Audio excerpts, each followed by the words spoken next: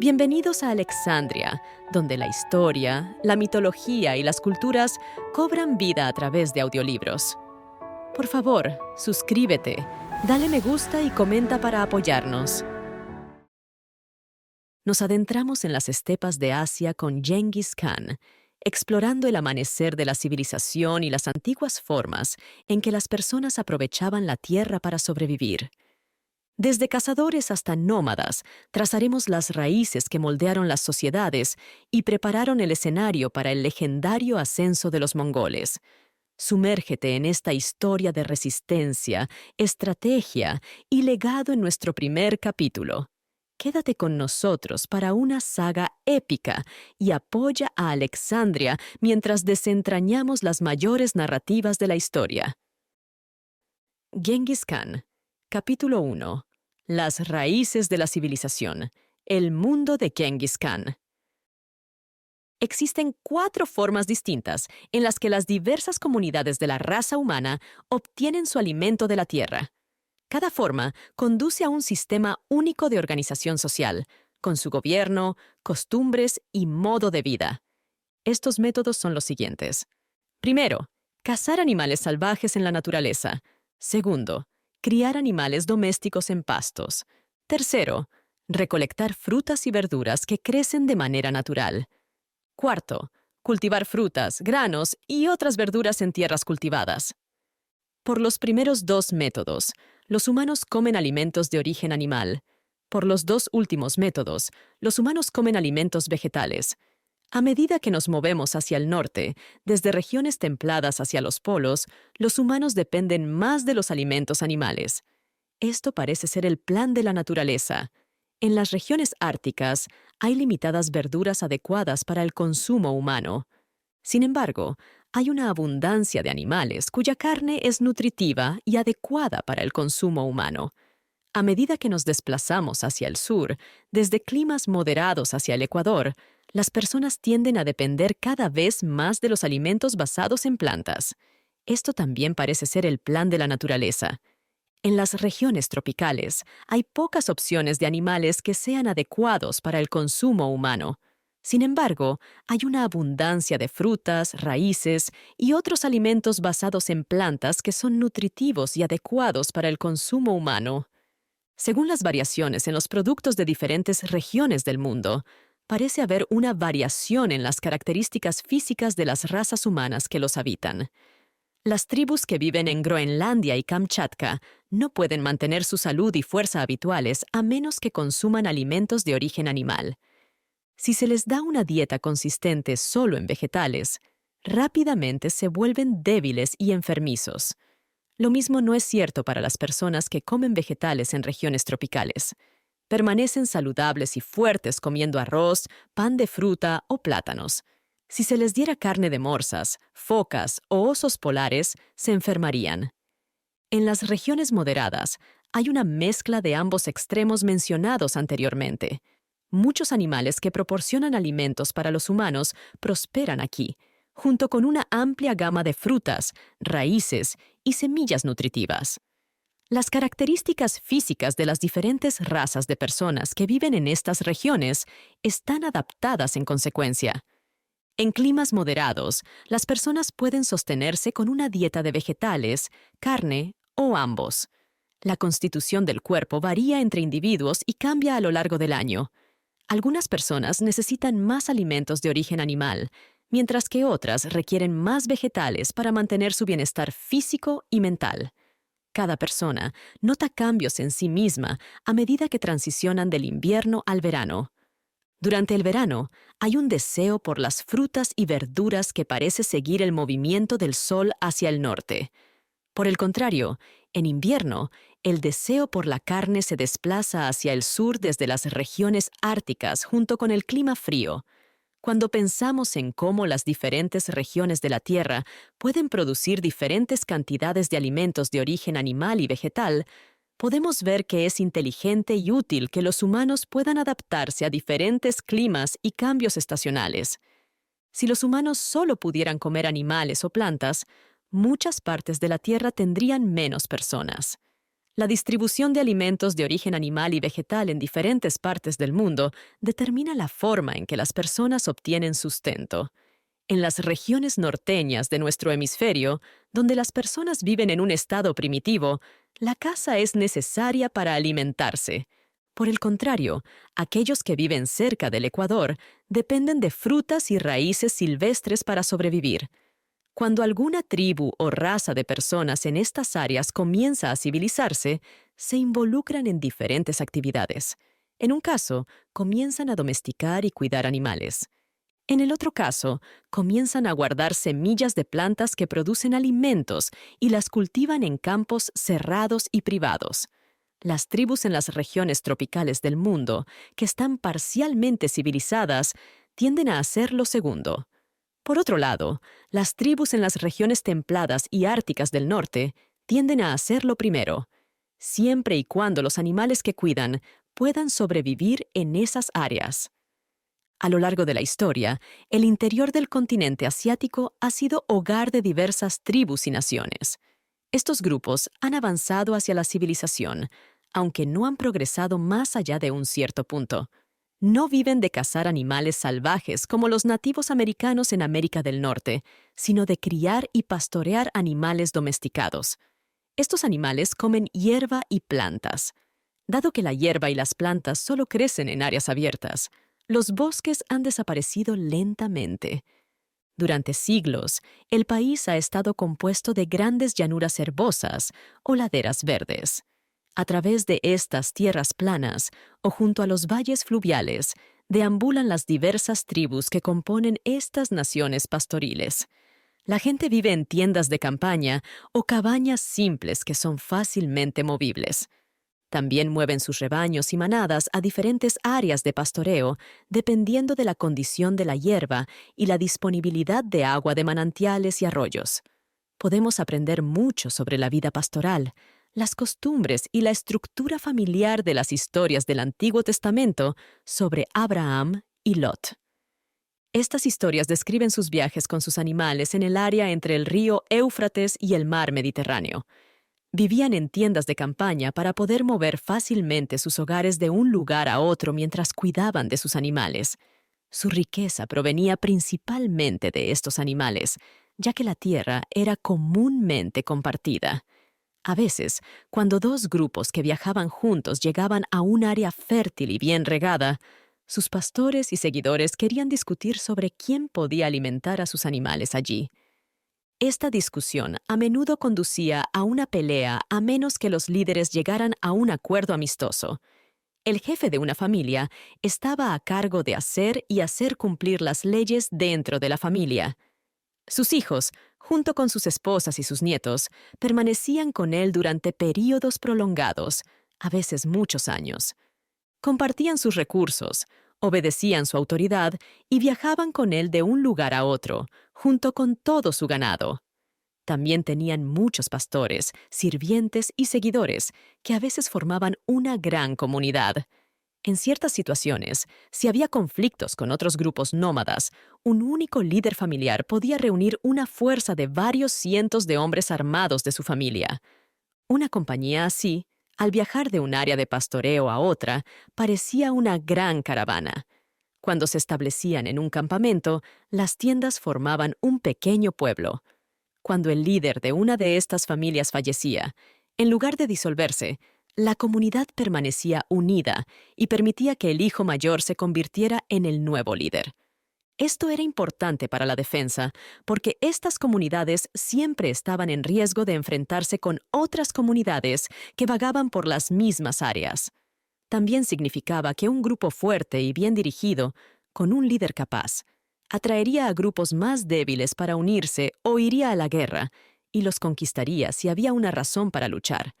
Por lo tanto, con el tiempo, se crearían pequeñas naciones que permanecerían unidas y serían poderosas mientras hubiera líderes capaces. Eventualmente, se desintegrarían en sus partes originales, que luego se reunirían de diferentes maneras. Así es esencialmente como comenzó la vida pastoral. Con el tiempo, las tribus unieron fuerzas y crecieron en tamaño. Se construyeron algunas ciudades y pueblos para la fabricación de herramientas y armas, o como paradas para caravanas de mercaderes que transportaban bienes. Sin embargo, estos lugares eran limitados en número y no muy significativos. Un estilo de vida simple y nómada seguía siendo el destino de la mayoría de las personas. Este modo de vida, que comenzó en las orillas del río Éufrates antes de la época de Abraham, se extendió por Asia desde el mar Mediterráneo hasta el Océano Pacífico. Entre los diversos jefes que han ascendido al poder entre estas naciones de pastores, se sabe poco sobre ellos debido a la escasez de registros. Algunos de ellos ganaron fama como conquistadores y establecieron vastos territorios. Una de las figuras más renombradas es Genghis Khan, quien es el personaje central de esta historia. Apareció en escena más de 3000 años después de la época de Abraham, el patriarca que sirve como prototipo para líderes de su tipo. 3000 años es mucho tiempo, y muchas naciones diferentes se formaron en Asia Central durante ese tiempo. La palabra tártaros se utiliza para describir casi toda la raza. Los mongoles son parte de este grupo y obtienen su nombre de uno de sus líderes más tempranos y poderosos, Mongol Khan. Los hijos de este Khan se nombraron a sí mismos después de él, al igual que los hijos de los 12 hijos de Jacob se llamaron israelitas o hijos de Israel, después del nombre de Israel. El país donde vivían los mongoles se llamaba Mongolia.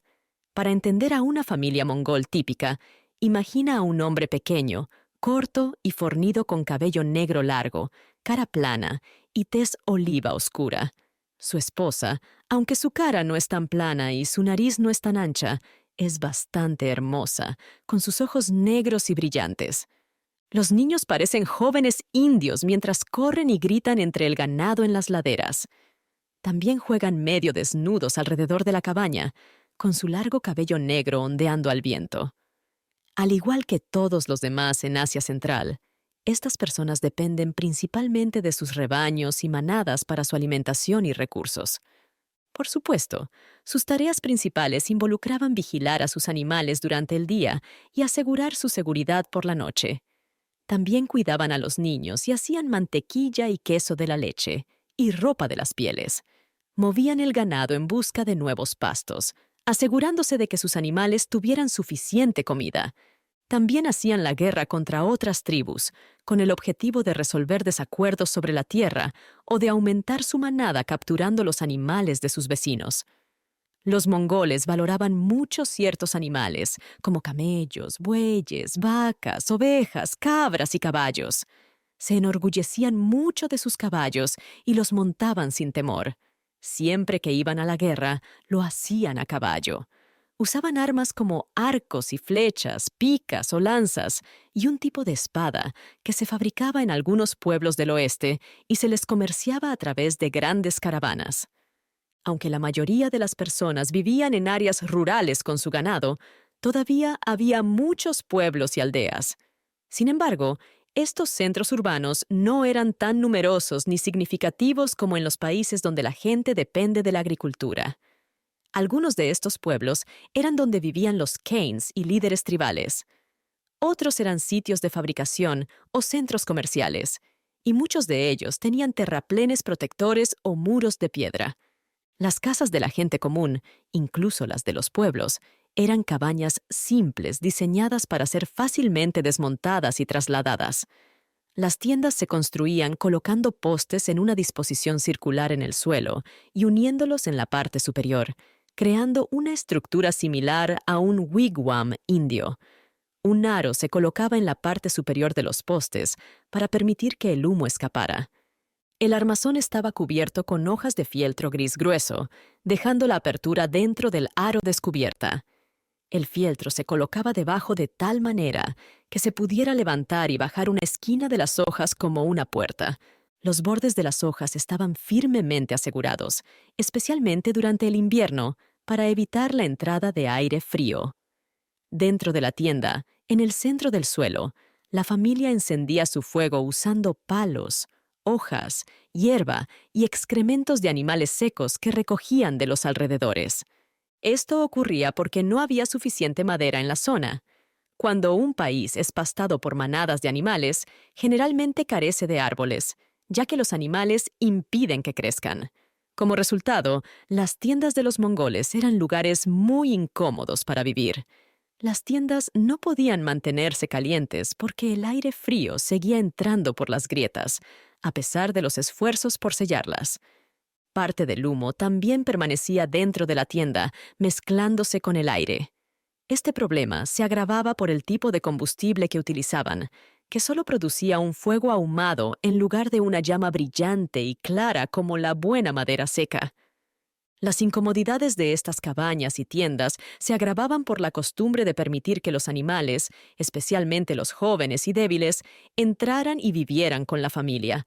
Con el tiempo, a medida que la gente se volvía más rica y hábil, algunos de los líderes más ricos comenzaron a construir casas grandes y hermosas que no se podían desmontar ni mover fácilmente. Entonces, encontraron una solución. Pusieron las casas sobre camiones en cada esquina y las trasladaron a través de las llanuras, como mover una mesa sobre sus ruedas. Las casas necesitaban ser ligeras y fáciles de manejar. Eran esencialmente tiendas, hechas de los mismos materiales pero ensambladas de manera más robusta y decorativa. El armazón consistía en postes ligeros que estaban unidos permanentemente. La cubierta, similar a las tiendas, estaba hecha de fieltro. Las hojas estaban unidas con costuras fuertes y recubiertas con un tipo de pintura. Esta pintura no solo sellaba todos los poros y huecos, haciendo la estructura hermética, sino que también servía como decoración. Pintaban imágenes de pájaros, animales y árboles en la cubierta, creando un efecto hermoso. Estas casas portátiles podían ser bastante grandes. Según un viajero que visitó el país en la época de Genghis Khan, vio una estructura móvil que tenía 30 pies de diámetro. Era arrastrada por 22 bueyes. La casa era tan grande que se extendía 5 pies más allá de las ruedas en cada lado. Los bueyes no estaban sujetos al centro del eje delantero. En cambio, estaban sujetos a los extremos de los ejes que sobresalían más allá de las ruedas en cada lado. Había 11 bueyes en cada lado tirando de los ejes. Había muchos conductores. El encargado se situaba en la puerta de la tienda o casa mirando hacia adelante. Con gritos fuertes y gestos, daba órdenes a los bueyes y a los demás hombres. Las pertenencias personales del jefe estaban empacadas en cofres especialmente fabricados, mientras que la casa misma era vaciada y aligerada. Estos cofres eran grandes y estaban hechos de mimbre o cestería, cubiertos con fieltro como la casa. Las tapas eran redondeadas para repeler la lluvia, y el fieltro estaba revestido con una sustancia especial para hacerlo impermeable. Estos cofres no estaban destinados a ser abiertos al final del viaje. En cambio, estaban destinados a permanecer cerrados, sirviendo como almacenamiento permanente para utensilios, ropa y provisiones. Estaban dispuestos en filas, cada uno en su carro, cerca de la tienda. Esto facilitaba que los sirvientes y asistentes accedieran a ellos cuando fuera necesario. La tienda en el medio, con los grandes cofres en sus carros cercanos, formaba una casa con una gran sala por sí misma, y todas las habitaciones y armarios pequeños estaban alineados al lado. Un arreglo como este es necesario si alguien tiene muchos muebles o equipaje y vive en una tienda. Quieren poder mover todo su montaje fácilmente de un lugar a otro con poca antelación.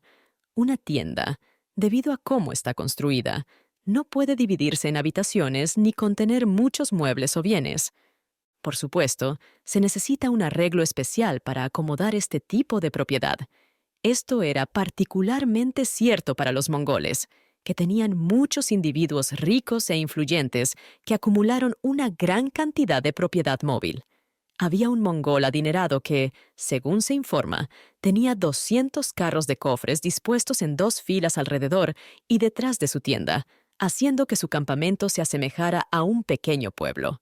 Los mongoles usaban el mismo estilo de construcción tanto para sus tiendas como para sus casas permanentes. Este estilo se aplicaba incluso a las casas construidas en los pueblos. Las casas no eran muy diferentes de las tiendas y consistían en una sola habitación sin subdivisiones. Eran redondas como las tiendas, pero en lugar de un techo puntiagudo, tenían un techo en forma de cúpula redondeada. No había pisos superiores ni ventanas en las viviendas de los mongoles durante la época de Gengis Khan. Estas viviendas estaban influenciadas por el estilo de vida nómada y de pastoreo de la gente. Uno podría haber esperado que necesitaran excelentes carreteras para transportar sus pesados carros que llevaban sus hogares y pertenencias. Sin embargo, esto no era tan necesario como uno podría pensar debido a la naturaleza del país. La tierra era en su mayoría vastas llanuras herbosas y valles fluviales suaves. En muchas áreas, las ruedas podían viajar relativamente bien en cualquier dirección, sin la necesidad de una construcción de carreteras extensa. En todos esos países, las personas que viajan de un lugar a otro, así como los grupos de animales que van y vienen, naturalmente siguen las mismas rutas. Con el tiempo, se crearon estos caminos bien establecidos, de manera similar a cómo las vacas crean senderos en un pasto. Estos caminos, con algunas mejoras menores en puntos específicos, sirven como excelentes carreteras durante el verano, y durante el invierno no son necesarios en absoluto. Los mongoles, similares a los antiguos judíos, estaban divididos en tribus. Cada tribu estaba a su vez dividida en familias. En este contexto, una familia no se refería a un solo hogar, sino más bien a un gran grupo de hogares que estaban relacionados entre sí. Cada grupo de parientes tenía su líder, y la tribu a la que pertenecían también tenía su líder. Se dice que había 3 conjuntos de estas tribus, formando 3 divisiones principales del pueblo mongol. Cada división estaba gobernada por su kan. Además, había el gran kan que gobernaba sobre todos. Una estructura social como esta es común en áreas rurales, y tiene sentido cuando lo pensamos. En un país como el nuestro, donde las personas tienen una amplia gama de intereses y ocupaciones, los individuos de varias familias terminan mezclándose de maneras muy diversas. El hijo de un agricultor de un estado se muda a otro estado cuando se convierte en adulto. Lo hace porque quiere convertirse en comerciante o fabricante, mientras su padre contrata a alguien más para cuidar de la granja. Este nuevo trabajador podría haber viajado cientos de kilómetros para encontrar un trabajo en la agricultura. Por lo tanto, la descendencia de una pareja estadounidense puede estar dispersa por todo el país e incluso por el mundo después de unos años.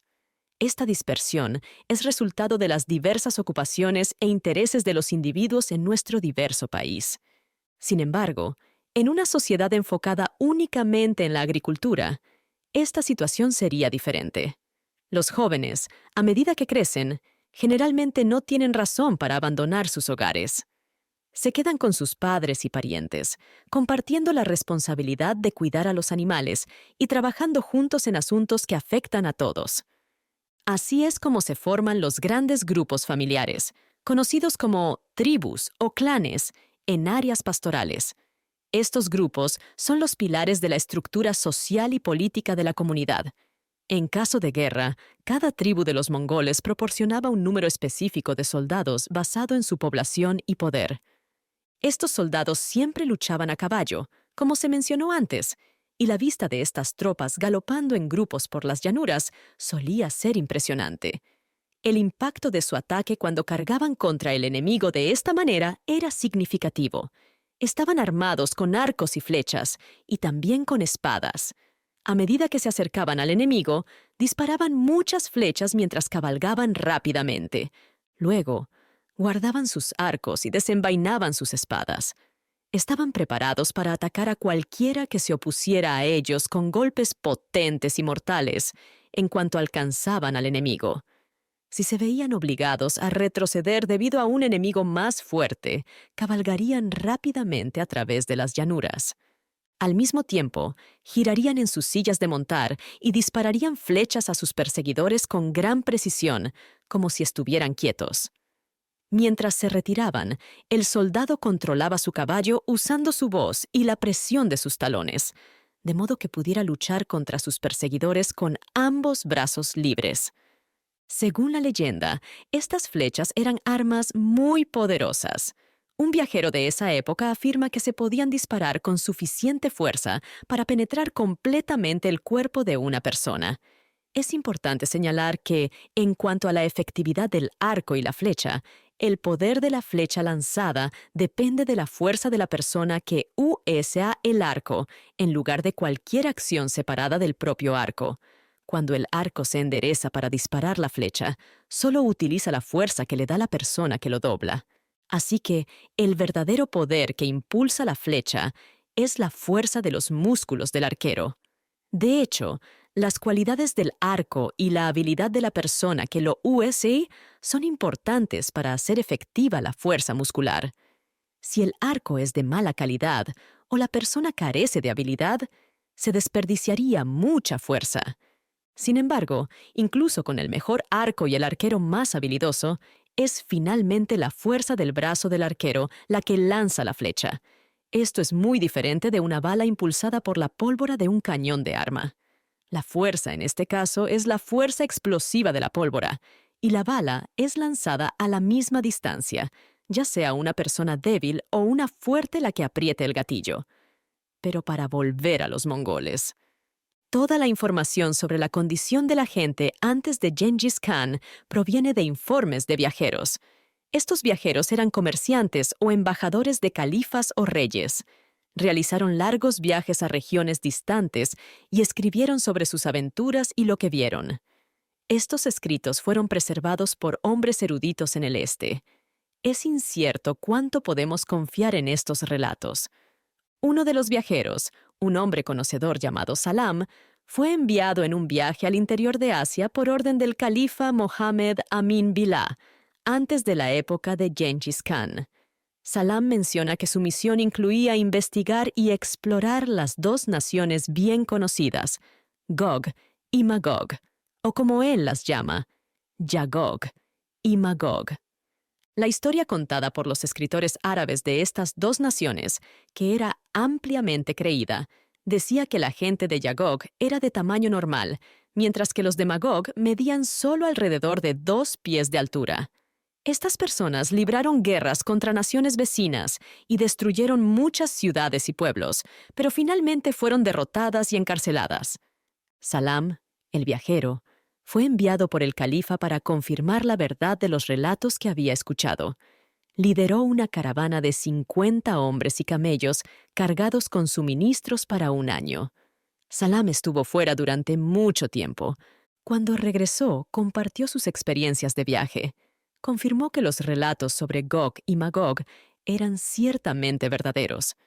Salam continuó su viaje, moviéndose de un territorio de un jefe a otro hasta que llegó al mar Caspio. Luego viajó por 30 o 40 días adicionales más allá del mar.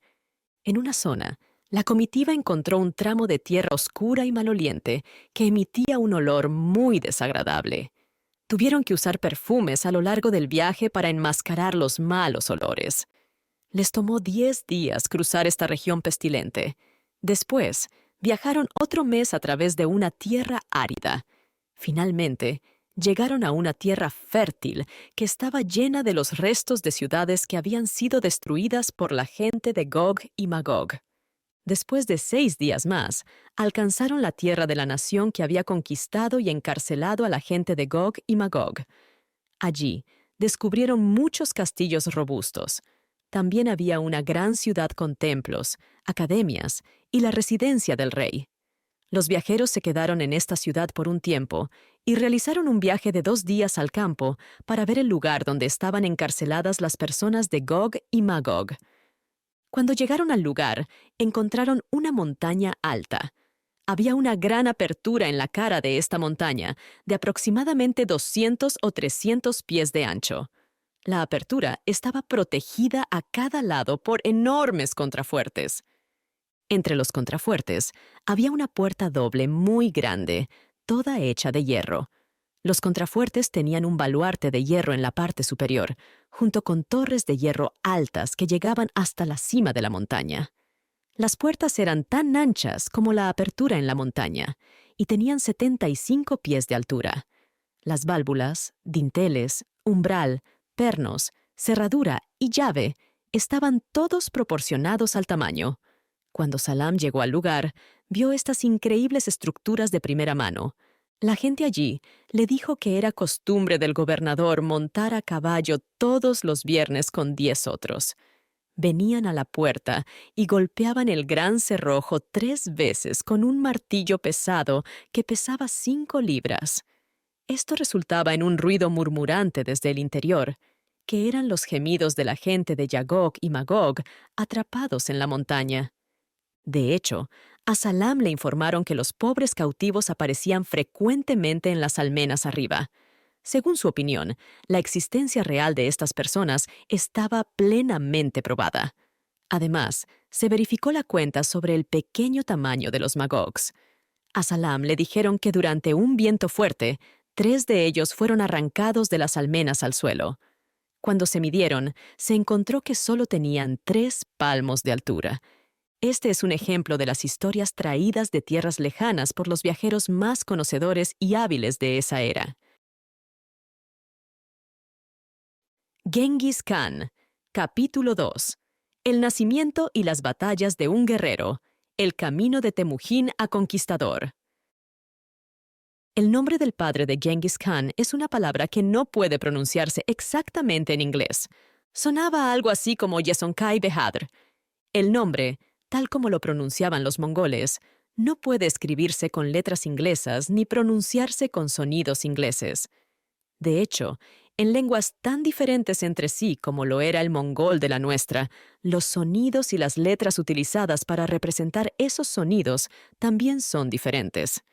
Algunos de los sonidos son muy diferentes de cualquier sonido que tenemos en inglés. Es imposible escribirlos usando caracteres ingleses, al igual que es imposible escribir el sonido que hace un hombre cuando hace clics a su caballo o perro o cuando silba. A veces, los escritores usan la palabra wiu para representar el sonido del silbido. Cuando vemos la palabra wiu en un diálogo, entendemos que alguien silbó, pero la palabra hablada wiu suena bastante diferente del sonido real del silbido que representa. Ahora, en todos los idiomas de Asia, muchos sonidos no pueden ser representados por las letras utilizadas en los idiomas europeos. Al intentar escribir estos sonidos, diferentes escritores utilizan diferentes métodos. Por ejemplo, el primer nombre del padre de Genghis Khan se ha escrito como Yesonkay, Yesukai, Yesuki, Yesugi, Bisukai, Bisukai, Pisukai y de varias otras maneras. Yesonkay era un gobernante poderoso y se creía que descendía directamente de una deidad, como se afirmaba durante 10 generaciones. En esos países y tiempos, era común que los monarcas rastrearan su linaje hasta un origen divino para fortalecer su reclamo al trono.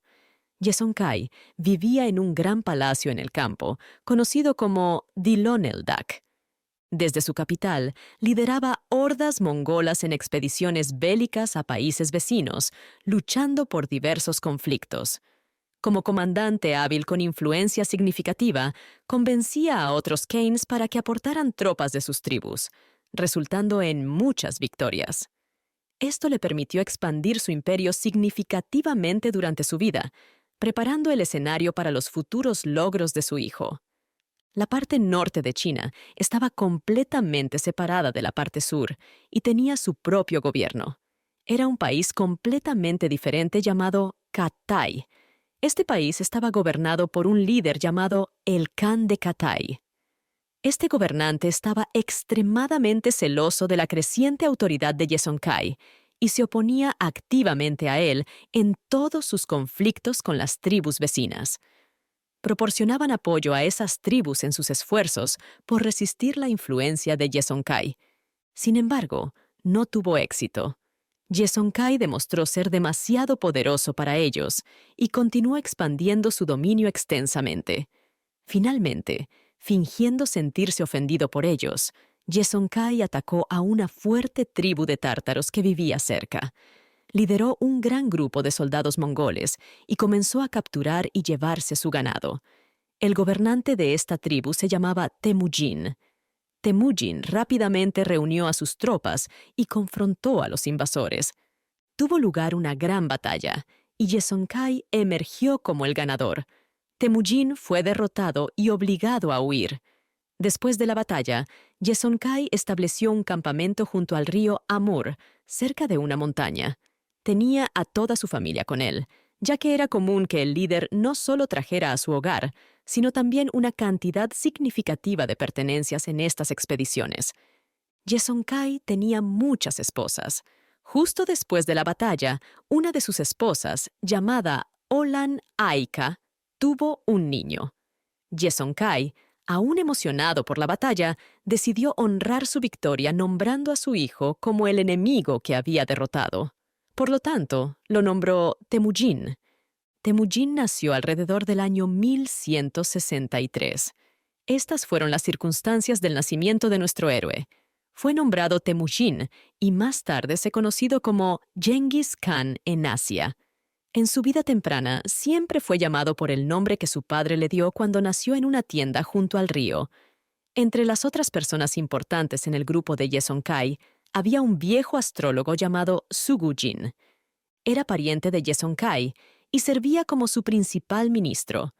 Usando su experiencia en astrología, predijo un futuro notable para el niño. Según el astrólogo, el niño crecería para convertirse en un gran guerrero, conquistando a todos sus enemigos y expandiendo su dominio para convertirse en el Khan de toda Tartaria. Los padres del joven Temujin estaban muy felices con estas predicciones. Después de que el astrólogo falleció, su hijo, Karasher, fue elegido para ser el guardián y maestro del niño. Creían que Karasher proporcionaría al joven príncipe la formación necesaria para cumplir con el gran destino que su padre había predicho para él. Es algo asombroso que estas predicciones se hicieran en el nacimiento de Genghis Khan, ya que más tarde se realizaron completamente. Sin embargo, vale la pena señalar que predicciones similares de grandeza y gloria a menudo se hacían a los padres de jóvenes príncipes por los astrólogos y adivinos de sus cortes durante esa época. Estas promesas eran muy agradables para los padres y hacían que quienes las hacían fueran muy populares. Si las promesas se cumplían, eran consideradas asombrosas y recordadas. Si no, eran olvidadas. Karasher, el hijo del astrólogo, que había sido elegido como tutor del joven Temujin, asumió la responsabilidad de su educación. Karasher era un hombre altamente capacitado y conocedor, dadas las circunstancias del país y su gente. Enseñó a Temujin los nombres de las diferentes tribus de los países circundantes y los nombres de sus líderes. También compartió cualquier información que tenía sobre los países mismos, incluidos detalles sobre las montañas, lagos, ríos y los vastos desiertos que a veces separaban las regiones fértiles. También le enseñó cómo montar y lo entrenó en varios ejercicios atléticos que los jóvenes solían hacer durante esa época. Proporcionó instrucciones sobre cómo usar armas, enseñándole tiro con arco y cómo sostener y usar una espada tanto a caballo como a pie. Le enseñó cómo disparar flechas en cualquier dirección mientras montaba a caballo a un ritmo rápido, tanto desde el frente y la parte trasera como a los lados derecho e izquierdo. Esto requería mucha práctica, coraje y presencia de ánimo para hacerlo con calma, habilidad y precisión. El joven Temujin se acercó a estas actividades con entusiasmo. Rápidamente perdió interés en cualquier otra cosa, al punto que a la edad de 9 años se decía que se concentraba únicamente en el entrenamiento con armas. A la edad de 9 años, sin embargo, era diferente para él en comparación con un joven en nuestra sociedad. Esto es porque los asiáticos maduran antes que las personas de Europa Occidental y América. Cuando Temujin tenía 13 años, su padre lo vio como un hombre y le permitió casarse. Según los historiadores, de hecho se casó y tuvo 2 hijos antes de cumplir 15 años, si la información que tenemos sobre él es precisa. Justo antes de que Temujin cumpliera 13 años, su padre perdió una batalla durante una campaña en Catay. Mientras muchos de sus seguidores lograron escapar, su padre fue rodeado y capturado por los jinetes enemigos. Fue tomado como prisionero y puesto bajo guardia. Dado que la gente de esa región vivía mayormente a caballo y en tiendas de campaña, había muy pocas prisiones disponibles. Yesonkai siguió el campamento del conquistador por un tiempo con su guardia. Eventualmente, logró sobornar a su guardián y escapar. Enfrentó muchos desafíos y dificultades, pero eventualmente encontró su camino de regreso a su propio país. Decidió atacar Cathay nuevamente, pero esta vez con un ejército más grande. Para fortalecer este plan, se alió con el líder de una tribu cercana, los Naimanes. Como símbolo de su alianza, organizó que su hijo se casara con la hija de su aliado. Esta fue la época en que Temujin tenía solo 13 años. El nombre de su primera esposa era Karisu, o al menos ese era uno de sus nombres. El nombre de su padre era Tayyan. Antes de que Yesonkai tuviera la oportunidad de finalizar sus planes para su nueva invasión de Cathay, enfermó y falleció. Según informes, tenía 5 hijos y una hija. Sin embargo, Temujin parecía ser el mayor de ellos, ya que su padre le dejó su reino en su testamento. Cabe destacar que este reino se refería al grupo de tribus bajo su control. A pesar de tener solo 13 años en ese momento, Temujin heredó esta posición de liderazgo. En los idiomas mongol y tártaro, un grupo de tribus liderado por un líder se llamaba horda, que se cree que es el origen de la palabra inglesa horde. Yesonkai gobernó sobre una horda que pasó a su hijo a su muerte. Esta horda consistía en muchas tribus individuales, cada una con su jefe. Todos estos jefes inferiores estaban contentos de estar bajo el gobierno y liderazgo de Yesonkai mientras estaba vivo. Creían que él era capaz de guiar sus acciones y liderarlos en la batalla contra sus enemigos. Sin embargo, cuando murió y dejó a un niño de 13 años como su sucesor, algunos de ellos estaban inclinados a rebelarse. Había 2 individuos, en particular, que creían que eran más adecuados para gobernar la nación que un niño joven. Se unieron entre sí y se aliaron con otras tribus que estaban dispuestas a unirse a ellos. Juntos, marcharon hacia Temujin con un gran ejército compuesto por 30,000 soldados. La rebelión fue liderada por Taichot y Chamuka. El joven Temujin dependía mucho de su madre para la orientación y dirección durante este momento crítico. Aunque Temujin era valiente y enérgico por sí mismo, estas cualidades, aunque cruciales para un comandante durante la batalla real, no eran las cualidades primarias necesarias para hacer los preparativos necesarios. En consecuencia, Temujin dejó que su madre manejara la planificación, mientras él se concentraba en sus caballos, armas y la emoción que sentiría al cargar en la batalla. Su madre, junto con los oficiales principales del ejército y los consejeros estatales, que eran los asesores más confiables de su difunto esposo Yesonkai, hicieron todos los arreglos. Enviaron mensajeros a los líderes de las tribus que creían que apoyarían a Temujin. También designaron lugares de encuentro para las tropas que planeaban enviar.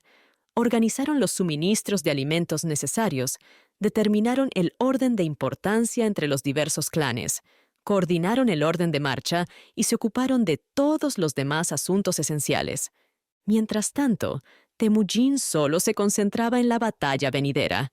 Constantemente montaba en caballos enérgicos, disparando su arco y flechas en todas direcciones, tanto hacia atrás como hacia adelante, así como a la derecha e izquierda. Esta muestra de entusiasmo no era solo para impresionar, ya que inspiraba grandemente a los jefes y las tropas a sentir el mismo fervor. Estaban orgullosos de la valentía y el entusiasmo mostrados por su joven príncipe. Estaban determinados a hacer todo lo posible para apoyarlo. Otro joven príncipe llamado Porgy, que tenía aproximadamente la misma edad que Temujin, también tenía un fuerte deseo de luchar. Era el líder de una de las tribus que permaneció leal a Temujin y estaba tan ansioso como Temujin por comenzar la batalla. Finalmente, los soldados estaban preparados. Con Temujin y su madre liderándolos, marcharon para enfrentarse a los rebeldes. Los rebeldes estaban preparados para enfrentarlos, con una fuerza reportada de 30,000. Este número probablemente es exagerado, ya que los números a menudo se inflaban en esa época cuando no había un registro formal de tropas ni métodos de conteo precisos. En cualquier caso, hubo una batalla masiva. Grandes grupos de jinetes cargando a toda velocidad desde direcciones opuestas disparaban flechas entre sí cuando alcanzaban la distancia adecuada para que las flechas tuvieran impacto. Luego, soltaban sus arcos, sacaban sus espadas y chocaban ferozmente entre sí con un impacto aterrador. El caos de esta colisión no se puede describir adecuadamente. El aire se llenaba de gritos fuertes, una mezcla de ira, dolor y victoria. Algunas tropas mantenían su posición y continuaban avanzando, superando a sus oponentes. Otros eran derribados y pisoteados, mientras que todos los soldados, de pie o caídos, blandían sus espadas en todas direcciones, matando enemigos y urgiendo a sus caballos a luchar aún más a pesar de sus heridas. En medio de estas escenas, Temujin y Porgy luchaban ferozmente con los demás. Temujin lo hacía muy bien. Aquellos que estaban cerca de él probablemente se sentían responsables de protegerlo del peligro. Esto era más fácil de hacer en ese entonces, cuando el estilo de lucha permitía una protección más cercana. Los asistentes y seguidores de Temujin podían agruparse alrededor de él y defenderlo de los atacantes. Podían evitar que él atacara a cualquier escuadrón que pudiera tener la fuerza suficiente para derrotarlo. Además, podían mantener a sus enemigos alejados para que no pudieran herirlo con sus espadas. Sin embargo, en un campo de batalla moderno, hay menos oportunidades de proteger a alguien como un joven príncipe, el hijo de un general o cualquier otra persona importante cuya vida se considere extremadamente valiosa. Ninguna precaución tomada por sus asistentes puede detener una bomba que explote a sus pies o protegerlo de las balas de rifle que vuelan por el aire desde lejos. Independientemente de si estaba protegido por sus asistentes o simplemente por suerte, Temujin atravesó la batalla ileso. Su valentía y determinación fueron muy elogiadas por todos los que las vieron. Su madre también participó en la batalla, aunque puede que no haya estado involucrada personalmente en los conflictos reales. Sin embargo, dirigía las maniobras y motivaba y animaba enormemente a los hombres con su presencia y actividad. Como resultado de su presencia y del extraordinario entusiasmo y valentía de Temujin, ganaron la batalla. El ejército enemigo fue derrotado. Uno de sus líderes, Taichot, fue asesinado. El otro líder logró escapar, dejando a Temujin y su madre en control del campo de batalla. Después de mostrar tal coraje y efectividad en la batalla, Temujin ya no era visto como un niño, sino como un hombre entre hombres. Todo el ejército lo reconoció como su príncipe y gobernante, reconociendo su capacidad para liderar, independientemente de su edad. Actuaba con confianza y calma al usar sus poderes como si los hubiera estado usando durante mucho tiempo. Hablaba a sus oficiales y soldados y les otorgaba honores y recompensas de manera majestuosa y elegante, mostrándoles que tenía un gran alma. Las recompensas y honores eran parte de las tradiciones y costumbres del país y la época. Incluían caballos, armas, ropa elegante y decoraciones personales. Por supuesto, entre personas que siempre vivían a caballo, estas eran las cosas que más valoraban. El resultado de esta victoria fue que casi todo el país controlado por los rebeldes se rindió sin más resistencia al gobierno de Temujin. Otras tribus que vivían en las fronteras de su territorio se acercaron a él para proponer tratados de alianza.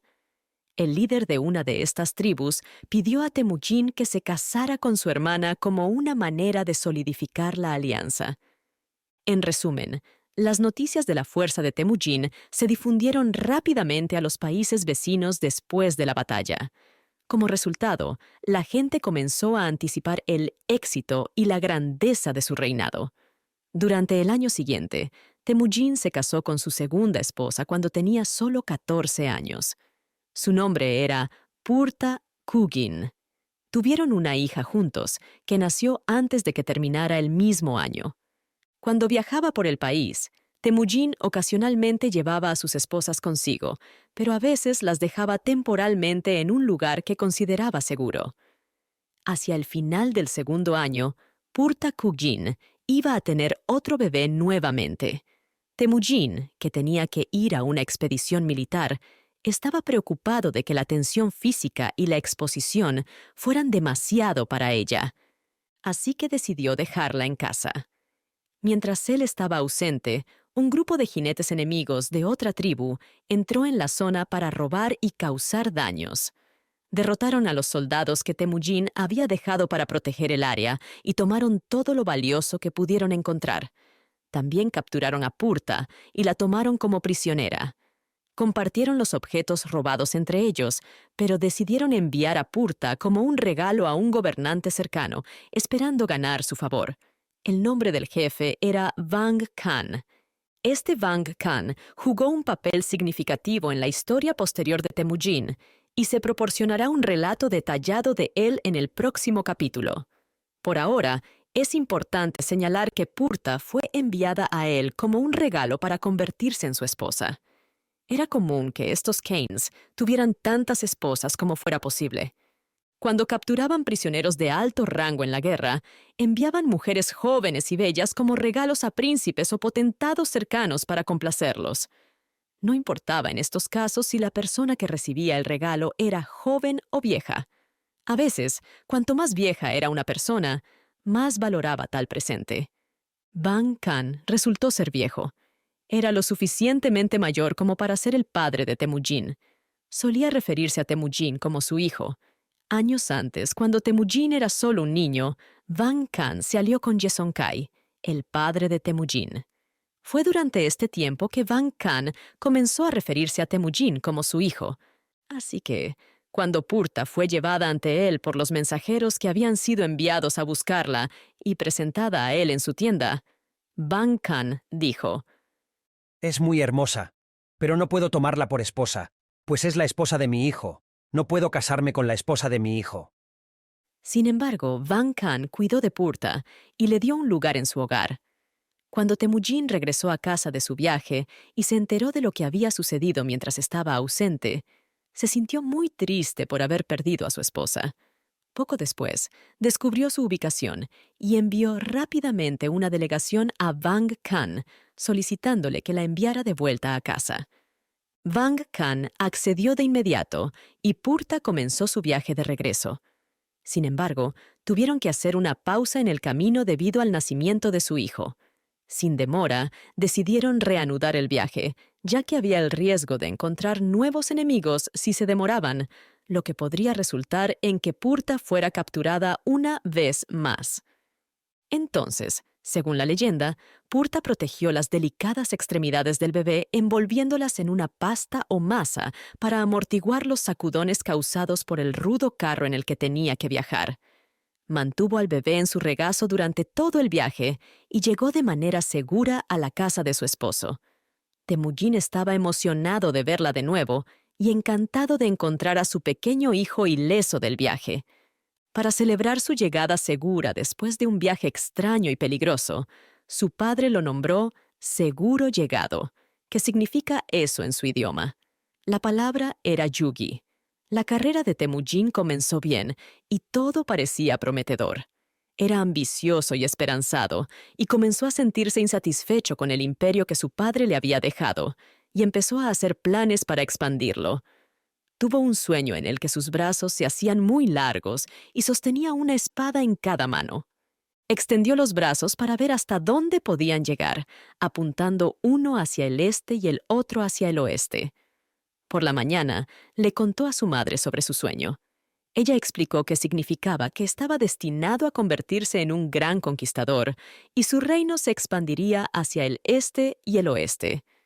Después de un periodo de éxito que duró cerca de 2 años, la suerte de Temujin comenzó a decaer.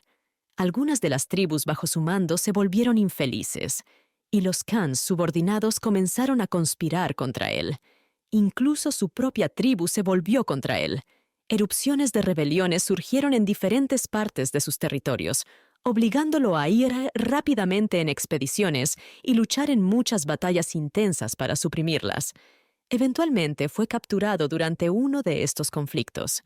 Sin embargo, logró escapar. Luego extendió ofertas a los Kanes enfadados con la esperanza de apaciguarlos y persuadirlos de que se sometieran nuevamente a su autoridad. Estas ofertas incluían la mayoría de las concesiones que habían demandado. Desafortunadamente, las ofertas no los hicieron felices. Lo que querían era remover completamente a Temujin del poder. Planearon dividir sus territorios entre ellos o elegir a uno de ellos para gobernar en su lugar. Eventualmente, Temujin se dio cuenta de que no podía hacer las paces con sus enemigos. También vio que sus enemigos se volvían más fuertes cada día, mientras que sus partidarios se volvían cada vez menos y más débiles. Esto le hizo perder la esperanza. Comenzó a pensar que quizás era demasiado joven para gobernar un reino compuesto por grupos errantes de hombres feroces e indomables. Decidió rendirse por ahora y esperar a que las cosas cambiaran, o al menos hasta que se hiciera un poco más mayor. En consecuencia, junto con su madre, ideó un plan para retirarse temporalmente de la situación. Es posible que su madre haya ideado el plan y lo haya convencido de seguir adelante con él. El plan era el siguiente. Temujin enviaría un embajador a la corte de Vang Khan para solicitar protección y refugio en el territorio de Vang Khan hasta que las cosas se calmaran en su reino. Luego, si Vang Khan aceptaba esta propuesta, Temujin nombraría a su tío como regente mientras él estuviera ausente. Su madre también se casó con un emir llamado Menglik, quien se convertiría en el primer ministro bajo el regente y tendría más autoridad que otros príncipes o Khanes en el reino. El regente y el ministro gobernarían el reino hasta que se considerara apropiado el regreso de Temujin. Este plan se puso en acción. Vang Khan accedió a recibir a Temujin en sus territorios y proporcionarle protección. Estaba dispuesto a hacer esto debido a la amistad que tenía con el padre de Temujin. La madre de Temujin se casó con el emir, y el emir se convirtió en el primer príncipe del reino. Finalmente, el tío de Temujin se convirtió en regente y se le dio la autoridad para gobernar el país hasta que Temujin regresara. Con todo resuelto, Temujin se embarcó en un viaje al país de Vang Khan con una escolta armada de 6,000 hombres para garantizar su seguridad. Llevó consigo a toda su familia junto con un gran grupo de sirvientes y asistentes. Uno de ellos era su antiguo maestro y tutor, Kara Sher, quien había sido elegido por su padre para cuidarlo y proporcionarle educación y orientación durante su infancia. Con tan fuerte protección, el grupo de Temujin no tuvo problemas durante su viaje, y todos llegaron de manera segura a la corte de Vang Khan. Genghis Khan, capítulo 3. De refugiado a gobernante. La lucha de Genghis Khan por la supervivencia. El país gobernado por Vang Khan se llamaba Kara-Katai. Limitaba con el país de Katai, que se mencionó anteriormente como la parte norte de la actual China. Kara-Katai se consideraba parte del mismo distrito general del país. Era la parte de Katai habitada por tártaros. Originalmente, Vang Khan se llamaba Togrul. El nombre Vang Khan, que era un título y no un nombre, se le dio más tarde cuando se volvió muy poderoso. Para evitar confusiones, utilizaremos el nombre de Vang Khan en todo momento. Vang Khan provenía de una fuerte línea de Khanes que gobernaron Kara-Katai durante muchas generaciones. Estos Khanes eran un grupo de hombres salvajes y sin ley que luchaban constantemente entre sí por el poder y los animales robados de los demás. Como resultado, frecuentemente ocurrían guerras brutales y violentas entre miembros cercanos de la familia. El abuelo de Vang Khan, llamado Mergus, fue capturado durante una de estas luchas por otro Khan. A pesar de ser parientes, el otro Khan estaba extremadamente enojado por algo que Mergus había hecho. Como resultado, envió a Mergus a una tierra lejana llamada Kurga para que el rey de allí se ocupara de él. El rey de Kurga lo metió en un saco, cosió la boca y lo colocó sobre la imagen de madera de un asno. Lo dejó allí para que muriera de hambre y asfixia. La esposa de Mergus estaba muy enojada cuando se enteró del cruel destino de su esposo. Ella decidió tomar venganza. Resulta que el pariente de su esposo que lo había capturado y enviado al rey de Kurga era su amante anterior antes de su matrimonio. Así que le envió un mensaje, fingiendo no estar triste por la muerte de su esposo, y solo culpó al rey de Kurga por ser cruel. Luego mencionó que siempre había tenido sentimientos por él, y si él todavía sentía lo mismo que cuando anteriormente había expresado su amor por ella, ahora estaba dispuesta a casarse con él. Le propuso encontrarse en un lugar específico que mencionó para que pudieran estar juntos. Ahora, el jefe llamado Naur cayó rápidamente en la trampa preparada por la atractiva viuda. Prontamente aceptó sus sugerencias y fue al lugar de encuentro designado. Naturalmente, fue acompañado por un pequeño pero apropiado grupo de amigos y asistentes personales, actuando como su guardia. La princesa tenía una pequeña guardia con ella, pero no levantaron sospechas. También trajo consigo muchos carros, tirados por bueyes, y cargados con suministros, ropa y objetos valiosos como regalo para su nuevo esposo. Entre estos, sin embargo, había muchos barriles grandes o contenedores redondeados, donde había escondido una fuerza significativa de hombres armados. Estos contenedores estaban dispuestos de manera que los hombres dentro pudieran abrirlos rápidamente, con una señal, y salir armados y listos para la acción. Entre los otros suministros que tenía la princesa, había una gran cantidad de una bebida fuerte que los mongoles y tártaros solían fabricar en aquellos días. Cuando los dos grupos se encontraron en el lugar de la reunión, la princesa saludó calurosamente a Naur y lo invitó a él y a su grupo a una comida justo allí. Aceptaron la invitación, abrieron los suministros de comida y desempaquetaron y mostraron muchos de los regalos. Durante el banquete, a Naur y a su grupo se les proporcionó mucho alcohol. Como se esperaba, bebieron demasiado fácilmente. Mientras tanto, el grupo de la princesa, que estaba al tanto del plan, se aseguró de permanecer sobrio. Cuando llegó el momento adecuado, la princesa dio la señal. De repente, los hombres que habían estado escondidos en los barriles saltaron y atacaron a los invitados en el banquete. La princesa, que estaba preparada para la acción, sacó una daga y apuñaló a Naur en el corazón. Sus guardias, con la ayuda de los refuerzos que habían llegado de repente, mataron o capturaron a todos sus asistentes. Los asistentes no pudieron resistirse porque estaban borrachos y sorprendidos por la repentina aparición de una gran fuerza. La princesa, después de obtener su venganza, reunió a sus hombres, empacó sus regalos falsos y regresó a casa triunfante. Estas historias, contadas por escritores asiáticos, podrían haber sido exageradas en el relato, pero probablemente se basaron en algunos eventos reales. Nos ofrecen una visión de la forma de vida y las acciones de estos líderes semibárbaros durante esa era. Vang Han era el nieto de Mergus, quien fue puesto en un saco. Su padre era el hijo mayor de la princesa que planeó venganza por la muerte de su esposo. Se dice que Vang Han solía ir a las guerras con su padre cuando tenía solo 10 años. La forma en que formó su amistad con Yesonkay y la alianza con él que lo llevó a considerar a Temujin como su hijo y no quitarle a su esposa, como ya se mencionó, ocurrió así. Cuando su padre murió, se convirtió en líder como el hijo mayor.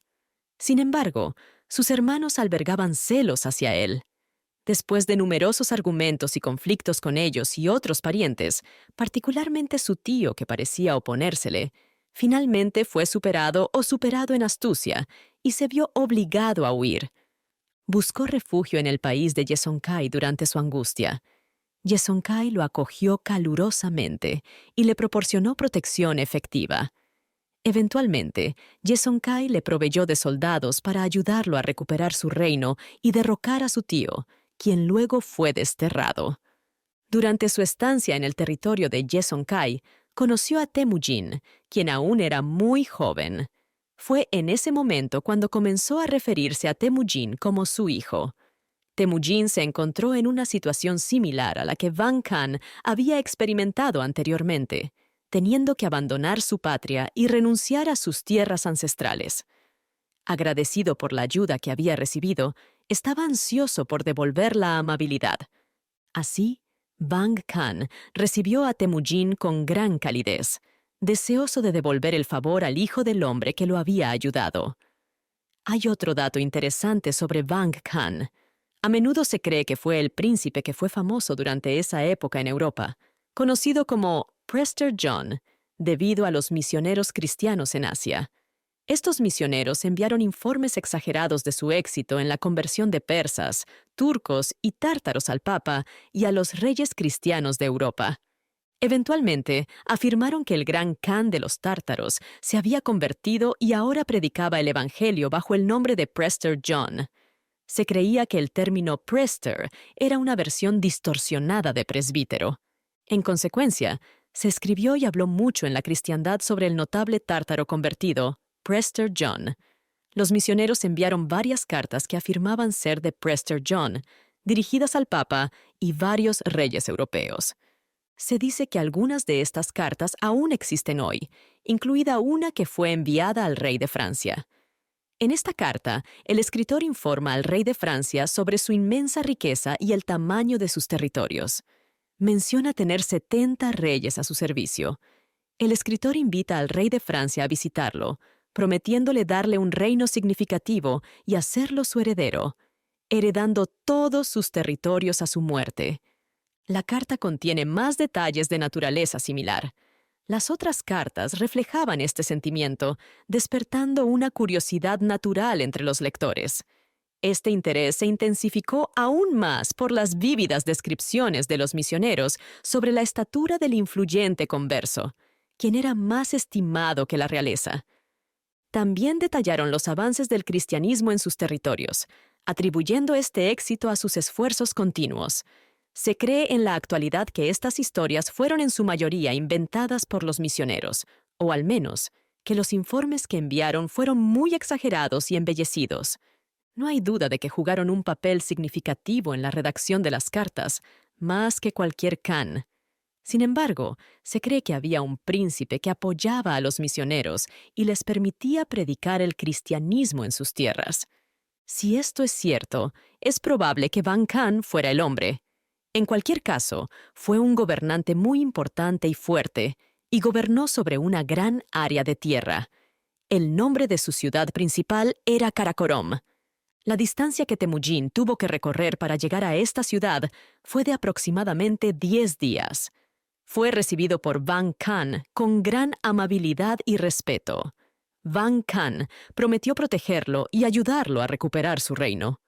Mientras tanto, Temujin prometió unirse inmediatamente al servicio de Van Khan y trabajar diligentemente para avanzar en los intereses de su protector de todas las maneras posibles. Van Khan le dio a Temujin una posición muy honorable en su corte. Se esperaba que lo hiciera porque Temujin era un joven príncipe muy atractivo y de buenos modales.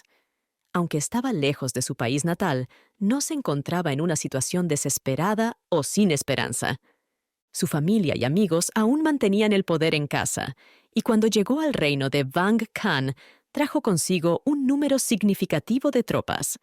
Siendo valiente y hábil en la guerra, estaba listo para recompensar a su protector con un servicio leal. En resumen, la llegada de Temujin a la corte de Van Khan creó mucha expectación. Inicialmente, a todos les gustaba él y era popular.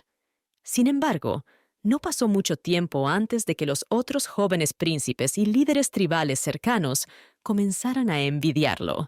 Van Khan lo favorecía por encima de todos los demás, tanto por su vínculo como por su alto rango como príncipe soberano. Esto le otorgaba la posición más alta entre los jefes de menor rango en el séquito de Van Khan. Sin embargo, estos jefes de menor rango no estaban satisfechos. Murmuraban entre sí, al principio en secreto y más tarde más abiertamente, y pronto comenzaron a formar grupos y planes contra el nuevo favorito, como lo llamaban.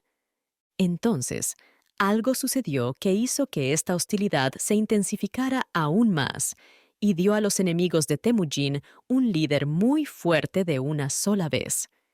Yemuka estaba enamorado de la hija de Van Khan, la princesa Wisulujine, y le preguntó a su padre si podía casarse con ella.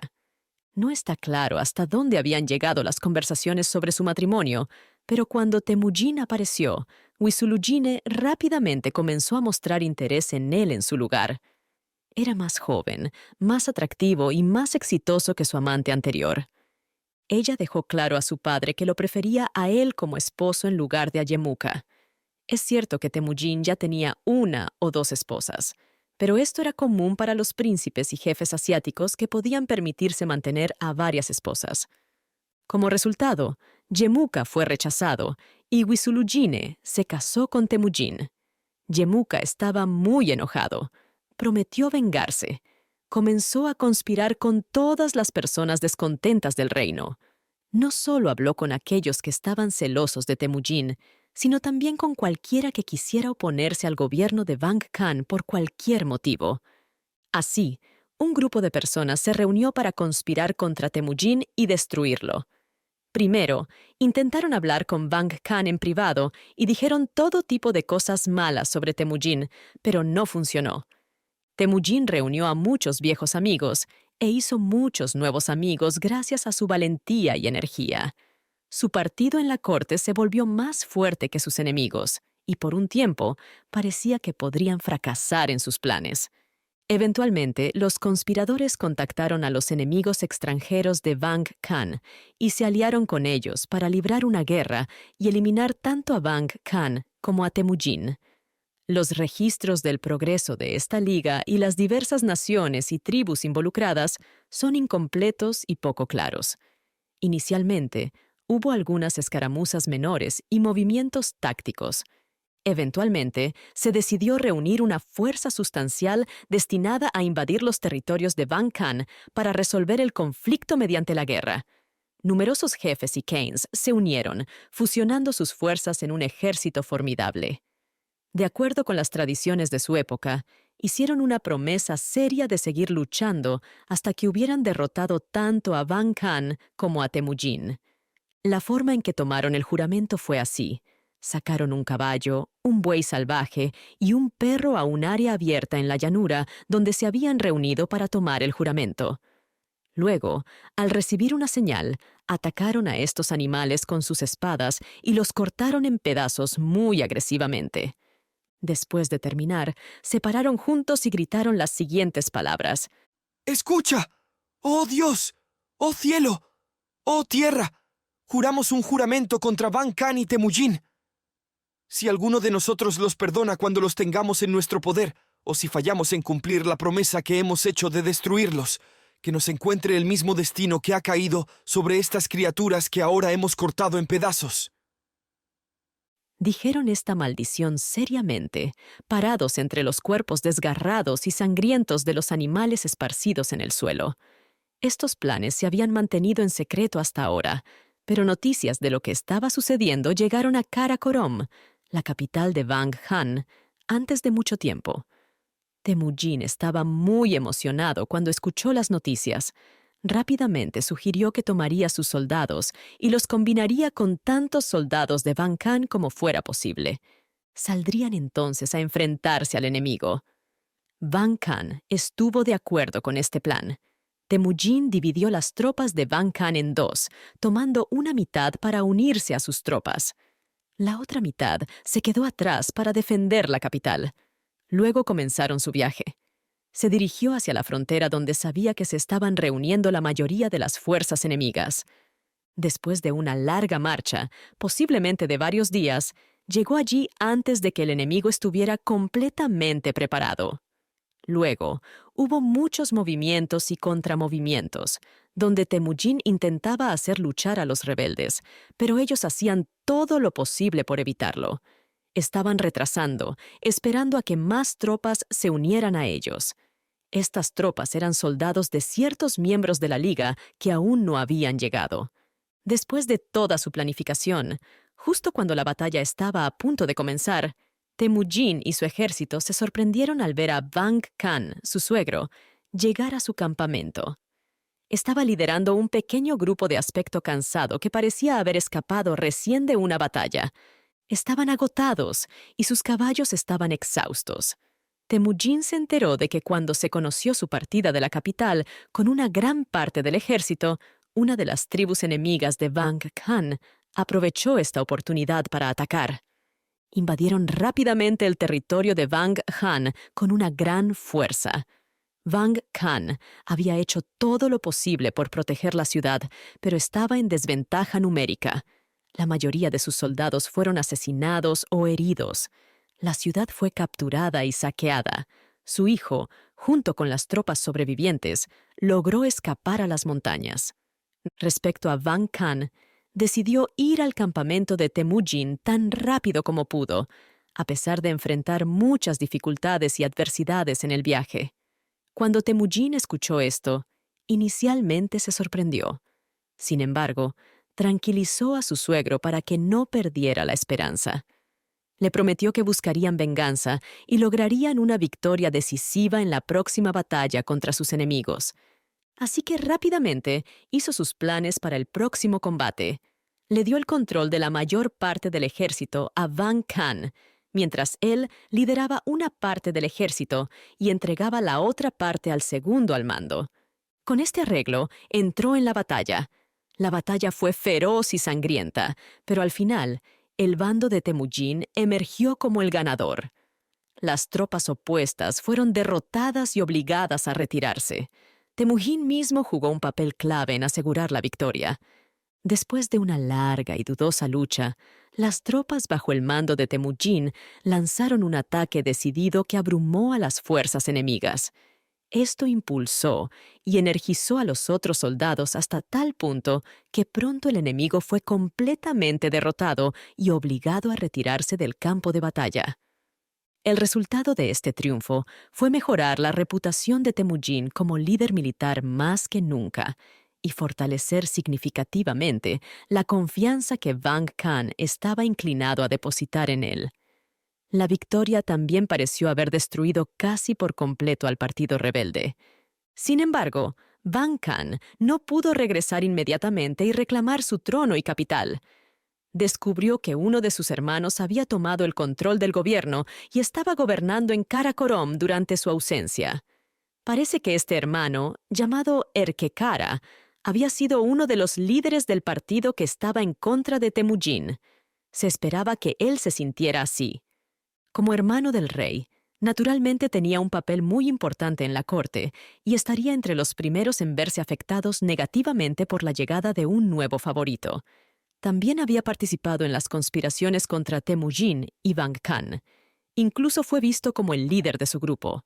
Cuando Vang Khan fue expulsado de su capital, este hermano tomó el poder como gobernante. El problema era, ¿cómo podría ser removido y Vang Khan restituido?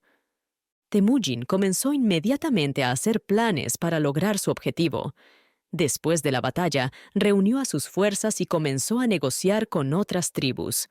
Estas tribus anteriormente no estaban seguras de qué lado apoyar, pero la victoria de Temujin les ayudó a decidir. Mientras tanto, los rebeldes también estaban activos. Se unieron nuevamente y trabajaron arduamente para conseguir más soldados. Erkekara hizo Karakorum tan fuerte como pudo y reunió suficientes armas y suministros. No fue hasta el próximo año que los grupos terminaron de prepararse y estuvieron listos para la última lucha. Luego, tuvo lugar otra batalla importante y una vez más Temujin emergió como el ganador. Erkekara fue asesinado o forzado a huir. Karakorum fue recapturada y Vang Khan entró triunfalmente en la ciudad con sus soldados, reclamando su trono. Naturalmente, el estatus e influencia de Temujin en la corte ahora eran mayores que nunca antes. Ahora tenía alrededor de 22 o 23 años. Ya tenía 3 esposas, aunque no está claro si todas estaban con él en la corte de Vang Khan. Era muy popular en el ejército, como suelen serlo los jóvenes comandantes con gran coraje y espíritu. Vang Khan confiaba mucho en él y le otorgó muchos honores. Sin embargo, parece que aún no ha comenzado a pensar en regresar a su país natal. Genghis Khan. Capítulo 4. Traición en Karakorum. El choque entre Khan y Temujin. Temujin permaneció en la corte o en los dominios de Vang Khan durante muchos años. Durante la mayor parte de este tiempo, sirvió a Vang Khan y mantuvieron una buena relación. Sin embargo, su amistad eventualmente se convirtió en una amarga enemistad, como veremos más adelante. Erkekara, El hermano de Vang Khan, que había tomado su trono durante la rebelión, fue asesinado cuando Vang Khan recuperó su trono.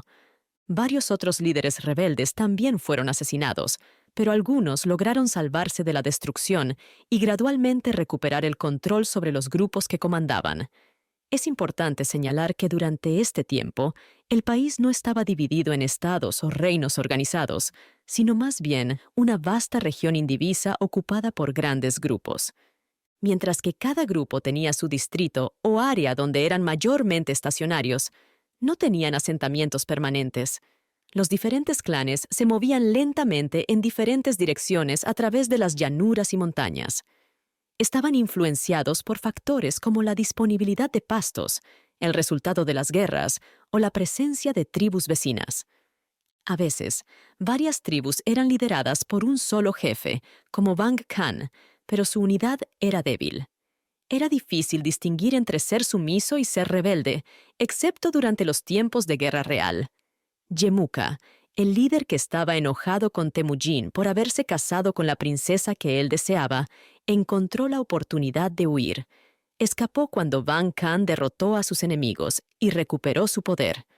Por un tiempo, se ocultó o al menos evitó ser capturado por Vang Khan, residiendo con tribus ubicadas a una considerable distancia de Karakorom.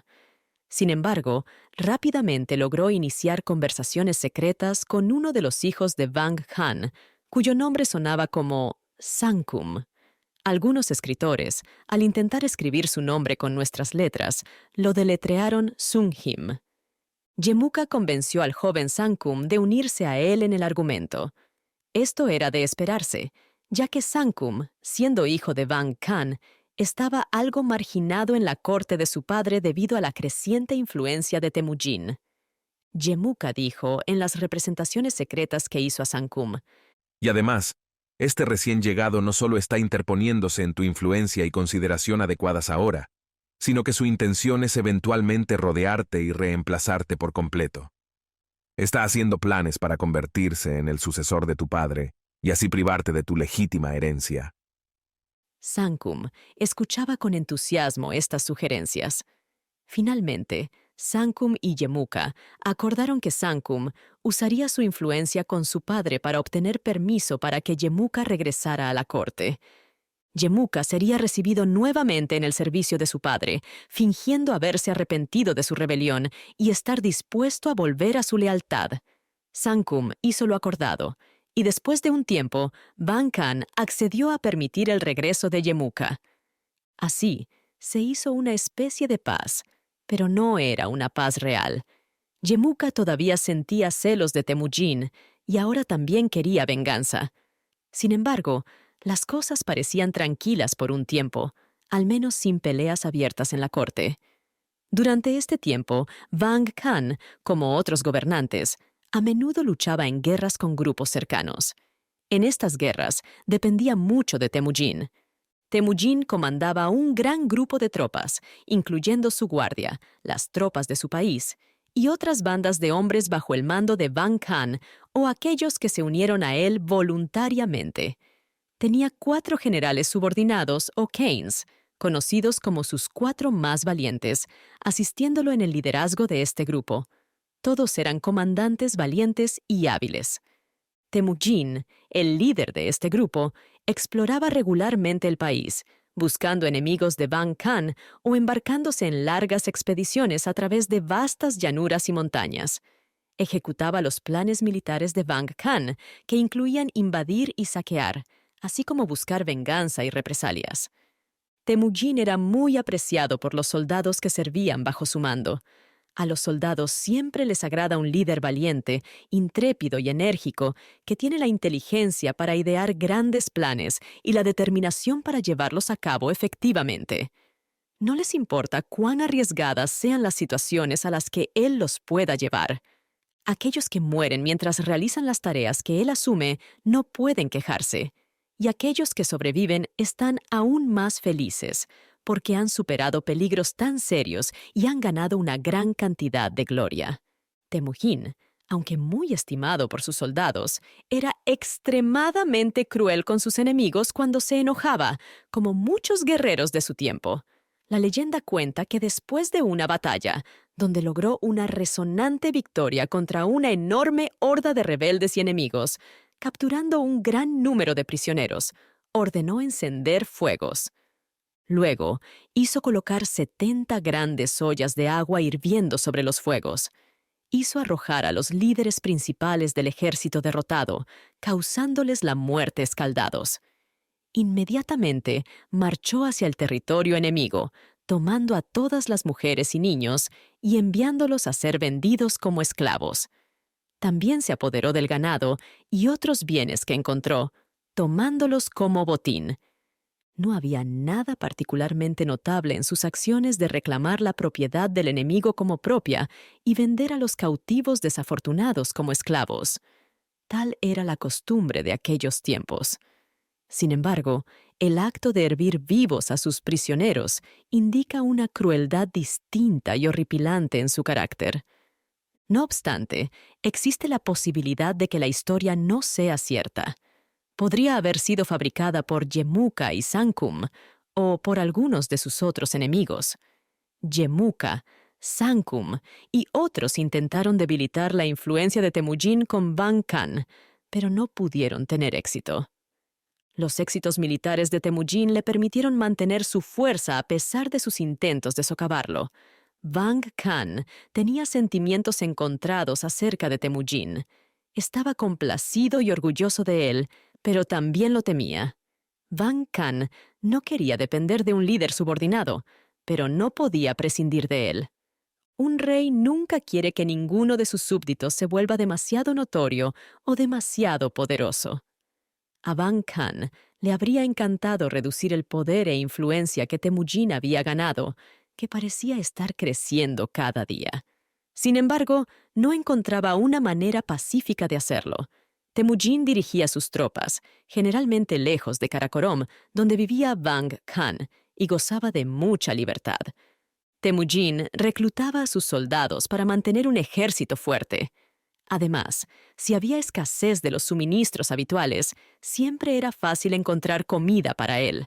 Además, hubo muchas ocasiones en que Van Khan necesitó la ayuda de Temujin y no podía prescindir de él. Una vez, mientras participaba en campañas significativas en una región montañosa lejana, Yemuka logró sembrar suficiente duda sobre Temujin en la mente de Van Khan. Como resultado, Van Khan partió en secreto durante la noche y se trasladó a un lugar distante para protegerse de un complot que Yemuka afirmaba que Temujin estaba planeando. Sin embargo, en esta instancia, fue emboscado por un gran grupo de sus enemigos. Se encontró en una situación desafiante, lo que lo llevó a enviar urgentemente mensajeros para solicitar ayuda de Temujin y sus valientes guerreros. Temujin llegó, salvó a Van Khan del peligro y ahuyentó a sus enemigos. Van Khan estuvo agradecido por este servicio, por lo que los dos amigos se reconciliaron completamente y se acercaron más que antes. Esto decepcionó y angustió mucho a Yemuka. Hicieron un nuevo acuerdo de amistad y para sellarlo y confirmarlo, acordaron un doble matrimonio entre sus dos familias. Un hijo de Temujin se casaría con una hija de Van Khan y un hijo de Van Khan se casaría con una hija de Temujin. Este nuevo acuerdo no duró mucho. Una vez que Van Khan se dio cuenta de que el peligro había pasado, comenzó a escuchar nuevamente a Yemuka y Sankum. Continuaban diciendo que Temujin era peligroso y no confiable. Afirmaban que era ambicioso y carecía de moral. Creían que solo estaba esperando el momento adecuado para rebelarse contra Van Khan y tomar su trono. Hicieron muchas declaraciones al Khan para confirmar su opinión. Algunas de las declaraciones eran verdaderas, pero muchas eran exageradas y otras probablemente falsas. Sin embargo, lograron hacer tal impresión en el Khan que decidió tomar medidas para eliminar a Temujin. En consecuencia, encontró una manera de enviar a Temujin lejos de Karakorom, su capital, usando alguna excusa. Temujin era muy popular entre los guardias reales y la guarnición en la ciudad, por lo que Van Khan no podía hacer nada abiertamente contra él allí. Van Khan también envió un mensajero a la tierra natal de Temujin para convencer a las personas importantes allí de unirse a su plan. Es importante recordar que cuando Temujin dejó su tierra natal a la edad de 14 años, su madre se casó con un poderoso líder llamado Menglik. Menglik, junto con la madre de Temujin, había sido nombrado regente en su ausencia. Van Khan ahora envió un mensaje a Menglik, sugiriéndole que se unieran para eliminar a Temujin.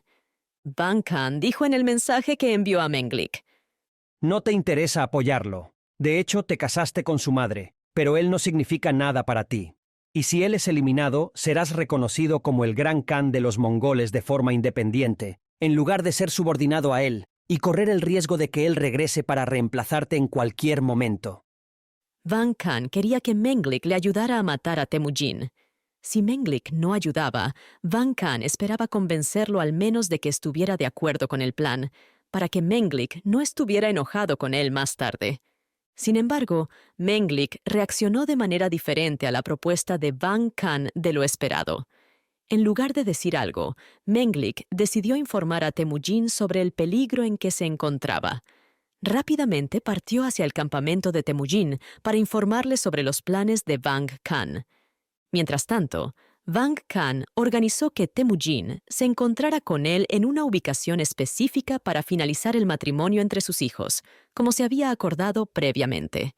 Temujin, sin sospechar ninguna traición, recibió y hospedó al mensajero con gran respeto.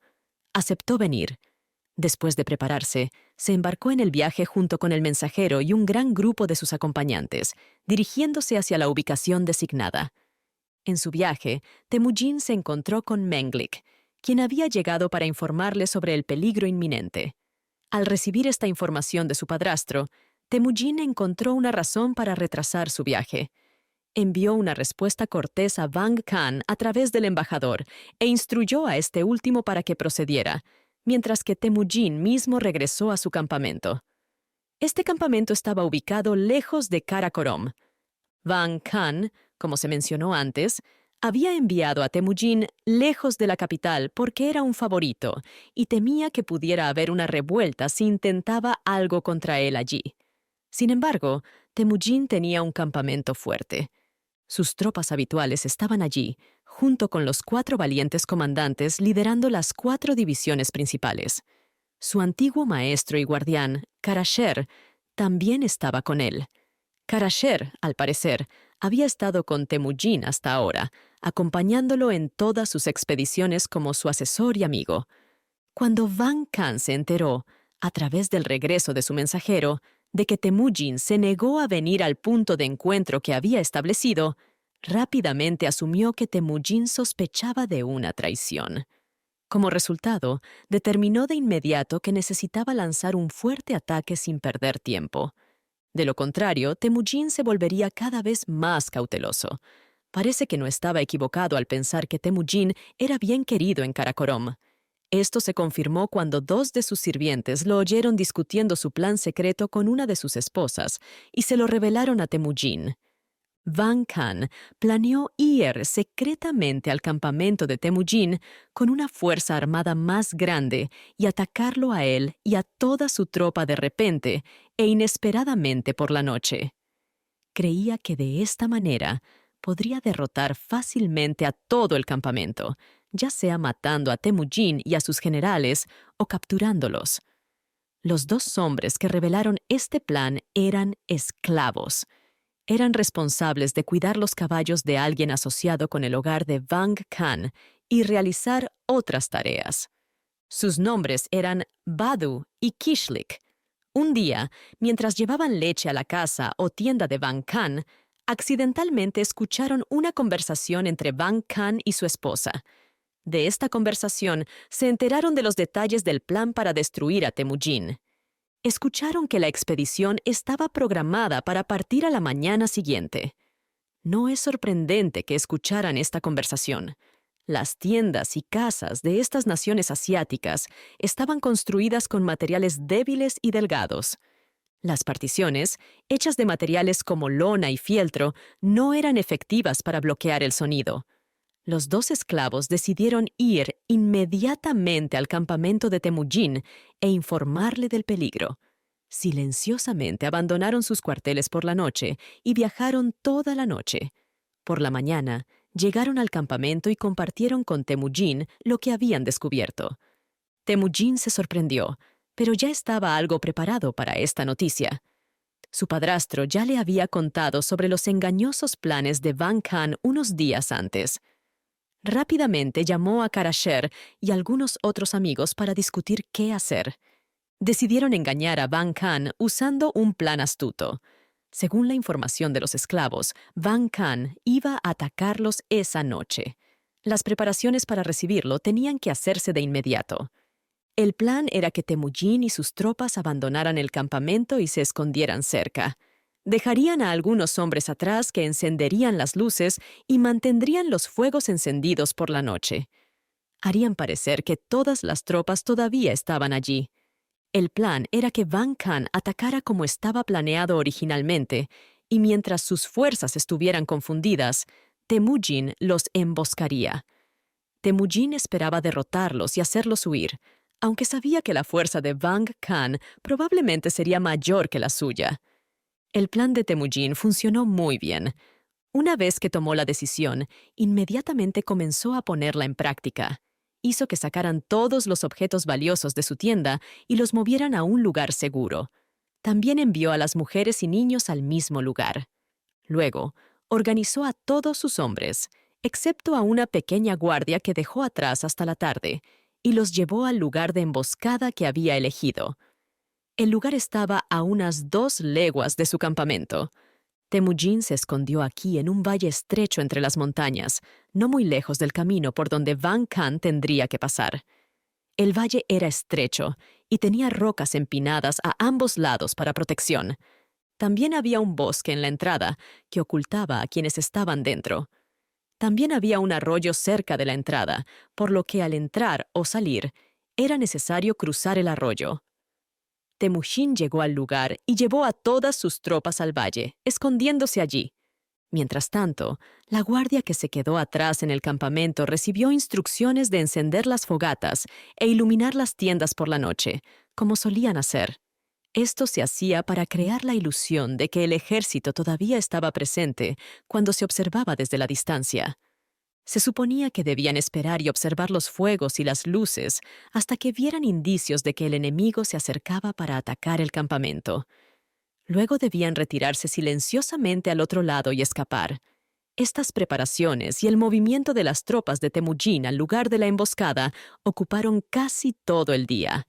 Ya casi era tarde cuando el último de los soldados había entrado en el valle. Justo cuando terminaron esta maniobra, llegó el ejército de Van Khan. Van Khan mismo no estaba presente, ya que había confiado la expedición a Sankum y Yemuka. De hecho, es probable que ellos fueran quienes la idearon, y Van Khan probablemente estuvo de acuerdo debido a su influencia, posiblemente a regañadientes. Sankum y Yemuka lideraron cautelosamente a sus tropas.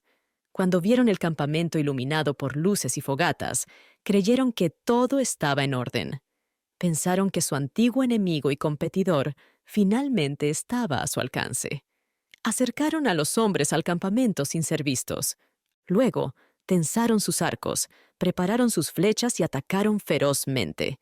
Una gran cantidad de flechas cayó sobre las tiendas. Esperaban que miles de hombres reaccionaran o salieran corriendo en respuesta al ataque sorpresa. Sin embargo, se sorprendieron al ver que todo permanecía silencioso e inmóvil después de que cayeran las flechas. Dispararon más flechas, pero no encontraron señales de vida. Entraron con cautela en el campamento y lo encontraron vacío. Buscaron en el área con antorchas para encontrar las huellas dejadas por el ejército de Temujin. Rápidamente encontraron las huellas, y algunos de ellos comenzaron a perseguir a los supuestos fugitivos, mientras gritaban a los demás para que los siguieran. Otros, que habían vagado a diferentes distancias del campamento buscando huellas, regresaron gradualmente al recibir la orden. Algunos se quedaron cerca de las tiendas, yendo y viniendo, tratando de encontrar pistas o discutiendo su asombro y preguntándose qué deberían hacer a continuación. Sin embargo, todos eventualmente se unieron al grupo que seguía la pista descubierta. El grupo entero continuó lo más rápido posible, pero en un estado de desorden. todos creían que Temujin y sus soldados se retiraban apresuradamente. Anticipaban alcanzarlo por detrás en cualquier momento, lo que lo pondría en una desventaja significativa y facilitaría dominarlo. En cambio, Temujin emergió de su escondite con sus escuadrones en perfecto orden, avanzando en una columna firme y estable. Estaban preparados para cargar contra el enemigo avanzante con gran fuerza y organización. Los dos ejércitos colisionaron, resultando en un impacto poderoso. Temujin, como se esperaba, ganó completamente. El ejército de Van Khan fue abrumado, causando caos y siendo pisoteado. Muchas personas murieron. Los sobrevivientes huyeron inmediatamente. Sankum recibió un flechazo en la cara, pero logró mantenerse en su caballo y rápidamente se alejó. Los otros que sobrevivieron regresaron al camino por el que vinieron y se dirigieron de vuelta a Karakorom, en grupos separados y abiertos. Después de esto, Van Khan ya no pudo ocultar su hostilidad hacia Temujin, y ambos bandos se prepararon para la guerra. Los historiadores que documentan la vida y aventuras de Genghis Khan ofrecen relatos variados sobre los eventos siguientes al conflicto entre Temujin y Van Khan.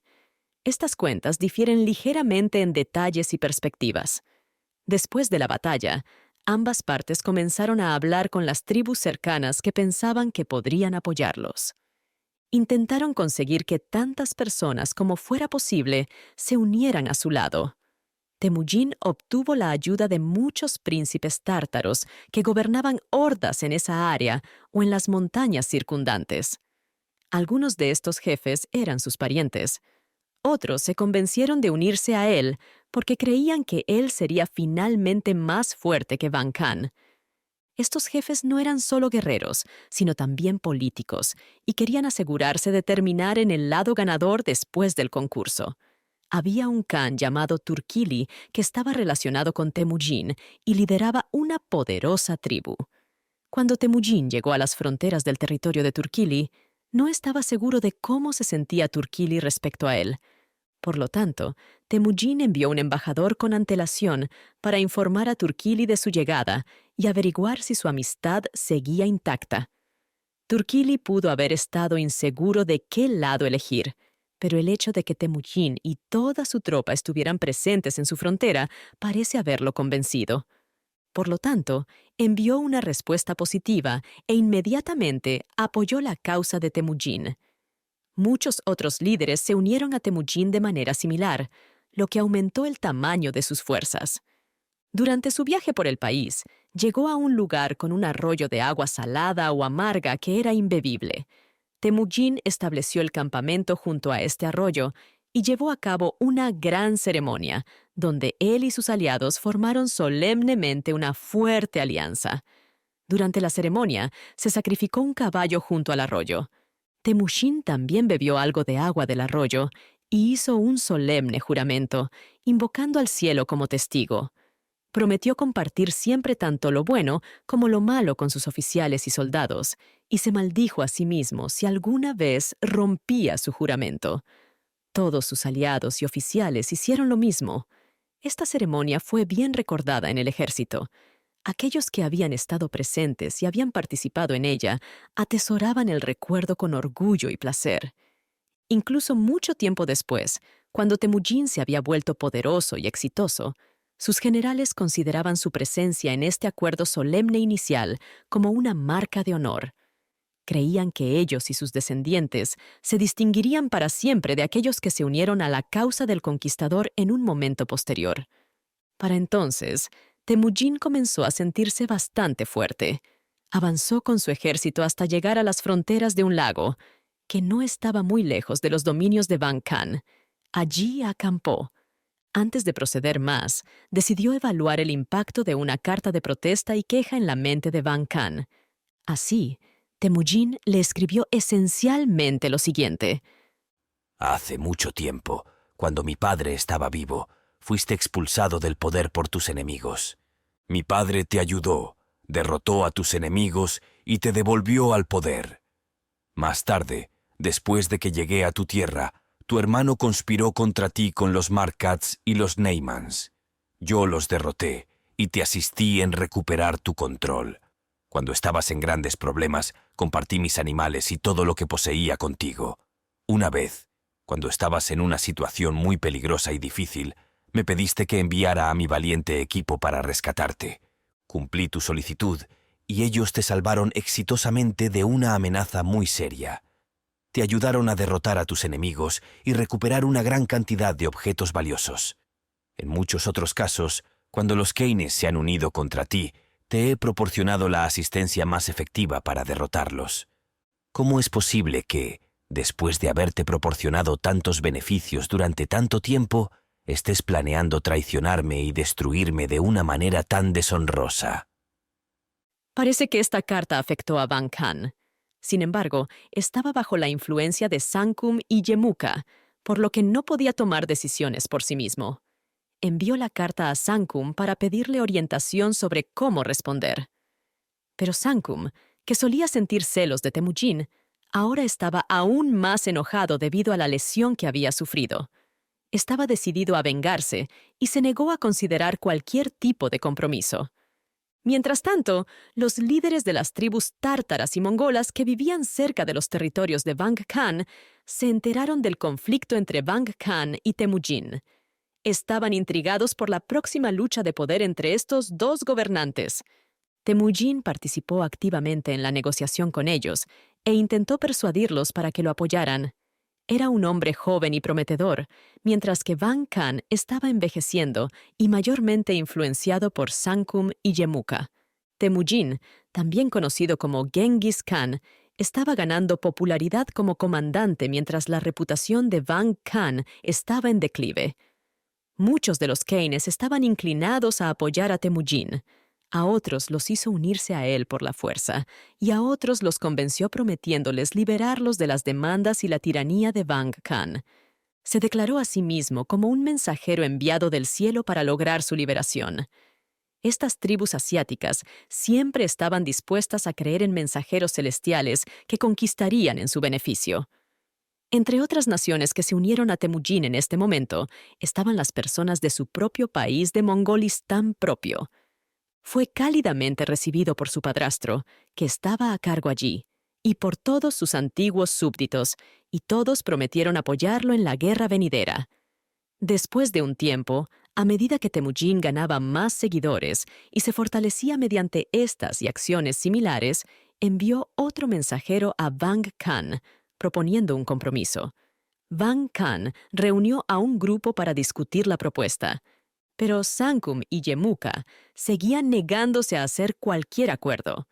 Dijeron que solo escucharían propuestas de paz si Temujin y sus aliados se rendían completamente a Vang Khan como su legítimo gobernante. Sankum personalmente dio este mensaje al embajador. Sankum dijo: Dile a los mongoles rebeldes que solo encontrarán paz si se someten completamente a la voluntad del Khan. En cuanto a Temujin, no lo veré de nuevo hasta que me enfrente a él con una espada para matarlo. Justo después de esto, Sankum y Yemuka intentaron invadir el territorio mongol, pero fueron infructuosos y rechazados por los soldados de Temujin. Estos enfrentamientos hicieron que ambos lados se enfadaran mucho y los llevó a empezar a prepararse para una guerra a gran escala. Genghis Khan. Capítulo 5. De la rebelión al poder, uniendo las tribus bajo una sola bandera. Se organizó una gran reunión para todos los aliados de Temujin, que estaban unidos contra Vang Khan en un lugar llamado Mankerule. El propósito de esta reunión era planificar una fuerte continuación de la guerra. Los jefes y líderes que se habían unido a Temujin contra Vang Khan asistieron a esta reunión, cada uno acompañado de un número significativo de soldados. Sostuvieron una importante discusión para tomar decisiones. Algunas personas querían intentar negociar nuevamente con Vang Khan, pero Temujin los convenció de que la única esperanza era rendirse completamente. Advirtió que si se rebelaban, Vang Khan buscaría destruirlos a todos. Al final, se acordó que cada hombre debería regresar a su tribu y reunir tantos soldados como fuera posible para luchar en la guerra con gran fuerza. Temujin fue oficialmente nombrado el comandante principal del ejército a formarse. En tales ocasiones, era costumbre presentar al general elegido con un bastón especial u objeto ornamentado conocido como el topacio, como símbolo de mando. Temujin recibió el topacio de la manera usual y con todas las ceremonias tradicionales. Aceptó con la condición clara de que cada persona seguiría pronta e incuestionablemente todas sus órdenes. También insistió en tener autoridad completa para castigar a cualquiera que lo desafiara de la manera que él considerara más apropiada, y requería que se sometieran sin vacilación a todos sus juicios.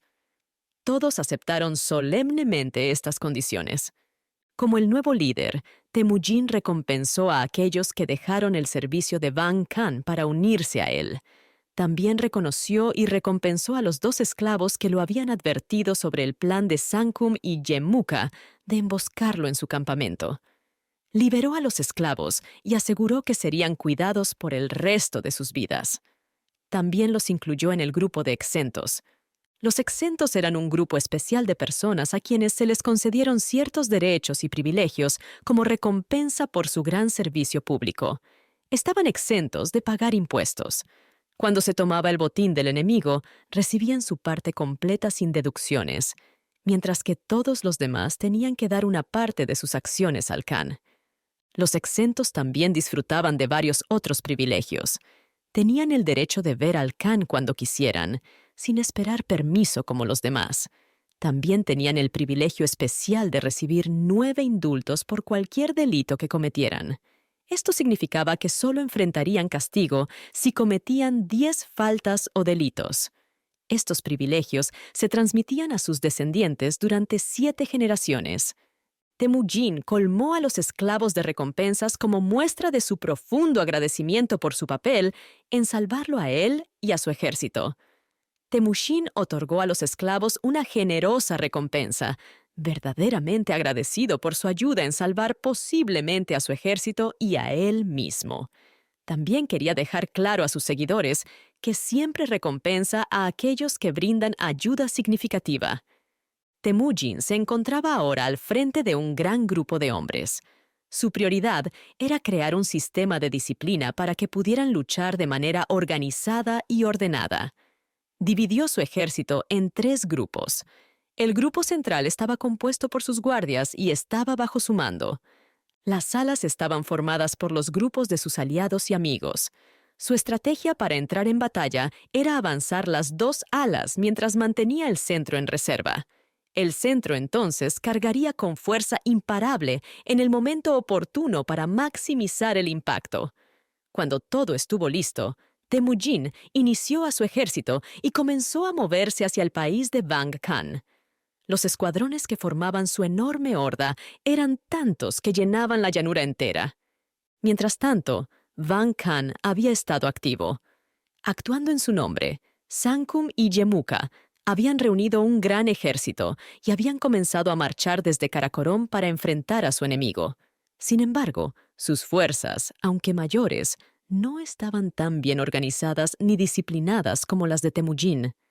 También llevaban mucho equipaje, con interminables trenes de carretas cargando comida, armas y otros suministros militares. Esto hacía que su progreso fuera lento, ya que las tropas a caballo tenían que ir al mismo ritmo que las carretas. Las carretas eran pesadas y los caminos no estaban bien construidos, por lo que no podían avanzar rápido. Los 2 ejércitos lucharon una batalla feroz y sangrienta en una llanura entre 2 ríos. Karasher, el antiguo tutor de Temujin, lideró una división del ejército de Temujin, mientras que Yemuka lideraba el ala opuesta del ejército de Vang Khan. Las otras alas también se atacaron ferozmente, y durante 3 horas fue incierto qué lado prevalecería. Finalmente, Temujin, que había estado esperando pacientemente, se dio cuenta de que era el momento adecuado para actuar. Ordenó a sus guardias cargar, y lo hicieron con gran fuerza, dominando y dispersando los escuadrones de Vang Khan. Pronto, Vang Khan se dio cuenta de que había perdido y decidió abandonar la lucha y huir. un pequeño grupo de jinetes, incluidos sus asistentes inmediatos y guardias, lo acompañó. Inicialmente, los fugitivos se dirigieron hacia Karakorum. Sin embargo, fueron perseguidos tan implacablemente que tuvieron que cambiar de dirección. Finalmente, Van Khan decidió huir completamente de su propio país y buscar protección de un jefe llamado Tayan Khan. Tayan Khan gobernaba sobre una gran tribu llamada los Naimanes, que era una de las tribus más poderosas de la región de Karakatay. Tayan Khan era el padre de la primera esposa de Temujin, con quien se casó cuando tenía solo cerca de 14 años, mientras su padre aún vivía. Se consideraba extraño que Van Khan buscara refugio entre los Naimanes, ya que no había estado en términos amistosos con Tayan, el Khan, o con la tribu desde hace algún tiempo. Muchos de los jefes subordinados tenían rencor contra él por el daño que había causado a ellos y a su país en guerras anteriores. Sin embargo, todas estas tribus tártaras tenían una fuerte creencia en la importancia de ser hospitalarios. Van Khan creía que su llegada entre los Naimanes, apareciendo como un fugitivo necesitado, suavizaría su hostilidad. Esperaba que esta vulnerabilidad los alentara a recibirlo con amabilidad en lugar de agresión. De hecho, Tayan, el líder de la tribu, inicialmente consideró ofrecer refugio a su enemigo, Van Khan, que había venido buscando hospitalidad en su momento de necesidad. Sin embargo, los otros jefes se opusieron firmemente a mostrar cualquier misericordia a su enemigo derrotado cuando entró en su territorio y se acercó a su campamento. Recordaban a Tayan cuánto había sido siempre un enemigo para ellos. Exageraron el daño que había causado y lo retrataron de la peor manera posible. También mencionaron que si proporcionaban refugio a Van Khan, inevitablemente los llevaría a un conflicto con Temujin. Sabían que Temujin perseguiría implacablemente a su enemigo en su territorio y se opusieron firmemente a cualquier esfuerzo de su parte para proteger a Van Khan. Estos pensamientos influenciaron mucho a Tayan, pero aún así no pudo acordar ningún acto de agresión contra Van Khan. Por lo tanto, el resto de los jefes tuvieron una reunión para discutir sus opciones. Decidieron tomarlo sobre sí mismos para matar a Van Khan. Dijeron: Tayan no lo acepta abiertamente, pero en secreto lo desea y estará feliz cuando suceda. Tayan entendía cómo iban las cosas, aunque actuaba como si no lo supiera, y dejó que los otros jefes continuaran haciendo lo que estaban haciendo. Prepararon un grupo, con 2 de los líderes que tenían el odio más fuerte e intenso hacia Van Khan a la cabeza, y fueron a interceptarlo. Parece que había retrasado su viaje después de entrar en el territorio de los Naiman, queriendo averiguar qué tipo de recepción podía esperar antes de avanzar demasiado. Los Naimanes atacaron rápidamente a Van Khan en su campamento, mataron a sus guardias y lo decapitaron. Dejaron su cuerpo allí y llevaron su cabeza para mostrarla a Tayan. Tayan estaba secretamente contento y no podía ocultar cuán satisfecho estaba con la muerte de su antiguo enemigo. Incluso se burló y pronunció palabras despectivas hacia la cabeza, mostrando su alegría por la derrota de su rival. Pero luego se contuvo y criticó a los jefes por haberlo matado. Dijo: Dada su vejez y su anterior fama y reputación como príncipe y comandante, habría sido más sabio protegerlo en lugar de matarlo. Tayan ordenó que la cabeza fuera tratada con gran respeto. Después de prepararla adecuadamente, secándola y conservándola, la puso en una caja de plata y la colocó en una posición de honor. Durante los preparativos para este tipo de entierro, la cabeza se convirtió en un asunto de gran interés solemne y misterioso para todos. Se informó que la lengua se protruyó de la boca varias veces. Los adivinos, que observaron estos cambios, los interpretaron como signos significativos para los eventos de guerra venideros. Estos signos indicaban que la prosperidad y el poder de Temujin estaban creciendo. Sankum, el hijo de Van Khan, murió en la batalla, pero Yemuka escapó. Simultáneamente, lejos de la agitación de los Naimanes, Temujin estaba labrando un camino de considerable éxito en el reino de Vang Khan. Ganó una victoria decisiva en una batalla masiva, con informes que afirmaban que 40.000 soldados fueron asesinados. Estos números están muy exagerados. Además, muchas más personas murieron en estos conflictos con bárbaros que el número de personas que estuvieron involucradas. Esto es muy diferente de la guerra bien estructurada y planeada de los países modernos y civilizados, donde el número de bajas es menor en comparación con el número de combatientes. En cualquier caso, Temujin logró una gran e importante victoria. Capturó numerosos prisioneros y una cantidad significativa de botín. También ganó el control de todas esas líneas de carretas, y muchas de ellas tenían cosas muy valiosas dentro. También tomó un gran número de caballos. La mayoría de estos caballos pertenecían a los hombres que fueron asesinados o capturados. Las mejores tropas restantes del ejército de Vang Khan también se unieron a su lado después de la batalla. Pensaban que el poder de Vang Khan estaba destruido, y desde entonces Temujin sería reconocido como el gobernante de todo el país. Estaban preparados para cambiar inmediatamente su lealtad hacia él. Poco después, Temujin fue informado de la muerte de Vang Khan por su suegro Tayan. Esta noticia solo alimentó su determinación de conquistar todos los territorios de Vang Khan. Uno a uno, los Khanes que anteriormente habían sido leales a Vang Khan juraron su lealtad a Temujin. Sabían que la resistencia era inútil y estaban felices de cambiar su lealtad a su antiguo amigo y favorito. Temujin viajó por el país, recibiendo bienvenidas alegres en todas partes. Su anterior enemigo, Yemuka, había desaparecido. Yemuka, quien había sido el principal líder contra Temujin, todavía tenía un grupo de hombres armados con él, compuesto por los soldados que pudo reunir después de la batalla. Sin embargo, no estaba claro a dónde había ido. Otros parientes y amigos de Vang Khan se unieron rápidamente al lado de Temujin. Competían entre sí para ganar su favor.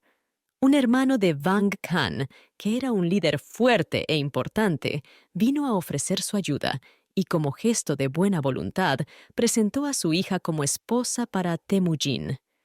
Temujin recibió al hermano calurosamente.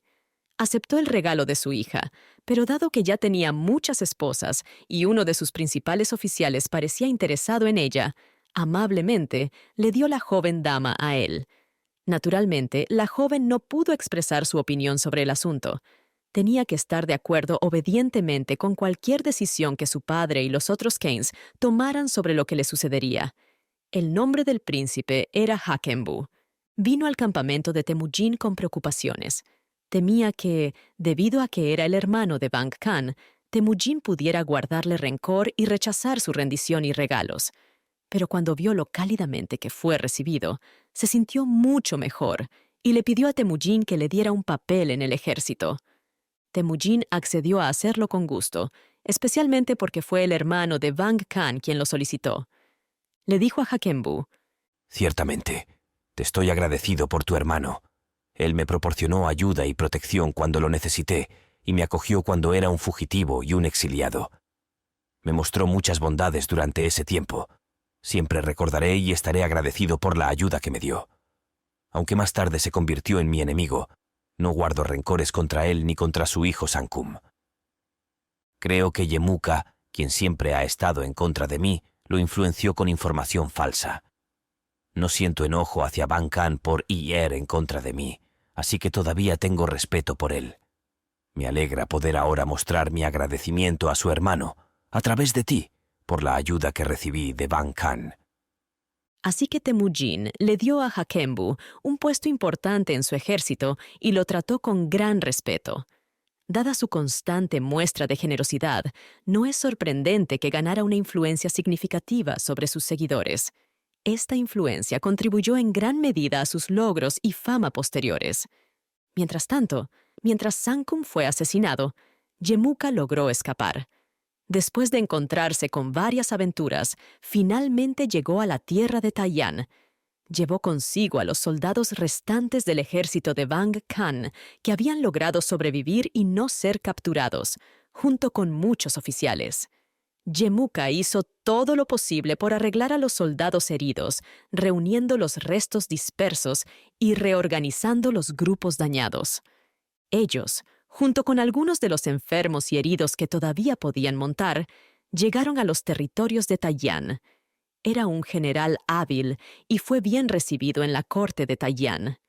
Tayán, al escuchar rumores de las rápidas conquistas y el creciente poder de Temujin, comenzó a sentir celos y pensó que era necesario tomar medidas para limitar la expansión de su yerno. Ciertamente, Tayán tuvo muchas conversaciones con Yemuka sobre la personalidad y los planes de Temujin. Yemuka se aseguró de describirlos de manera muy negativa para hacer que Tayán se sintiera más sospechoso y celoso. Representó a Temujin como un hombre extremadamente ambicioso, constantemente tramando aumentar su poder y no limitado por ningún sentido de gratitud u honor al perseguir sus objetivos. Puso toda la culpa de la guerra con Van Khan en Temujin. Sucedió porque Temujin había hecho planes para arruinar tanto a Van Khan como a su hijo, a pesar de que les debía mucho por ser amables con él cuando estaba en problemas. Yemuka también le dijo a Tayán que despertara y se protegiera del peligro antes de que fuera demasiado tarde. Yemuka dijo: Él es en efecto tu hijo, y afirma ser tu amigo, pero es extremadamente traicionero y carece de principios. No puedes confiar en él de ninguna manera, a pesar de tu bondad pasada y el vínculo familiar que debería uniros. Él rápidamente ideará planes para hacerte daño tan pronto como crea que impides la realización de sus ambiciosos objetivos, tal como lo haría con cualquier otra persona. Estas acciones, basadas en los temores naturales de Tayán, tuvieron un impacto significativo. Eventualmente, Tayán decidió protegerse del peligro. Comenzó a hablar con los líderes de diferentes tribus que creía que podrían apoyarlo. Pronto, formó una fuerte alianza con aquellos que se oponían a Temujin y cualquier otro que quisiera limitar su poder. Estos pasos se tomaron en secreto porque Yemuka y Tayán querían mantener a Temujin al margen de la liga que estaban formando contra él hasta que estuvieran completamente preparados. Sin embargo, no pudieron mantener el secreto tanto tiempo como habían planeado. Fueron cautelosos de no invitar a ningún kan o jefe a unirse a su liga hasta que estuvieran seguros de que la persona apoyaba su objetivo. Pero, volviéndose menos cuidadosos a medida que continuaban, finalmente cometieron un error. Tayán envió invitaciones a un cierto príncipe, o kan, llamado Alakus, pidiéndole que se uniera a la liga. Estas invitaciones fueron escritas en una carta que fue enviada por un mensajero especial. La carta proporcionaba detalles exhaustivos de la alianza, describiendo las estrategias que los aliados pretendían emplear. Además, enumeraba los principales Kains o tribus que ya habían acordado unirse a la coalición. Ahora, había un gobernante llamado Alakus que regía sobre una nación de muchas tribus cerca de China. Por alguna razón, Alakus decidió apoyar a Temujin en el desacuerdo. En lugar de dejar ir al mensajero, Alakus mantuvo al mensajero como prisionero y envió la carta, que tenía todos los detalles de la conspiración, a Temujin. Temujin se sorprendió mucho cuando recibió la información, porque hasta entonces había considerado a su suegro Tayán como uno de sus amigos más cercanos y confiables. Rápidamente, reunió a un gran grupo de asesores para discutir qué deberían hacer a continuación. Temujin tenía un hijo llamado Yugi, que ahora era un joven. Temujin creía que era el momento de que Yugi comenzara a participar en los asuntos de la corte junto a otros príncipes y jefes. Le dio a Yugi un asiento en el consejo, reconociéndolo públicamente como una figura influyente en el estado. Al enterarse de que Tayán y los demás estaban formando una liga, el consejo expresó el deseo de unir fuerzas y lanzar un ataque inmediato contra el enemigo. Su objetivo era evitar que los planes del enemigo se desarrollaran más. Sin embargo, encontraron un problema para adquirir un número adecuado de caballos. Los caballos de los diferentes grupos del ejército de Temujin estaban muy cansados por las largas marchas y otras tareas difíciles que tuvieron que realizar en las recientes campañas. Necesitaban algo de tiempo para descansar y recuperarse antes de poder iniciar una nueva expedición. Pero un cierto líder, llamado Bulay, que estaba emparentado con Temujin, resolvió rápidamente este problema proporcionando suficientes caballos frescos para todo el ejército de sus rebaños. Este hecho demuestra la vasta escala del estilo de vida nómada de los poderosos líderes asiáticos de esa era. Temujin aceptó la oferta de su tío y rápidamente se prepararon para la expedición. Cuando Yemuka se enteró de estas preparaciones, instó a Taiyán a reunir las tropas aliadas y confrontar al ejército de Temujin antes de que cruzaran la frontera. Yemuka dijo: Es mejor confrontarlo y batallar donde él está cómodo, en lugar de esperar a que invada tu territorio y comience a causar daños. Taiyán respondió: No, es mejor esperar. Cuanto más avance en su marcha, más cansados estarán sus caballos y hombres, menos suministros tendrán y más difícil será para él retirarse después de que lo derrotemos en la batalla. Así que Taiyán, aunque comenzó a reunir sus fuerzas, no avanzó. Cuando Temujin, al frente de su ejército, llegó a la frontera de Neyman, la región gobernada por Taiyán era conocida como el país de Neyman. Se sorprendió al no encontrar enemigos que la protegieran. Esto lo sorprendió aún más, porque la frontera estaba formada por un río que podría haberse defendido fácilmente. Sin embargo, cuando llegó a la orilla del río, no había obstáculo. Inmediatamente cruzó el río con todas sus fuerzas y continuó hacia el territorio de Neyman. Temujin fue cauteloso al avanzar para evitar el peligro predicho por Taiyán. El peligro era que agotaría la fuerza de sus hombres, animales y suministros de comida. Para prevenir esto, se aseguró de llevar suficientes provisiones y avanzó lentamente y con constancia para mantener a todos frescos y fuertes. Finalmente, llegó al lugar donde Taiyán había establecido el campamento y reunido a sus ejércitos. Ambos lados organizaron rápidamente sus tropas para la batalla. Yemuka lideró las fuerzas del lado de Taiyán con la ayuda de Kushluk, un joven príncipe e hijo de Taiyán. Del otro lado, Yugi, el joven hijo de Temujin, recibió un papel importante por parte de su padre. De hecho, estos dos jóvenes príncipes, que rivalizaban y se emulaban intensamente, fueron elegidos para liderar las líneas del frente al iniciar la batalla. Hugi atacó primero y fue recibido por Kushluk, quien tenía la tarea de defenderse contra él.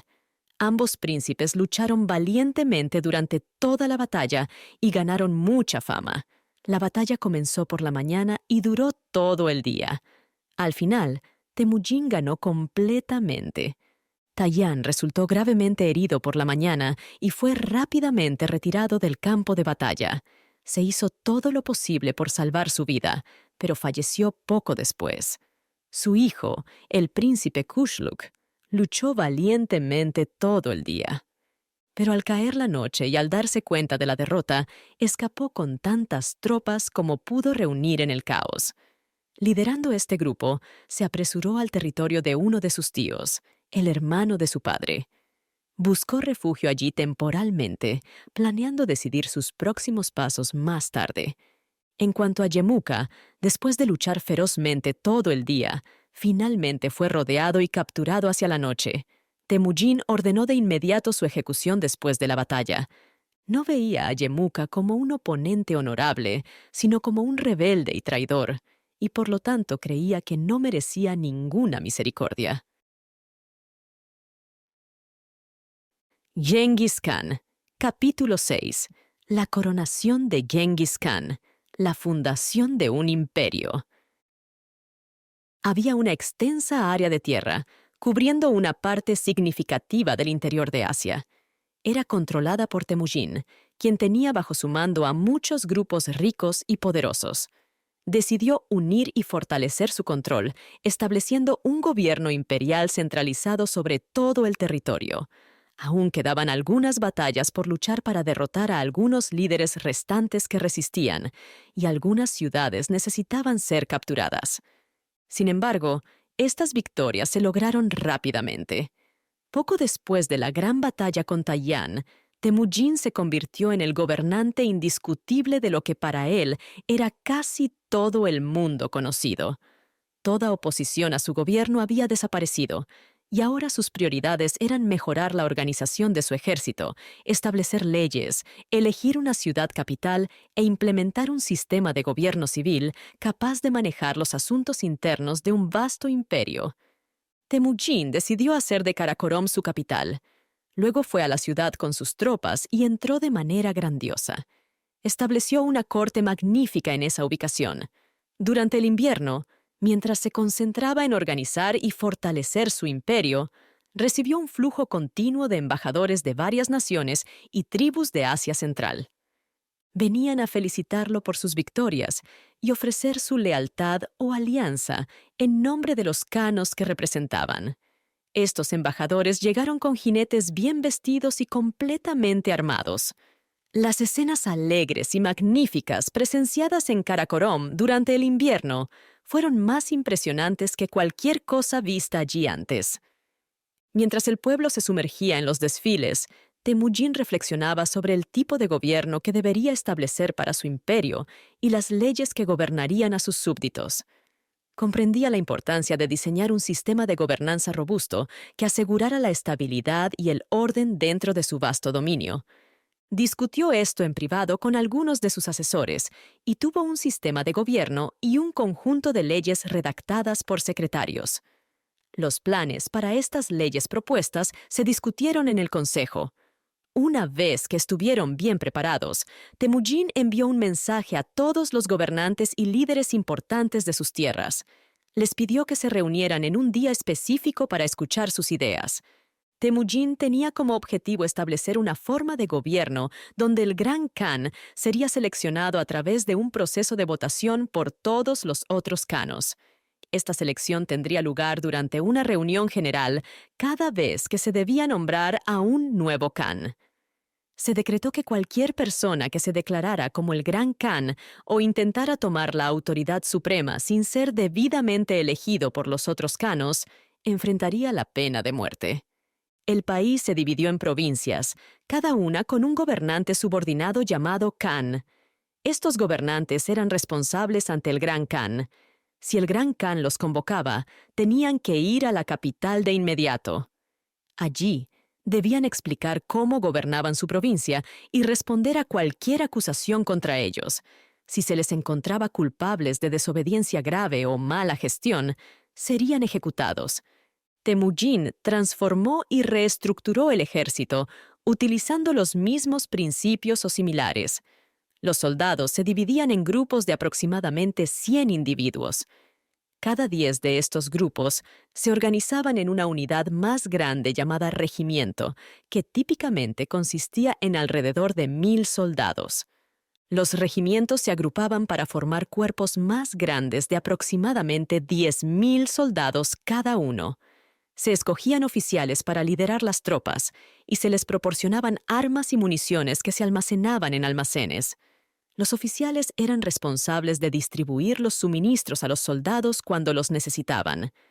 Temujin también se aseguró de que se construyeran ciudades y palacios, se hicieran caminos y se construyeran fortificaciones. Estableció una regla de que toda la gente debía trabajar un día cada semana en estas obras públicas cuando fuera necesario. A pesar de la paz actual en el país bajo este nuevo gobierno, Temujin estaba determinado a mantener vivo el espíritu combativo en la gente. Quería asegurarse de que su preparación para la batalla no se debilitara durante los tiempos de paz. Creó leyes para promover y controlar la caza, particularmente la caza de animales salvajes en las montañas. Además, organizó numerosas expediciones de caza con los nobles de su corte y otros líderes influyentes. El propósito era generar entusiasmo por la emoción y los riesgos de la caza entre todos los khanos. También utilizaba frecuentemente fuerzas militares durante estas expediciones, viéndolas como una forma de alternativa a la guerra. Quería asegurarse de que la gente local no trabajara como sirvientes ni realizara tareas humildes. En su lugar, debían depender de los prisioneros de guerra que eran esclavizados. Una de las razones por las que hacía esto era para animar a la gente que vivía en las fronteras a atacar a sus comunidades vecinas y traer esclavos para ellos y para el país. Los derechos de propiedad de los esclavos capturados estaban fuertemente protegidos y se crearon leyes estrictas para hacerlos cumplir. Estaba prohibido, bajo amenaza de muerte, proporcionar refugio, comida, agua, ropa o cualquier ayuda a un esclavo sin permiso de su dueño. Además, si alguien encontraba a un esclavo fugitivo y no lograba detenerlo y devolverlo a su dueño, también enfrentaría la pena de muerte. Todo hombre podía casarse con múltiples esposas, y sus esclavas femeninas estaban legalmente disponibles para ser convertidas en concubinas. Había una práctica interesante entre estas naciones pastoriles que enfatizaba la importancia de la familia y las relaciones.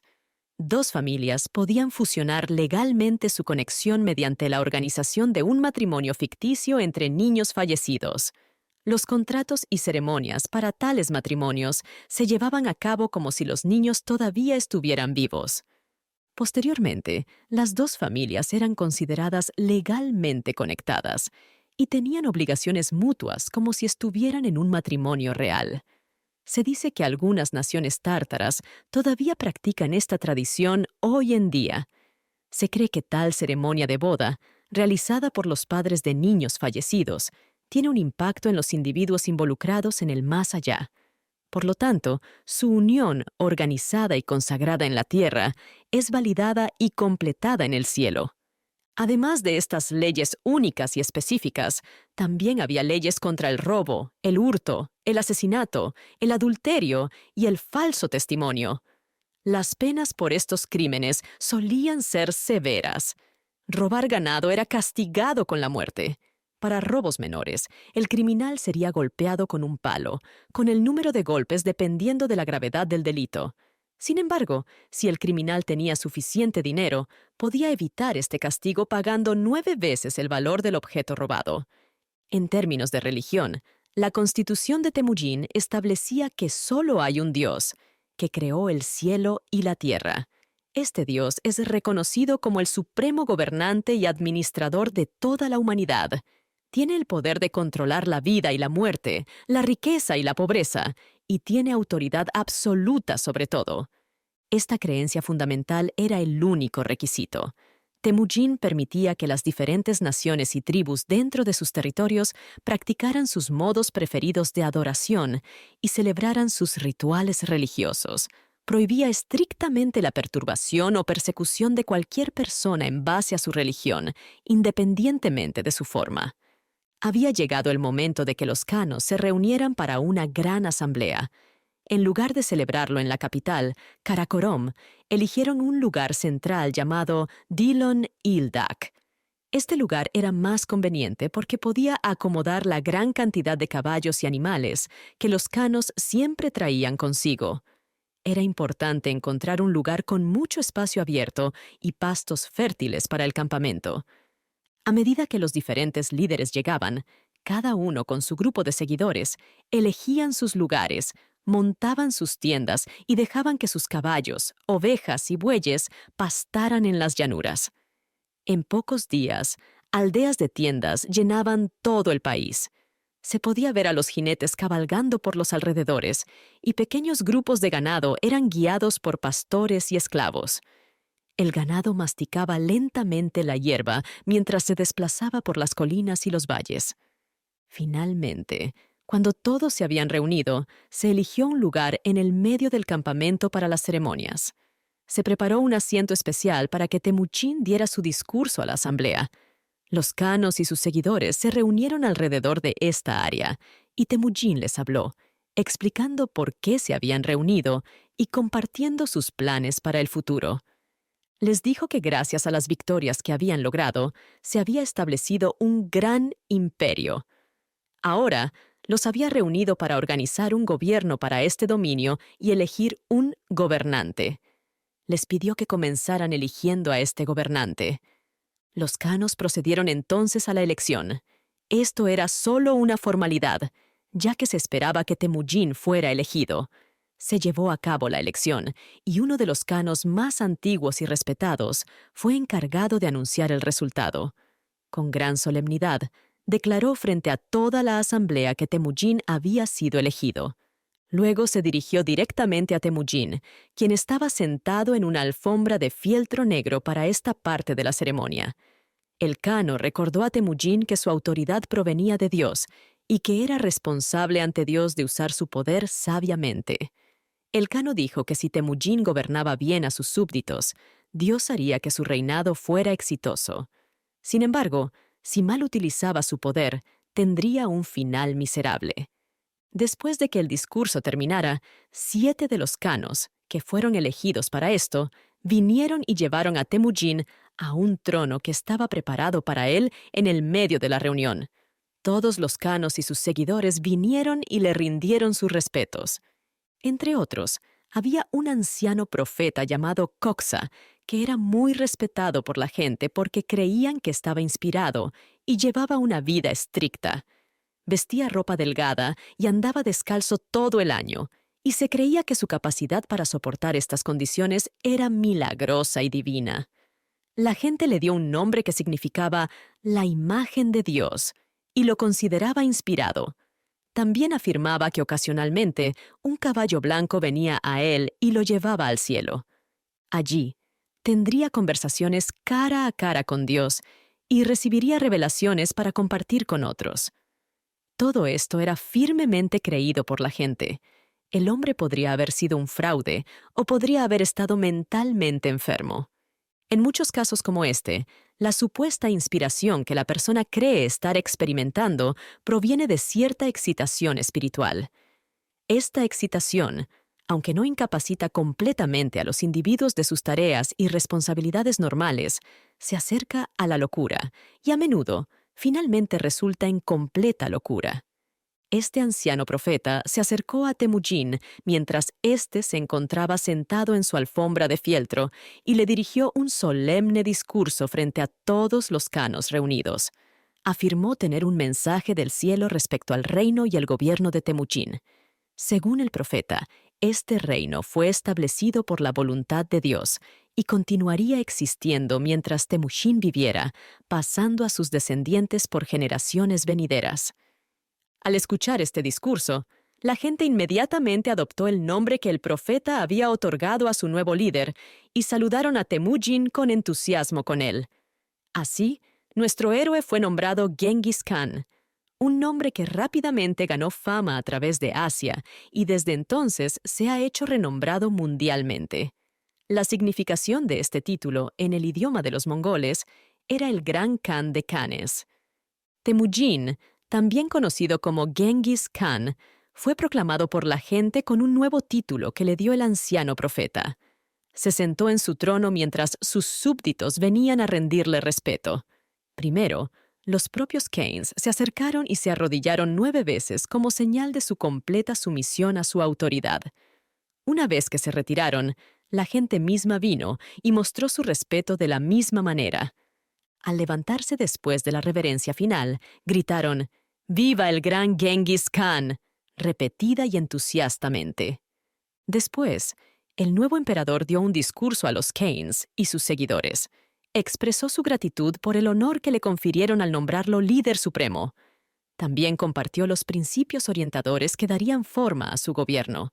Estos principios incluían la equidad y la misericordia hacia sus súbditos, la protección contra los enemigos y los esfuerzos para mejorar su bienestar y felicidad.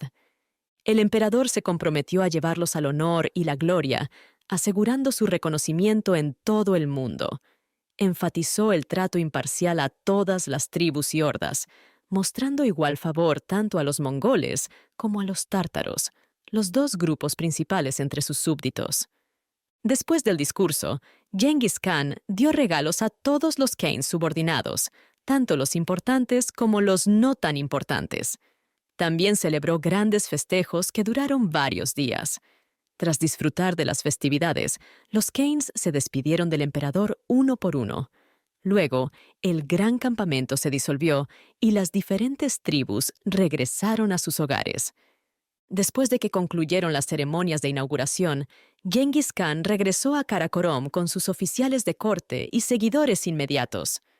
Esta ciudad, aunque se consideraba la capital del imperio, no era muy importante. De hecho, los pueblos y ciudades no tenían mucha importancia en esa época, y había muy pocos lugares permanentes para vivir que se consideraran significativos. La razón es que las ciudades son donde ocurren el comercio y la manufactura, y son más importantes para esas actividades. Por otro lado, los mongoles y tártaros vivían principalmente una vida nómada y pastoral. Su riqueza y grandeza estaban vinculadas a grandes rebaños de animales, hermosas tiendas de campaña, largas filas de carros que transportaban ropa, armas y otras pertenencias, y enormes campamentos cerca de tierras de pastoreo fértiles. Aquellos que vivían en casas permanentes eran considerados una clase inferior. Estaban restringidos a un solo lugar, ya sea por su pobreza o por su trabajo. En contraste, los otros podían deambular libremente con su ganado por las llanuras. Podían montar caballos rápidos o dromedarios y establecer campamento donde quisieran en los valles frondosos o a lo largo de los arroyos sinuosos. Karakorum no era una ciudad grandiosa y magnífica. Estaba rodeada por una muralla de barro, una pared hecha de bloques de arcilla secados al sol. Las casas de la gente eran simples chozas, y hasta el palacio del rey y otros edificios públicos eran frágiles. El estilo arquitectónico de los mongoles en ese tiempo estaba influenciado por las tiendas de campaña, que servían como inspiración para todas las demás estructuras. Sin embargo, el nuevo emperador no pasaba mucho tiempo en Karakorum. Pasó varios años liderando a sus tropas en expediciones a diferentes partes de sus tierras. El propósito de estas expediciones era suprimir rebeliones, controlar Khanes desobedientes y resolver diversas disputas entre las diferentes hordas. Durante estas expediciones, viajaba con su ejército por las llanuras, haciendo marchas fáciles. A veces, establecía un campamento y se quedaba allí durante semanas o incluso meses, como si fuera su hogar. No solo Genghis Khan, sino también muchos otros grandes jefes vivían de esta manera. Sus campamentos eran como ciudades, con cuarteles, plazas y calles. A veces, estos campamentos eran tan grandes que cubrían un área de casi 1 milla en cada dirección. La tienda del Khan estaba en el medio. Se reservaba un espacio para ella que era lo suficientemente grande no solo para la tienda principal en sí, sino también para las tiendas más pequeñas cercanas, donde se alojaban las esposas y otras mujeres de la familia del Khan. También había filas de carros o carretas que contenían provisiones, ropa, armas y otros objetos valiosos. Estos líderes nómadas siempre llevaban estos artículos consigo en sus viajes. La tienda del Khan estaba hecha de una tela ligera en verano y de fieltro más cálido en invierno. Estaba elevada por encima de las otras tiendas y decorada con colores brillantes y otros adornos tradicionales. Las casas donde se alojaban las mujeres, ubicadas cerca de la tienda principal, a veces eran tiendas de campaña y otras veces pequeñas cabañas de madera. Cuando estaban hechas de madera, se construían para ser ligeras y se podían desmontar fácilmente y empacar en carros o carretas. De esta manera, podían ser trasladadas al próximo campamento siempre que su señor y maestro necesitara cambiar de hogar por alguna razón. Una parte significativa del territorio dentro de las tierras de Genghis Khan era fértil y proporcionaba abundante hierba para los animales de pastoreo, así como numerosos manantiales y arroyos de agua. Sin embargo, también había áreas montañosas donde tigres, leopardos, lobos y otros depredadores peligrosos buscaban refugio. Genghis Khan organizaba grandes partidas de caza en estas montañas para perseguir su presa. Había un oficial importante en el reino conocido como el Gran Cazador. Este oficial estaba a cargo de todo lo relacionado con la caza y la fauna en todo el imperio. El Gran Cazador tenía un rango muy alto e incluso tenía un estatus superior al de los principales ministros del estado. Genghis Khan nombró a su hijo Yugi como el Gran Cazador, Yugi ya había sido mencionado acerca del importante consejo de guerra convocado por su padre y la subsiguiente batalla donde ganó gran fama. Además, nombró a 2 Kains mayores y más experimentados como sus ministros de Estado. Cazar bestias salvajes tan feroces como las de las montañas asiáticas es una actividad muy peligrosa, incluso con armas modernas como la pólvora y los rifles. Pero en el pasado, cuando los cazadores solo tenían arcos, flechas, jabalinas y lanzas, era extremadamente peligroso. Se creía que un león africano de tamaño completo equivalía a 40 hombres cuando solo se usaban armas convencionales contra él. Se consideraba casi imposible atacar al león con menos de 40 hombres. Incluso con ese número, típicamente el león no era derrotado hasta que había matado o herido a 2 o 3 de sus atacantes. Ahora, con las poderosas armas inventadas hoy en día, una persona, si es valiente, tranquila y estable, puede manejar tal situación peligrosa. El arma utilizada es un rifle de doble cañón especial, que tiene estrías espirales dentro del cañón. Estas estrías hacen que las balas giren mientras se disparan, permitiéndoles viajar por el aire con una asombrosa precisión. Las balas utilizadas en estos rifles no son redondas, sino cilíndricas con un cono puntiagudo en el frente. Son huecas y están llenas de un material explosivo mucho más potente que la pólvora. El cono puntiagudo es separado del cuerpo principal de la bala y se desliza dentro de él. Cuando la bala golpea el cuerpo de un león u otro animal salvaje, actúa como un detonador, causando que el material explosivo detone.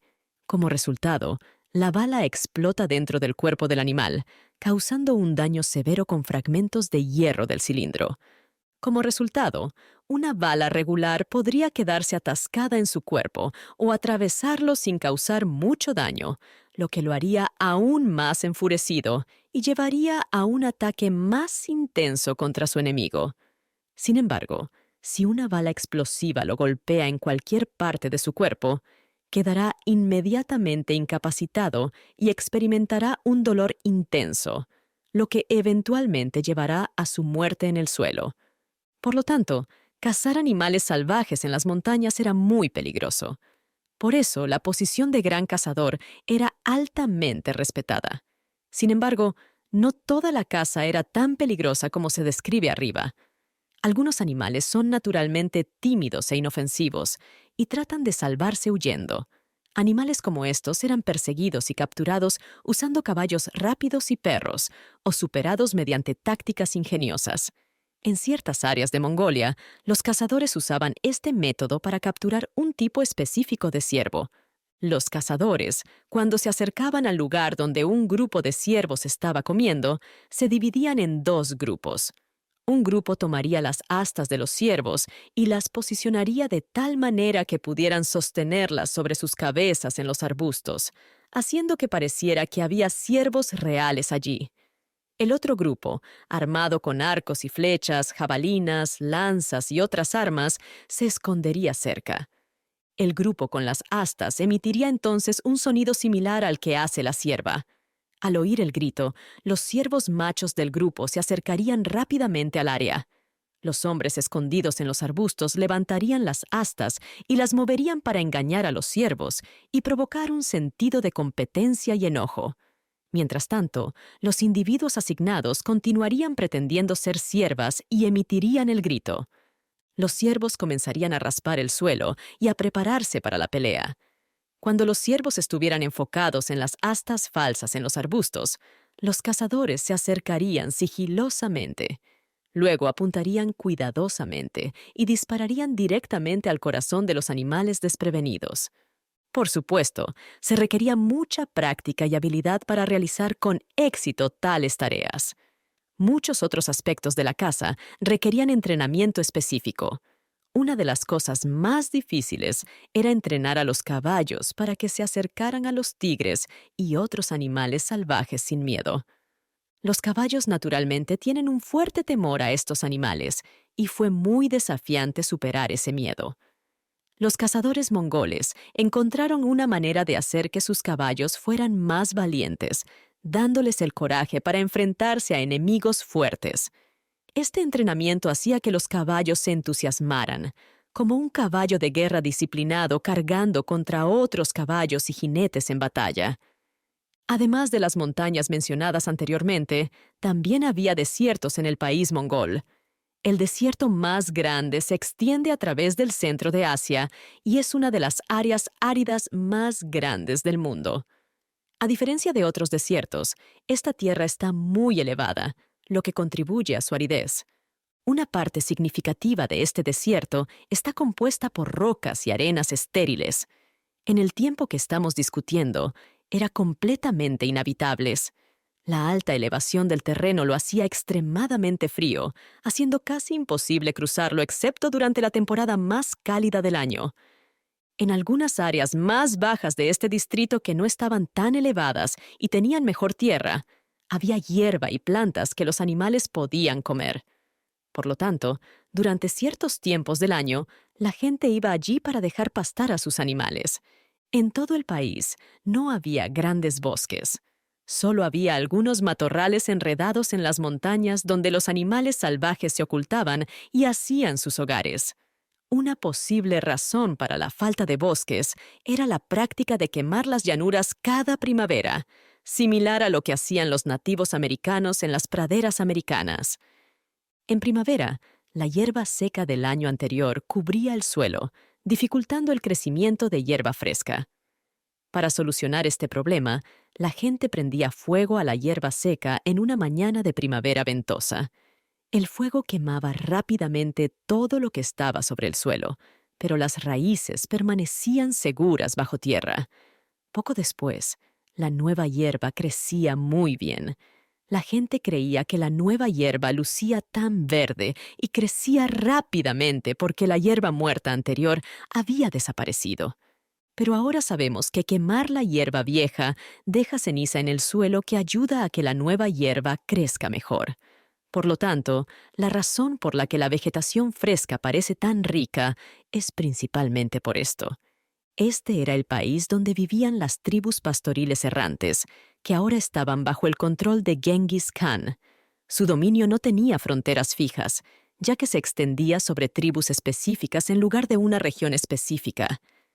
Casi todas las tribus de las naciones mongolas y tártaras ya se habían rendido a él. Sin embargo, todavía tenía que luchar ocasionalmente pequeñas guerras con tribus distantes antes de que su autoridad fuera completamente y finalmente reconocida. Genghis Khan, capítulo 7. La conquista final de los enemigos occidentales. Marcha hacia la victoria. El príncipe Kushluq, como el lector recordará, era el hijo de Tayán, el Khan de los Naimanes. Tayán organizó la Gran Liga de Khanes contra Temujin por instigación de Yemuka, como se menciona en el capítulo 10. Kushluq era el joven príncipe que se enfrentó a Yugi, el hijo de Temujin, en la batalla decisiva. En esa batalla, tanto Tayán como Yemuka murieron, pero Kushluq logró escapar.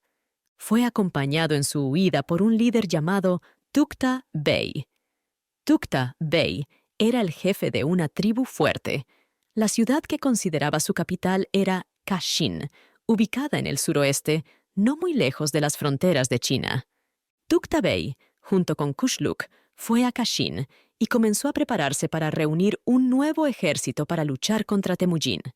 Menciono a Temujin porque estos eventos ocurrieron justo después de la batalla, antes de que Temujin se conociera como Genghis Khan. Temujin se enteró de que Tukta Bey y el joven príncipe habían ido a Kashin. Decidió seguirlos hasta allí. Cuando Tukta Bey se enteró de la llegada de Temujin, comenzó a fortificar la ciudad y a aumentar el número de soldados. También acumuló alimentos y suministros militares. Mientras hacía estos preparativos, recibió noticias de que Temujin se acercaba con un ejército masivo. Tukta Bey se dio cuenta de que su ciudad no podría resistir una fuerza tan grande durante mucho tiempo. Estaba inseguro sobre qué hacer a continuación. Ahora bien, había un hermano de Tayán Khan llamado Boyrak. Boyrak era el líder de un grupo fuerte de personas que vivían en una zona cercana, no muy lejos de las tierras de Tukta Bey. Tukta Bey creía que podría convencer fácilmente a Boyrak para que le ayudara en la guerra, ya que era una guerra contra el enemigo de su hermano. Tukta Bey decidió dejar su ciudad capital y permitir que los soldados que había estacionado allí la protegieran. Planeaba ir a las tierras de Boyrak para obtener más apoyo para la guerra. Primero, envió al príncipe Kushluk a un lugar seguro para garantizar su seguridad. Después de hacer los preparativos necesarios para defender su ciudad en caso de un ataque, llevó a su hijo mayor y a un pequeño grupo de jinetes a Boyrak. También estaba preocupado por la seguridad de su hijo. En consecuencia, cuando Temujin y sus fuerzas llegaron a la ciudad de Kashin, descubrieron que los fugitivos que perseguían ya se habían ido. Sin embargo, Temujin decidió capturar la ciudad. Inmediatamente la rodeó y comenzó el ataque. La guarnición resistió con fuerza, pero las fuerzas de Temujin eran demasiado poderosas. La ciudad fue rápidamente capturada. Temujin ordenó a sus soldados matar sin piedad a cualquiera que estuviera armado contra ellos dentro de las murallas. También destruyeron las murallas y otras defensas de la ciudad. Luego hizo una proclamación, ofreciendo paz y perdón al resto de la tribu. La condición era que juraran lealtad a él. Aceptaron esto sin vacilar. Muchos líderes de diferentes tribus también aceptaron la autoridad de Temujin y prometieron seguirlo. Esto ocurrió justo después de la gran batalla con Tayán, antes de que Temujin se convirtiera en emperador o recibiera su nuevo título de Genghis Khan. De hecho, Temujin estaba un poco preocupado por el tiempo que estaba perdiendo durante su expedición a Kashin en busca de Kushluk y Tukta Bey. Quería ir a Karakorom lo antes posible para organizar y fortalecer su gobierno. Por lo tanto, decidió no perseguir más a los fugitivos y en su lugar fue directamente a Karakorom. Planeaba ocuparse de Kushluk y Tukta en la próxima temporada. Mientras estaba en Karakorom, pasó el invierno creando la constitución para su nuevo imperio y haciendo preparativos para una gran reunión de los Kanes en la primavera, como se describió en el capítulo anterior. Mientras tanto, Tukta Bey y el príncipe Kushluk fueron cálidamente recibidos por Boyrak, el hermano de Tayán. Inicialmente pensaron que Temujin continuaría persiguiendo al príncipe después de capturar y destruir Kashin, por lo que Boyrak comenzó a prepararse para la defensa. Sin embargo, sus miedos se aliviaron momentáneamente cuando se enteraron de que Temujin había detenido la persecución y había regresado a Karakorom. Sin embargo, sabían que el peligro solo estaba retrasado. Boyrak estaba decidido a proteger la causa de su sobrino y buscar venganza por la muerte de su hermano. Trabajó arduamente para aumentar su ejército, fortalecer sus fortificaciones y reunir todas las defensas necesarias contra el ataque esperado en la próxima temporada. La predicción de un ataque de Boyrak se hizo realidad. Después de ocuparse de los asuntos de su gobierno, Temujin, ahora conocido como Genghis Khan, preparó rápidamente una expedición contra Tukta Bey y Boyrak. Liderando un poderoso ejército, ingresó a los territorios de Boyrak. Boyrak lo confrontó y tuvo lugar una gran batalla, resultando en la completa derrota de Boyrak. Cuando se dio cuenta de que había perdido la batalla, intentó escapar, pero fue perseguido, capturado y llevado de vuelta al campamento de Genghis Khan, donde fue asesinado. Genghis Khan probablemente justificó este acto cruel al afirmar que el prisionero, al igual que Yemuka, no era un enemigo justo y honorable, sino un rebelde y traidor. Por lo tanto, matarlo fue visto como la ejecución de un criminal, no el asesinato de un prisionero. Pero, aunque Boyrak fue capturado y asesinado, Kushluk y Tukta Bey lograron escapar. Huyeron hacia el norte y el oeste, sin saber a dónde ir. Eventualmente, encontraron un lugar seguro a orillas del río Irtish. Este río comienza no muy lejos del centro del continente asiático y fluye hacia el norte hacia el Océano Norte. El río fluía en el país al noroeste de las tierras de Genghis Khan, más allá de sus fronteras. El príncipe Kushluk y Tukta Bey, junto con su pequeño grupo de seguidores, atravesaron este país hasta llegar a una fortaleza llamada Ardish. Decidieron hacer un último esfuerzo allí. Estaban con amigos aquí, porque Ardish estaba en la frontera del territorio de Tukta Bey. La gente de la zona se unió rápidamente al grupo de Tukta, y el líder fugitivo pronto se encontró al mando de una gran fuerza. Esta fuerza aumentó aún más con la llegada de grupos dispersos que habían escapado de la batalla, donde Boyrak y Tukta Bey fueron asesinados, pero se habían separado de Tukta Bey durante su huida. Parece que inicialmente Genghis Khan no estaba seguro del paradero de los fugitivos. Sin embargo, no fue hasta el año siguiente que decidió perseguirlos. Al conocer su ubicación y actividades, organizó una expedición para entrar en la región del Irtish y lanzar un ataque. Llegó al país durante el duro invierno. Se había apresurado en esa época del año para evitar que Tukta Bey completara sus fortificaciones. Tukta Bey y sus compañeros se sorprendieron al saber que su enemigo se acercaba en esa época del año. A pesar de sus defensas de fortaleza inacabadas, rápidamente comprendieron la futilidad de enfrentar al ejército de Genghis Khan en combate abierto. Reconocieron que sus preparativos eran inadecuados contra la formidable fuerza que él lideraba. Como resultado, todos buscaron refugio dentro y alrededor de la fortaleza y esperaron allí a su enemigo.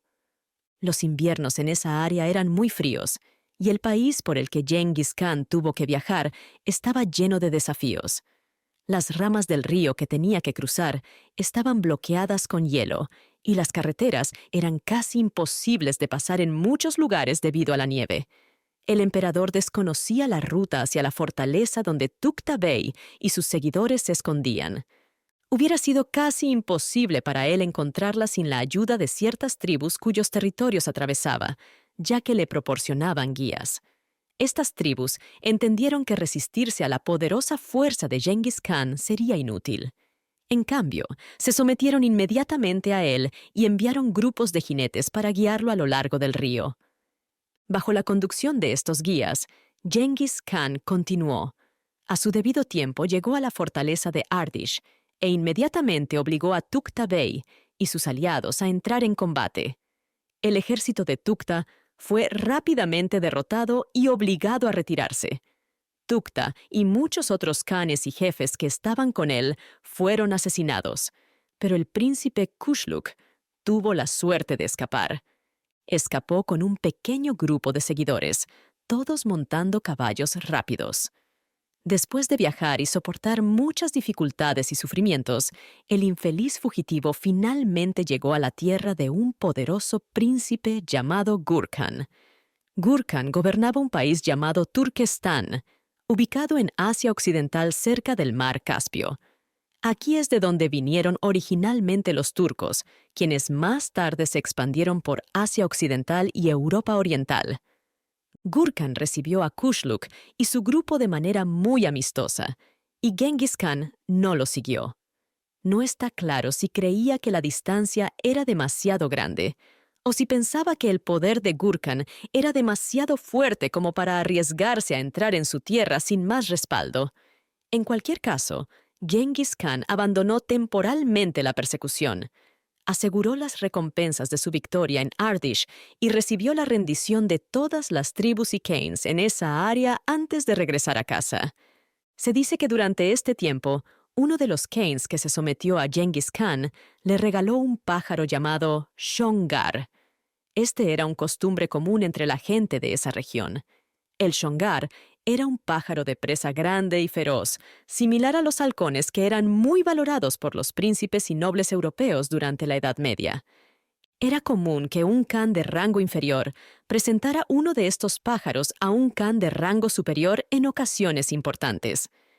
Este acto simbolizaba su sumisión a la autoridad del khan de rango superior. El pájaro en estos casos estaba adornado con oro y piedras preciosas, lo que hacía el regalo bastante caro e impresionante. Genghis Khan recibió un regalo así de un jefe llamado Urus Inal. Urus fue una de las personas que se rindieron a Genghis Khan en la región de Irtish después de la batalla en la que Tukta Bey fue derrotado y asesinado. Urus presentó el pájaro a Genghis Khan en una gran ceremonia como signo de sumisión y respeto. Había otro líder poderoso llamado Idikut. Su tribu había estado bajo el gobierno de Gurkhan, el príncipe de Turquestán. Kujluk había buscado refugio en Turquestán, pero Idikut eligió rebelarse contra Gurkhan y unirse a Genghis Khan. Este evento muestra las complejas relaciones políticas entre diferentes tribus y naciones. La tribu de Idikut debía pagar tributo a Turquestán, y había un oficial llamado Shuwakem que recolectaba y enviaba el tributo. Sin embargo, como muchos recaudadores de impuestos en ese tiempo, Shuwakem a menudo exigía más de lo justo. En aquel entonces, los gobiernos recaudaban impuestos de los tributarios o áreas conquistadas vendiendo los derechos para recaudar impuestos a individuos adinerados. Esta persona pagaba una cantidad fija al gobierno, generalmente menos de lo que serían los impuestos totales, y luego recaudaba los impuestos de la gente para obtener un beneficio. Naturalmente, esto significaba que el recaudador de impuestos intentaría recolectar tanto como fuera posible para maximizar su beneficio después de pagar al gobierno. Cualquier dinero adicional recolectado se consideraría la ganancia del recaudador de impuestos. Luego, si la gente se quejaba al gobierno sobre sus acciones, rara vez podían obtener ayuda. El gobierno reconocía que reprender o castigar al recaudador de impuestos podría dañar su relación. Como resultado, negociar términos favorables con él para la recaudación de impuestos del próximo año se volvería más difícil. La agricultura de ingresos resultó en mucho trato injusto y abuso, y la gente tuvo que soportarlo porque generalmente no había solución. No había nada que hacer más que pedir al rey o al jefe ellos mismos, pero estas quejas rara vez recibían atención. Esto se debía a que al gobernante no le interesaba ocuparse de tales desacuerdos, y también porque no quería que se demostrara que el dinero recaudado era forzado. Así, el pobre contribuyente descubría que tanto la persona que recaudaba el dinero como la que resolvería las disputas estaban en su contra, y eran constantemente tratados de manera injusta. El oficial a cargo de la recaudación de impuestos en el territorio de Idikut para Gurkhan, el rey de Turquestán, era Shuwakem. Él sobrecargaba injustamente al pueblo exigiendo más impuestos de lo necesario. No está claro si él se beneficiaba de sus acciones como recaudador de impuestos o si actuaba en nombre de Gurkhan, tratando de impresionarlo maximizando los ingresos de las provincias. Independientemente, la gente sufría y no tenía medios para llegar directamente a Gurkhan, así que llevaron sus quejas a Idikut, su Khan. Idikut discutió con Shuwakem, pero en lugar de tomar bien la discusión y responder calmadamente para aliviar la tensión, Shuwakem reaccionó con ira a la interferencia de Idikut y lo amenazó. Esto enfureció mucho a Idikut. Ya estaba enojado porque no le gustaba que una persona que debía lealtad a un príncipe extranjero ejerciera autoridad de manera orgullosa y dominante en su territorio. La respuesta de Shuwakem cuando se le confrontó sobre su extorsión solo sirvió para enfurecer aún más a Idikut. Como resultado, Idikut hizo asesinar a Shuwakem. También mató a todos los demás oficiales de Gurkhan dentro de su país, probablemente aquellos que ayudaron a Shuwakem a recaudar impuestos. La muerte de estos oficiales fue un claro acto de rebelión contra Gurkhan. Para protegerse de las consecuencias, Idikut decidió alinearse a sí mismo y su tribu con el imperio de Genghis Khan. Rápidamente envió 2 embajadores para proponer esto al emperador mongol. Los enviados, acompañados por un grupo adecuado de guardias y asistentes, ingresaron al territorio mongol. Pronto se encontraron con Genghis Khan mientras marchaba hacia una tribu u horda que se había rebelado contra él. La cálida bienvenida que recibieron se debió a las intenciones de Genghis Khan. Aunque aún no estaba preparado para declarar abiertamente la guerra contra Gurkhan o invadir sus tierras para perseguir al príncipe Kujluk, tenía planes de emprender estas acciones en el futuro. Mientras tanto, se complació en debilitar a su enemigo persuadiendo a cualquier tribu tributaria que estuviera inclinada a rebelarse contra Gurkhan para que se separara de su imperio. Acogió cálidamente a los embajadores de Idikut y aceptó sus propuestas. Para mostrar su sinceridad, también envió 2 embajadores propios para acompañar a los embajadores de Idikut en su viaje de regreso. aseguraron a Idikut de la amistosa aceptación de Genghis Khan de sus ofertas de amistad y le prometieron protección. Idikut estaba feliz cuando sus mensajeros regresaron con noticias de su misión exitosa. Decidió visitar a Genghis Khan en su campamento para solidificar la alianza. Idikut llevó regalos impresionantes y lideró a sus guardias al campamento. Genghis Khan lo recibió cálidamente, aceptó los presentes y quedó tan complacido con Idikut que le ofreció una de sus hijas en matrimonio. En cuanto a Gurkhan, cuando se enteró por primera vez del asesinato de Shuwakem y los otros oficiales, estaba extremadamente enojado. Juró vengarse destruyendo los territorios de Idikut.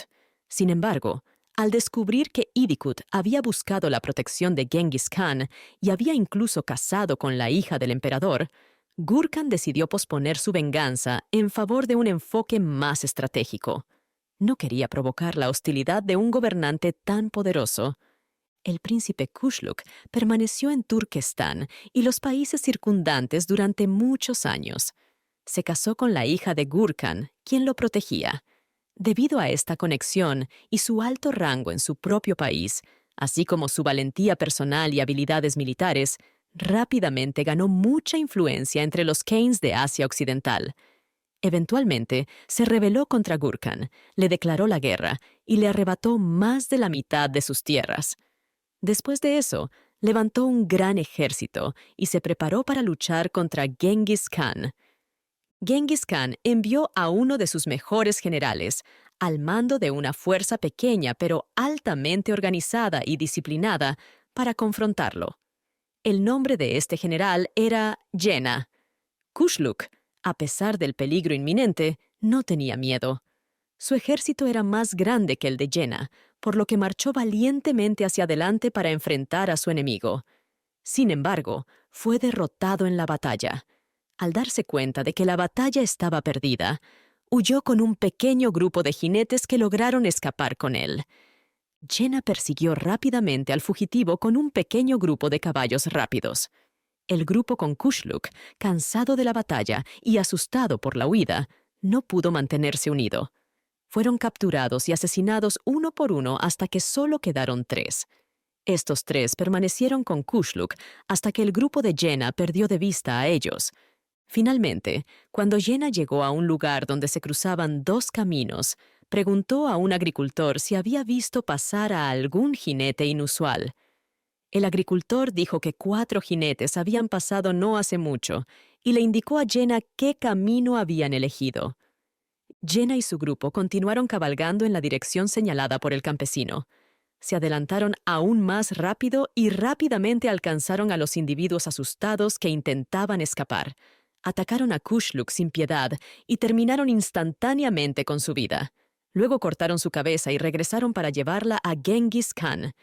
Genghis Khan recompensó generosamente a Jena por su acción exitosa. Luego colocó la cabeza de Kushluq en un palo y la exhibió en todos los campamentos y aldeas por los que pasaba. Sirvió tanto como un signo, como un trofeo de su victoria sobre un enemigo.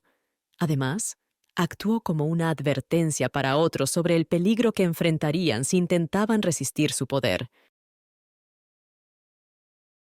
Genghis Khan. Capítulo 8. Destruyendo la Gran Muralla, las dinastías chinas contra el Khan de Khans.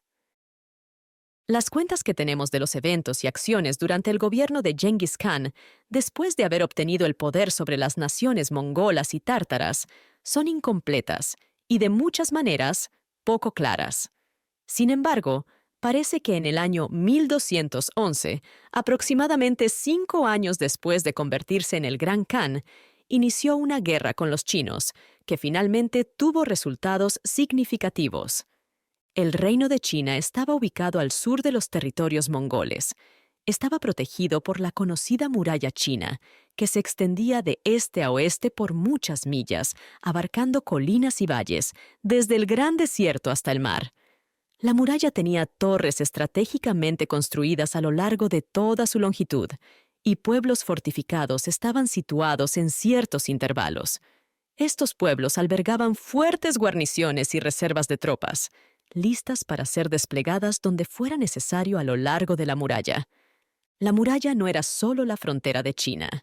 El gobierno chino controlaba la zona fuera de la muralla por un largo trecho. Había muchas ciudades grandes y fuertes fortalezas en esta área, y los soldados chinos las protegían. Las personas que vivían fuera de la muralla eran principalmente de la raza tártara o mongola. Pertenecían a un grupo llamado los Kitán, y ocasionalmente deseaban rebelarse contra el dominio chino. Un emperador chino buscó mejorar el control sobre ciertas provincias.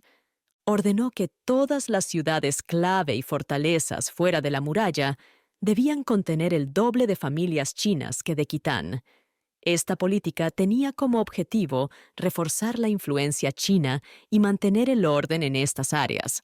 Esta regla aumentó aún más la infelicidad de los Kitán y los hizo aún más propensos a rebelarse de lo que ya eran anteriormente.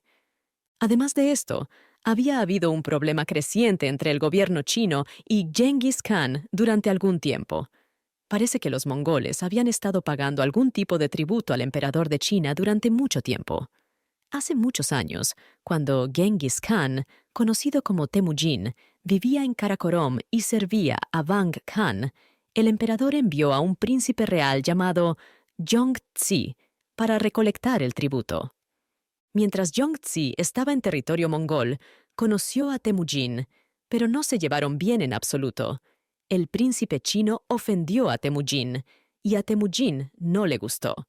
Temujin, orgulloso y enérgico, probablemente no quería pagar el tributo. Como resultado, Zhongzi se enojó mucho con él y lo acusó de graves delitos cuando regresó al emperador. Zhongzi quería que Temujin fuera capturado y asesinado, pero el emperador no quería tomar una acción tan arriesgada. Temujin se enteró del plan de Zhongzi y decidió que algún día se vengaría. Finalmente, aproximadamente 3 o 4 años después de que Temujin ascendiera al trono, el emperador de los chinos murió y Zhongzi lo sucedió. Al año siguiente, envió a un oficial a Genghis Khan para exigir el tributo habitual. Cuando el oficial entró en el campamento de Genghis Khan y realizó su demanda, Genghis Khan le preguntó qué emperador lo había enviado con tal mensaje. El oficial respondió que Zhongzi era en ese momento el emperador de los chinos. Genghis Khan dijo: ¡Zhongzi!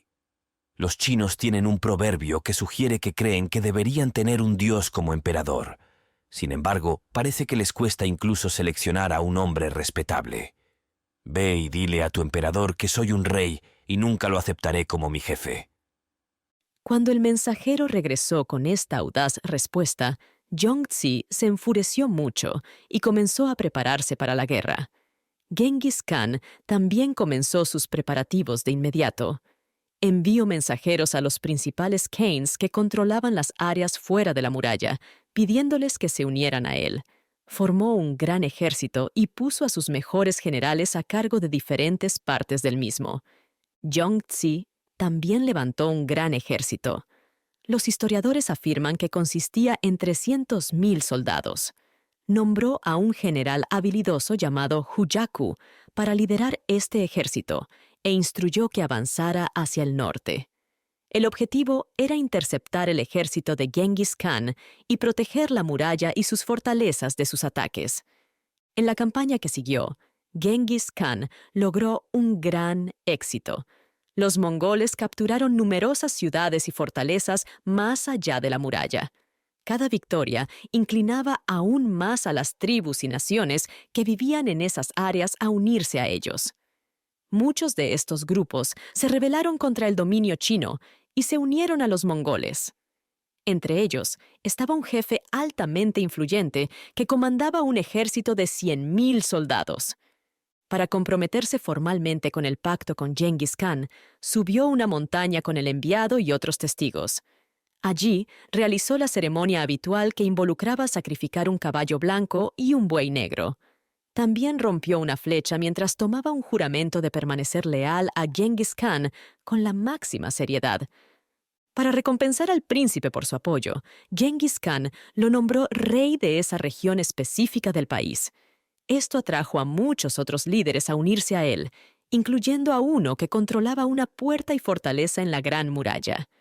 Con su ayuda, Genghis Khan logró entrar en China, causando preocupación para Yongzhi y su general Hujaku. Después de muchos movimientos y maniobras, Genghis Khan descubrió que Hujaku estaba acampado con todo su ejército en una posición altamente defensible en la base de una montaña. Genghis Khan decidió ir allí y lanzar un ataque. Lo hizo, y como resultado, Hujaku fue derrotado y obligado a retirarse. Hujaku se retiró a una gran ciudad fortificada, y Genghis Khan lo persiguió, iniciando un asedio de la ciudad. Hujaku huyó cuando estaba en peligro, y Genghis Khan estaba a punto de capturar la ciudad. Sin embargo, su progreso se detuvo abruptamente cuando fue gravemente herido por una flecha disparada desde la muralla. La herida era muy grave. Genghis Khan no pudo liderar su ejército debido a la herida, por lo que llevó a sus tropas de regreso y volvió a su propio país. Esperó allí hasta que su herida sanó. Después de unos meses, estaba completamente mejor, y al año siguiente preparó un nuevo viaje y fue a China nuevamente. Mientras tanto, Hujaku, que había sido repetidamente derrotado y rechazado el año anterior por Genghis Khan, había caído en desgracia. Sus rivales y enemigos entre los otros generales del ejército y oficiales de la corte conspiraron contra él. Afirmaron ante el emperador que era incapaz de comandar y que su fracaso en defender las ciudades y el país que se le había confiado se debía a su cobardía e incompetencia. Como resultado, Hujaku fue destituido de su mando en desgracia. Esto lo enfureció enormemente y resolvió buscar venganza contra ellos. Había muchas personas que lo apoyaban en la corte, pero también muchas en su contra. Después de una larga e intensa discusión, los partidarios ganaron nuevamente y convencieron al emperador de devolverle su posición a Hujaku. Sin embargo, el argumento no se resolvió. Cuando Genghis Khan regresó al año siguiente para continuar la invasión, los líderes chinos estaban divididos y sus acciones se vieron obstaculizadas por este conflicto. Como resultado, él logró victorias fáciles sobre ellos. En lugar de cooperar contra el enemigo común, los generales chinos se centraron únicamente en su disputa. Eventualmente, el odio se volvió tan intenso que Hujaku decidió derrocar al emperador, quien parecía inclinarse hacia el lado opuesto. Planeó asesinar a todos los líderes del partido opuesto y, en última instancia, matar al emperador mismo, proclamándose a sí mismo como el nuevo gobernante. Para facilitar este plan, tomó la decisión de no tomar acciones agresivas contra Genghis Khan y los mongoles. En cambio, les permitió avanzar más en el país. Esto naturalmente hizo que la gente se sintiera más descontenta y agitada, lo que preparó el escenario para la revuelta planeada por Hujaku. Finalmente, llegó el momento de actuar. Hujaku apareció repentinamente con una gran fuerza en las puertas de la capital y sonó la alarma de que los mongoles venían. Avanzó hacia la ciudad y fue al palacio para levantar la alarma allí. Al mismo tiempo, los soldados, a quienes había ordenado esta tarea, se dispersaron por la ciudad, arrestando y ejecutando a todos los líderes del partido opositor. Afirmó que había descubierto una trama o conspiración en la que estaban involucrados traicionando la ciudad al enemigo. El ataque incitó miedo y confusión entre la población de la ciudad, dejando a las autoridades en desorden.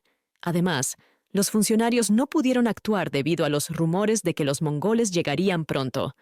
Esto los hizo incapaces de resistir a Hujaku o rescatar a las personas que había detenido. Mató a algunos de ellos de inmediato y encarceló a otros. Con el control total de la ciudad, luego capturó al emperador, lo destituyó del poder y lo encarceló. Poco después, lo ejecutó.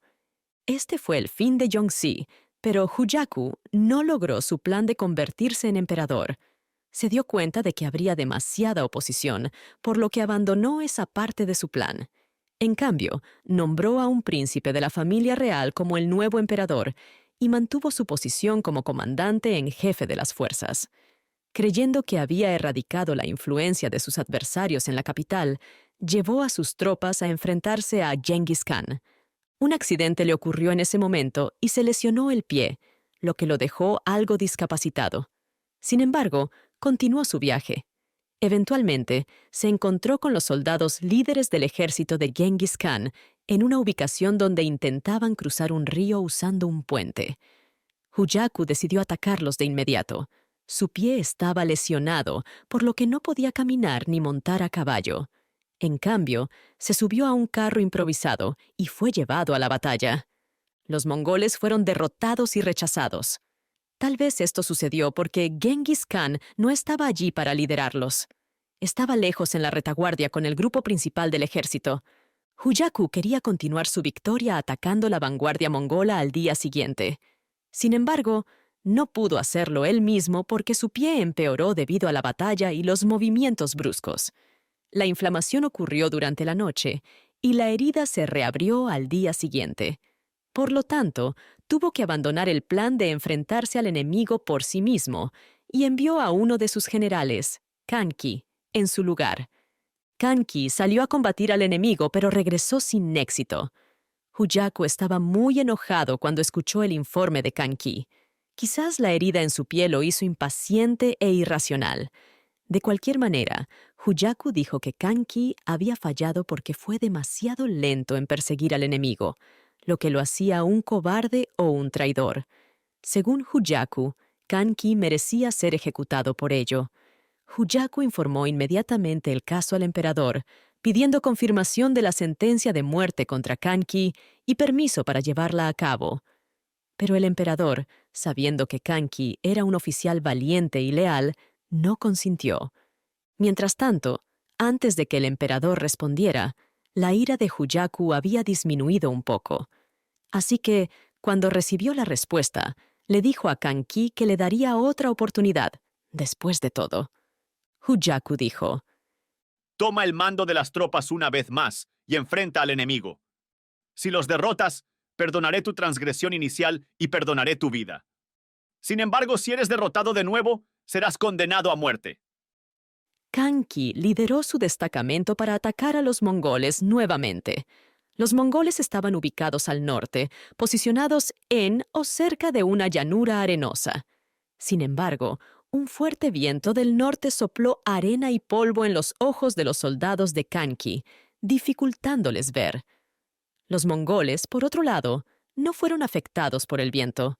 Como resultado, Kanki fue repelido con pérdidas significativas y tuvo que retirarse a los cuarteles de Hujaku para salvar a los soldados restantes. Ahora estaba desesperado. Hujaku había dicho que si regresaba sin ganar, moriría. Él creía que Hujaku lo haría porque era violento e imprudente. Decidió no rendirse. Pensó que sería mejor morir luchando con sus soldados que ser asesinado vergonzosamente por el verdugo de Hujaku. Así que hizo un plan con sus soldados, quienes probablemente odiaban a Hujaku tanto como él. Cuando regresaran a la ciudad, marcharían con sus armas, tomarían el control del lugar, rodearían el palacio y capturarían o matarían al general si intentaba resistirse. Los soldados, al llegar a las puertas de la ciudad, capturaron y desarmaron rápidamente a los guardias. Luego entraron en la ciudad, ondeando sus armas y gritando. Esto causó que los residentes primero se asombraran y luego se asustaran. El pánico llegó rápidamente al palacio. Los propios soldados pronto llegaron al palacio, lo rodearon y comenzaron a golpear las puertas para que los dejaran entrar. Entraron rápidamente.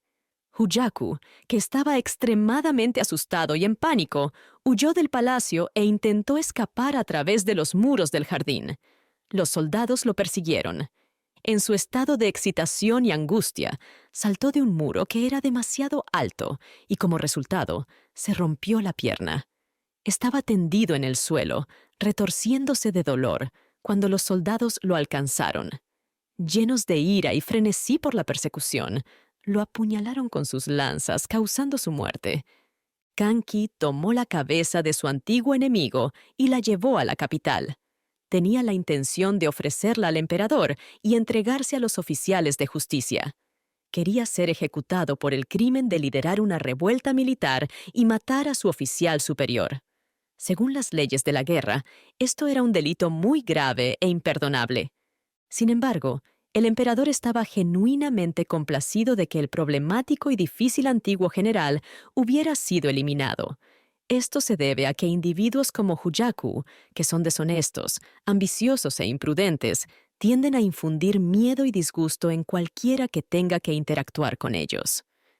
El emperador luego hizo una declaración pública, afirmando que Hujaku había sido ejecutado justamente por sus numerosos crímenes.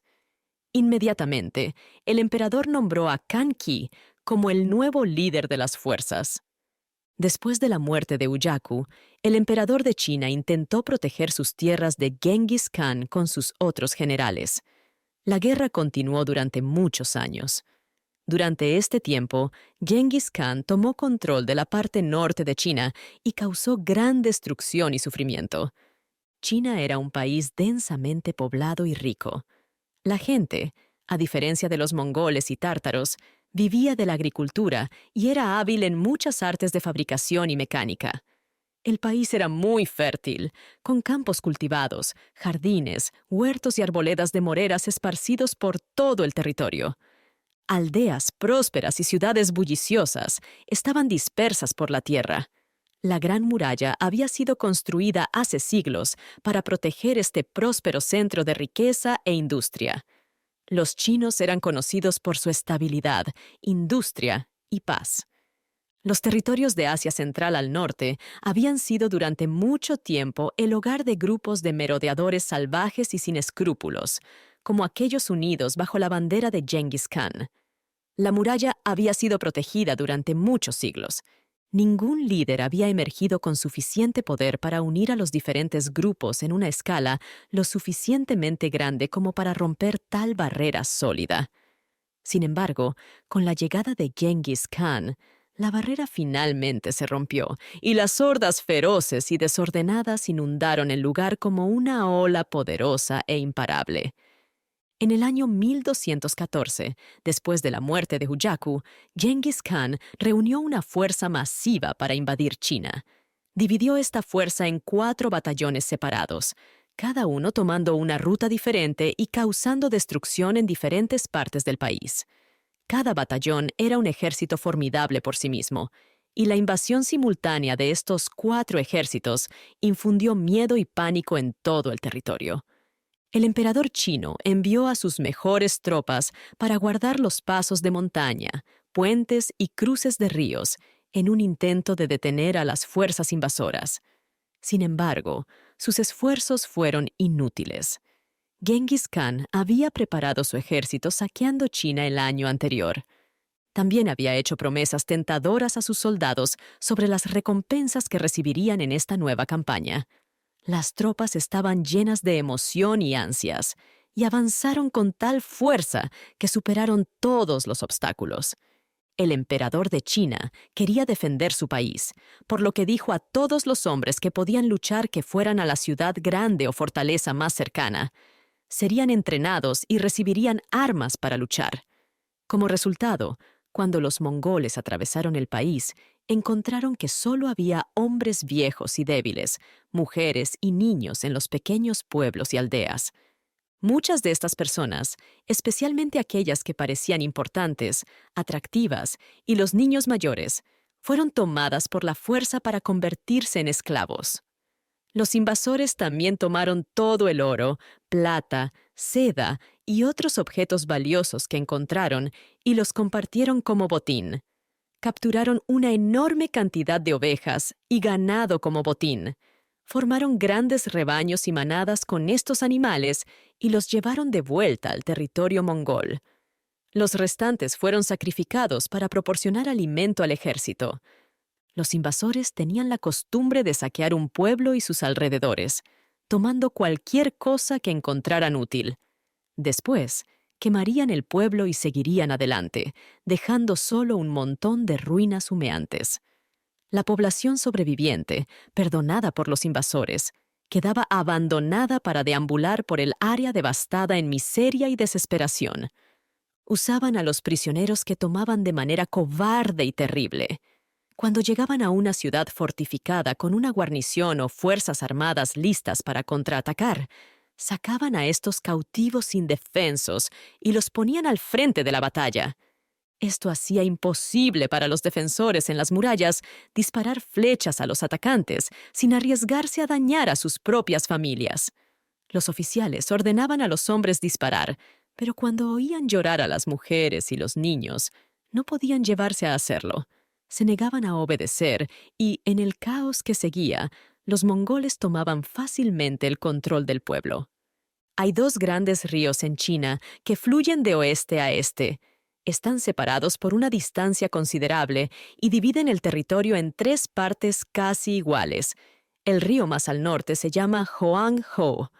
En 2 años, los mongoles conquistaron y tomaron control de casi toda el área situada al norte de este río, que representa aproximadamente 1/3 de China propiamente dicha. Sin embargo, encontraron desafíos significativos para capturar algunas ciudades bien fortificadas. Entre otros lugares, estaba la ciudad imperial de Yenqing, donde vivía el propio emperador. Estaba fuertemente defendida, lo que hacía que los mongoles dudaran en atacarla. Eventualmente, Genghis Khan llegó con una gran fuerza y el emperador y su corte se alarmaron, esperando un asalto inmediato. Sin embargo, Genghis Khan dudó. Algunos de sus generales sugirieron escalar las murallas para entrar en la ciudad por la fuerza, pero él pensó que sería más sabio elegir un plan diferente. Así que envió a un oficial a la ciudad con propuestas de paz para ser entregadas al emperador. En estas propuestas, Genghis Khan mencionó que quería perdonar la ciudad. Sin embargo, para calmar a sus soldados que estaban ansiosos por atacar y saquear la ciudad, requería regalos sustanciales. Ofreció perdonar la ciudad y retirarse si el emperador aceptaba los términos que le permitirían satisfacer a sus hombres en este sentido. El emperador y sus asesores estaban muy confundidos cuando recibieron esta propuesta. Los consejeros tenían opiniones diferentes sobre cómo responder a ella. Algunos individuos querían rechazarla inmediatamente. Insatisfecho con simplemente rechazar la oferta, un general propuso una respuesta más agresiva. Sugirió que la guarnición debería marchar y enfrentar directamente a los mongoles en su campamento, demostrando su enojo y desafío. Algunos ministros aconsejaron al emperador aceptar la situación y hacer la paz con el conquistador. Argumentaron que atacar al enemigo en su campamento era demasiado arriesgado para considerarlo. También creían que defenderse dentro de las murallas de la ciudad los expondría a un gran peligro sin proporcionar ninguna ventaja significativa. Si no lograban salvar la ciudad, estarían completamente arruinados. Incluso si lograban repeler el ataque, solo sería un alivio temporal, ya que los mongoles pronto regresarían con aún más tropas y mayor furia. Además, mencionaron que los soldados en el fuerte estaban descontentos y desmoralizados, y era poco probable que ofrecieran mucha resistencia. La mayoría de ellos eran soldados que habían sido traídos de áreas rurales, lejos de sus seres queridos y hogares. Todo lo que querían era ser relevados del deber para poder ir a averiguar qué había sucedido con sus esposas e hijos. El emperador finalmente aceptó este consejo y envió un representante al campamento de Genghis Khan para discutir los términos de la paz. Genghis Khan presentó sus condiciones muy duras, pero el emperador no tuvo más opción que aceptarlas. Una de las condiciones era que Genghis Khan recibiera a una princesa china, que era hija del difunto emperador Yongzi, para que se convirtiera en una de sus esposas. Además, tenían que proporcionar a Genghis Khan 500 niños y niñas jóvenes como esclavos, 3,000 caballos, una gran cantidad de seda y una suma enorme de dinero. Una vez cumplidas estas condiciones, Genghis Khan repartió los esclavos y el botín entre sus oficiales y soldados, y luego levantó el asedio y se trasladó hacia el norte. Respecto a los prisioneros capturados por los soldados en los pueblos y aldeas, las mujeres y niños mencionados anteriormente, el ejército se llevó a todos aquellos que consideraban útiles como esclavos. Mataron a los niños pequeños, a quienes consideraban una carga. El emperador se sentía inquieto incluso después de que el ejército mongol se había ido.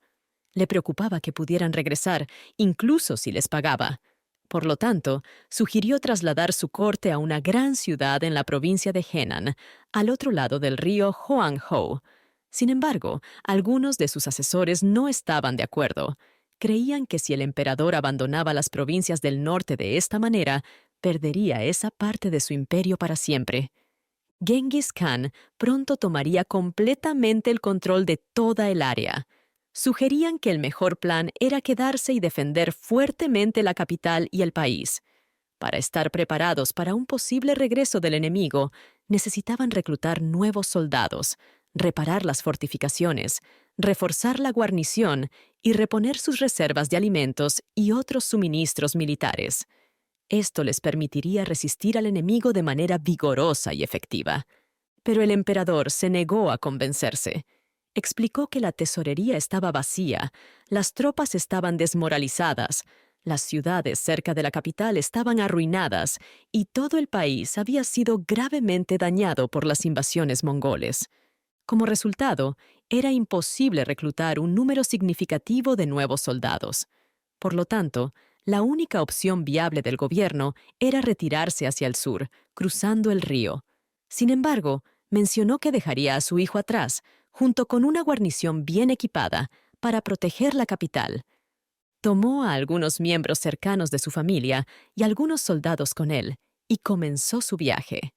La gente vio esto como una huida vergonzosa y deshonrosa. Esta decisión le causó muchos problemas. En el camino, algunos de sus guardias se rebelaron contra él. Uno de los generales rebeldes envió un mensaje a Genghis Khan, informándole que el emperador había abandonado su capital. El general también propuso cambiar de bando con todas sus tropas, con la condición de que Genghis Khan lo aceptara. Cuando Genghis Khan se enteró de que el emperador había huido de su capital, se enfureció o fingió estarlo. Vio esto como un acto hostil contra él mismo, que violaba el tratado y reiniciaba la guerra. Por lo tanto, rápidamente ordenó a uno de sus principales generales, un caudillo llamado Mingan, que liderara un gran ejército hacia el sur y sitiara Yenqing una vez más.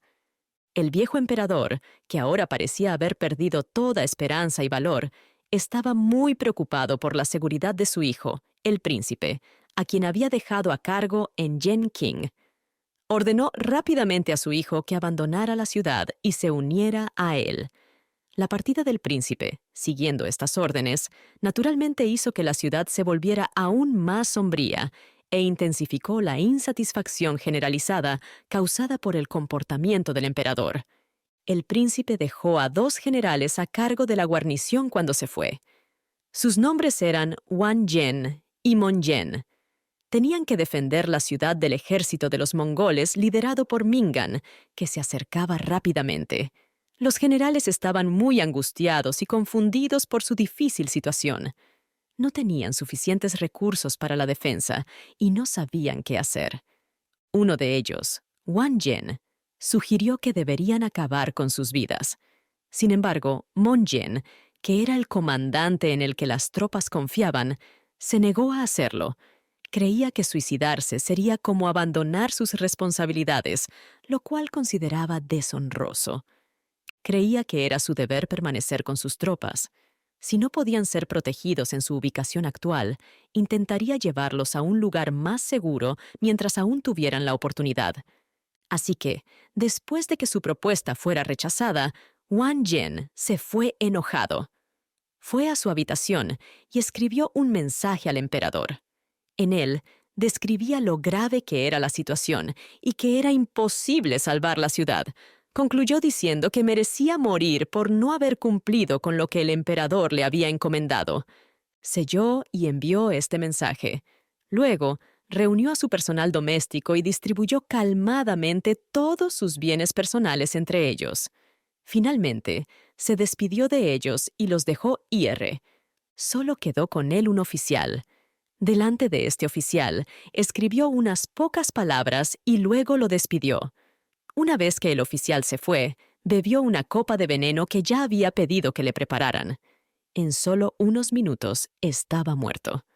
Mientras tanto, otro general, Mon Yen, Se estaba preparando para dejar la ciudad. Planeaba llevar consigo algunas tropas útiles para el emperador, pero dejar atrás a todas las personas que vivían en el palacio y la ciudad para enfrentar su destino. Entre los residentes del palacio, había varias esposas del emperador que habían sido dejadas atrás cuando él huyó. Solo había llevado consigo a algunas de sus esposas favoritas en ese momento. Cuando estas mujeres escucharon que Mon-yen planeaba dejar la ciudad y unirse al emperador en el sur, todas se acercaron a él juntas y le pidieron que las llevara con él.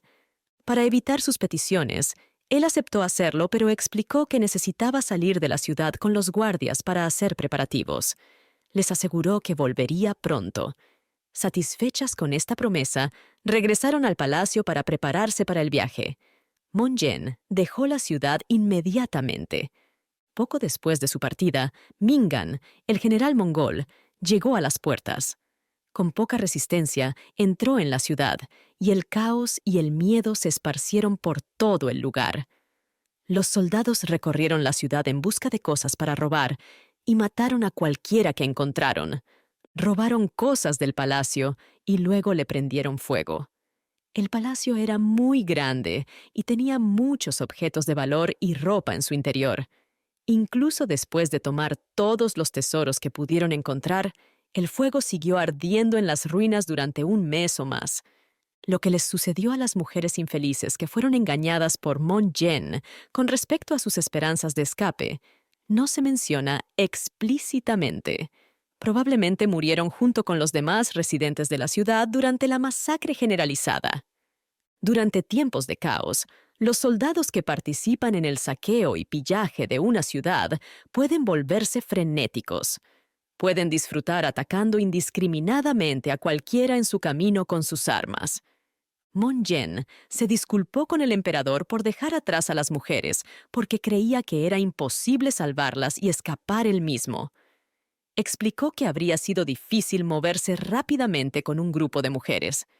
El emperador aceptó esta explicación, pero más tarde acusó a Mon-yen de conspirar contra él y lo ejecutó. Mingan tomó control del tesoro imperial. Encontró mucha seda, oro y plata. Envió todas estas cosas a Genghis Khan, quien todavía estaba en el norte en un gran campamento en Tartaria. Después, Genghis Khan libró más campañas en China. Durante estas campañas, expandió aún más sus conquistas hacia el sur y ganó control sobre una gran área de tierra. Tras confirmar estas conquistas, eligió a oficiales chinos que estaban dispuestos a unirse a su servicio y los nombró gobernadores de las provincias. Esto le permitió incorporar estas provincias a su imperio. Estos oficiales juraron lealtad a Genghis Khan y acordaron enviarle el tributo anual recolectado de sus territorios.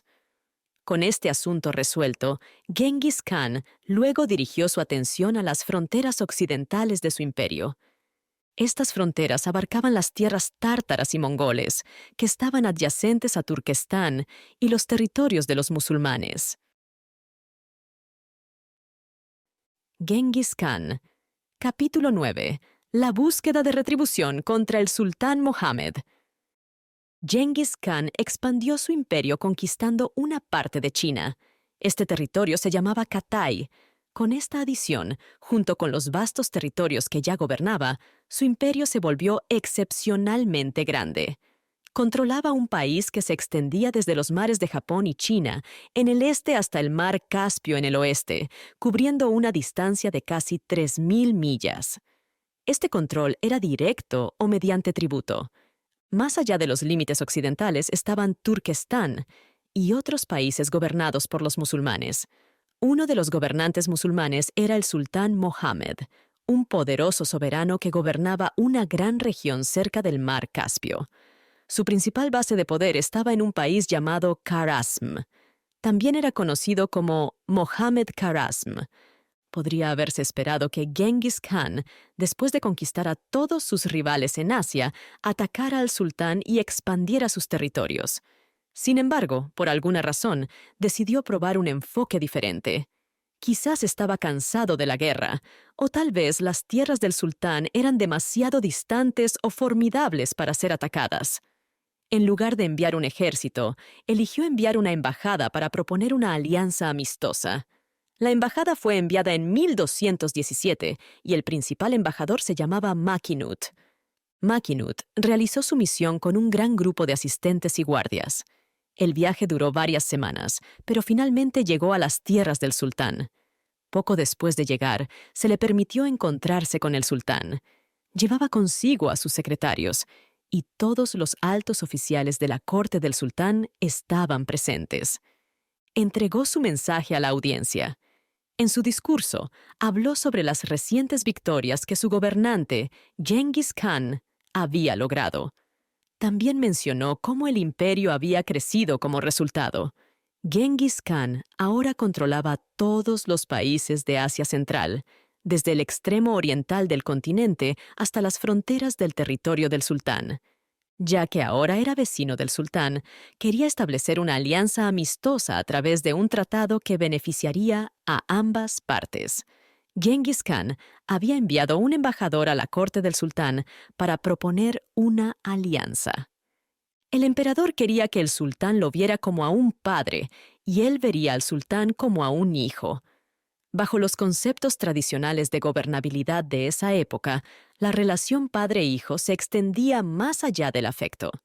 Comprendía una dinámica en la que el padre tenía autoridad y se esperaba que el hijo fuera dependiente y sumiso. Quizás Genghis Khan no tenía la intención de que su sugerencia se tomara de esa manera. Quizás se refería solo a la diferencia de edad entre él y el sultán, especialmente porque ya estaba bastante viejo. Sea como fuere, al sultán inicialmente no le agradó la sugerencia tal como la presentó el embajador. Sin embargo, el sultán escuchó en silencio las palabras de Makinut y esperó a que terminara la reunión pública. Luego, llevó a Makinut a otra sala para una conversación privada. Le pidió a Makinut que explicara la verdadera situación respecto a todas las supuestas victorias de Genghis Khan. Para fomentar la honestidad, le regaló a Makinut una hermosa bufanda adornada con joyas preciosas. El sultán preguntó: ¿Cómo es eso? ¿Ha hecho el emperador todas esas conquistas y es su imperio tan extenso y poderoso como pretende? Dime la verdad al respecto. Makinut respondió: Lo que he dicho a su majestad es la verdad. Mi señor, el emperador, es tan poderoso como lo he representado. Pronto lo descubrirá su majestad, en caso de que tenga algún problema con él. El lenguaje audaz y desafiante del embajador irritó aún más al sultán. Él estaba muy enojado en su respuesta. El sultán replicó: No entiendo por qué tu amo me está enviando estos mensajes, alardeando de las provincias que ha conquistado y afirmando ser más poderoso que yo. Espera que lo respete como a un padre y que esté satisfecho con ser tratado como su hijo. ¿Es él realmente tan importante? Makinut se dio cuenta de que quizás había hablado demasiado directamente. Rápidamente comenzó a suavizar sus palabras y a dar cumplidos al sultán, a quien sabía más poderoso y glorioso que Genghis Khan, a pesar de la reciente expansión de este último. Makinut también pidió al sultán que no se enojara con él por entregar el mensaje que le habían confiado. Explicó que era solo un sirviente y tenía que obedecer las órdenes de su amo. Makinut aseguró al sultán que el emperador no tenía malas intenciones en sus palabras. Dijo que el emperador deseaba ser amigable y honorable tanto en el mensaje enviado como en todos los tratos relacionados. Al usar un lenguaje más pacífico como este, el sultán finalmente se calmó y eventualmente fue convencido de aceptar todo lo propuesto por el embajador. Se creó y firmó un tratado de paz y comercio, y después de que todo estuviera resuelto, Makinut regresó al país mongol con muchos regalos. Algunos de los presentes eran para él y sus compañeros, mientras que otros eran para Genghis Khan. También lo acompañaba un grupo de comerciantes. Debido al nuevo tratado, iban al país de Genghis Khan con sus mercancías para explorar el nuevo mercado. Viajaron con Makinut en su regreso para aprovechar la protección proporcionada por sus guardias al pasar por los países vecinos. Estos países estaban llenos de grupos de tártaros que tenían poco respeto por la ley, por lo que habría sido inseguro para los comerciantes pasar por ellos sin escolta. Genghis Khan estaba muy contento con el resultado de su embajada. También estaba encantado con los regalos que el sultán le había enviado. Los regalos incluían telas costosas para ropa, armas bellamente elaboradas, piedras preciosas y otros artículos similares. También dio la bienvenida cálidamente a los comerciantes y les permitió viajar y vender libremente sus mercancías en sus territorios. Para asegurar la seguridad de las futuras caravanas que viajaban entre su país y el del sultán, colocó guardias a lo largo de los caminos. Estos guardias estaban estacionados en fortalezas ubicadas en puntos estratégicos, como cruces de ríos y pasos montañosos. Su tarea era patrullar las áreas circundantes y prevenir robos. Siempre que se formaba un grupo de ladrones, los soldados los perseguían de un escondite a otro hasta que eran completamente eliminados. Esto hizo que el país fuera muy seguro en poco tiempo, permitiendo que las caravanas de comerciantes viajaran libremente con mercancías valiosas, incluidos tesoros de oro y plata, sin preocupaciones. Al principio, parecía que algunos comerciantes de los países de Mohammed estaban cobrando precios excesivos por sus mercancías. Hay una historia sobre una compañía que llegó poco después de que se estableciera el tratado. Intentaron vender sus mercancías a Genghis Khan, pero sus precios eran tan altos que él se sorprendió. Genghis Khan dijo: Supongo que, al pedir precios como estos, imagináis que nunca he comprado mercancías antes. Luego les mostró sus tesoros, que incluían más de 1000 grandes cofres llenos de diversos objetos valiosos. Estos objetos consistían en utensilios de oro y plata, sedas lujosas, armas bellamente decoradas y accesorios incrustados con piedras preciosas, y otros bienes similares. Explicó que les mostraba estas cosas para demostrar su experiencia en el trato con dichas mercancías y su conocimiento de su valor justo. Encontró que los precios elevados que pedían probablemente se debían a que pensaban que las personas que compraban de ellos no sabían más. En respuesta, eligió enviarlos de vuelta con sus mercancías y les prohibió realizar cualquier venta dentro de su país, independientemente del precio que ofrecieran. Esta amenaza se llevó a cabo. Los comerciantes tuvieron que regresar sin vender ninguna de sus mercancías. El siguiente grupo de comerciantes, al escuchar sobre las acciones del grupo anterior, decidió abordar las cosas de manera diferente. Cuando se encontraron con el Khan y le mostraron sus mercancías, él les preguntó sobre el precio. Respondieron diciendo que el Khan podría decidir el precio, porque él sabía más sobre el valor de estas cosas que ellos. Incluso dijeron que si el Khan quería tomar las mercancías sin pagar nada, era bienvenido a hacerlo. El emperador estaba muy contento con esta respuesta. Les pagó el doble del precio por los artículos que eligió de sus tiendas y les otorgó privilegios comerciales especiales con su pueblo mientras estaban en su reino.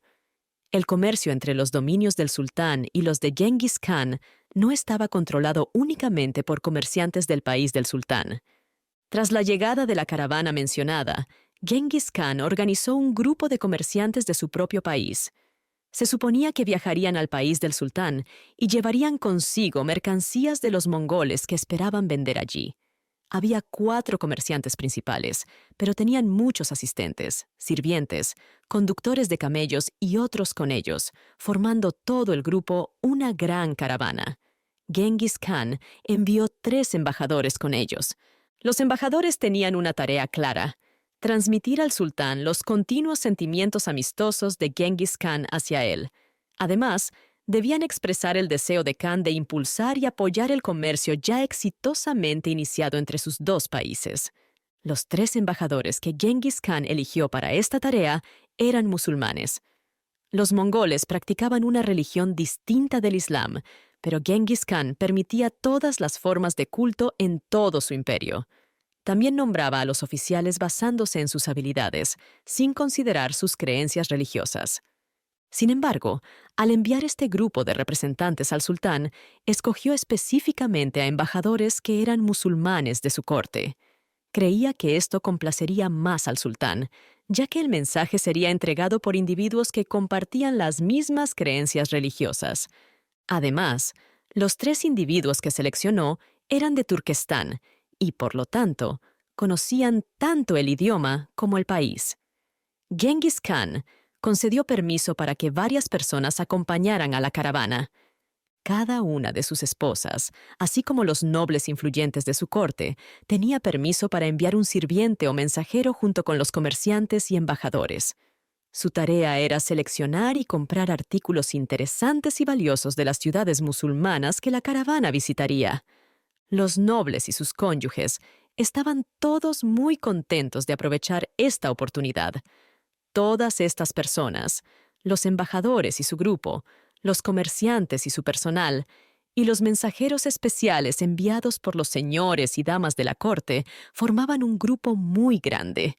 Según informes, la caravana tenía aproximadamente 450 personas cuando estaba lista para comenzar su viaje. Una vez que todo estuvo preparado, la caravana comenzó su largo viaje. Contaba con un escolta apropiado.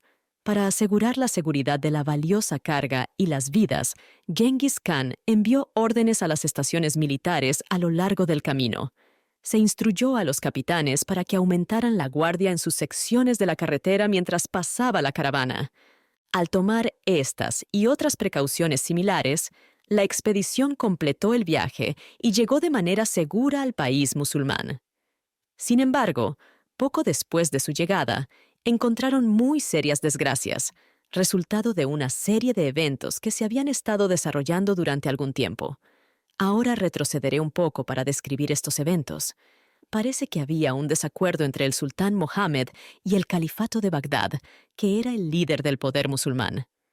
Mohammed pidió al califa que le otorgara ciertos derechos y poderes que se habían concedido a otros sultanes en el pasado por su gran servicio al imperio musulmán.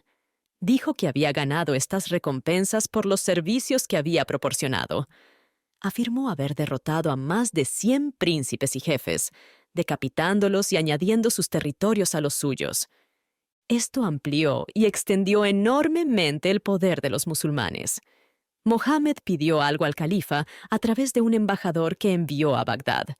Después de escuchar el mensaje del embajador, el califa se negó.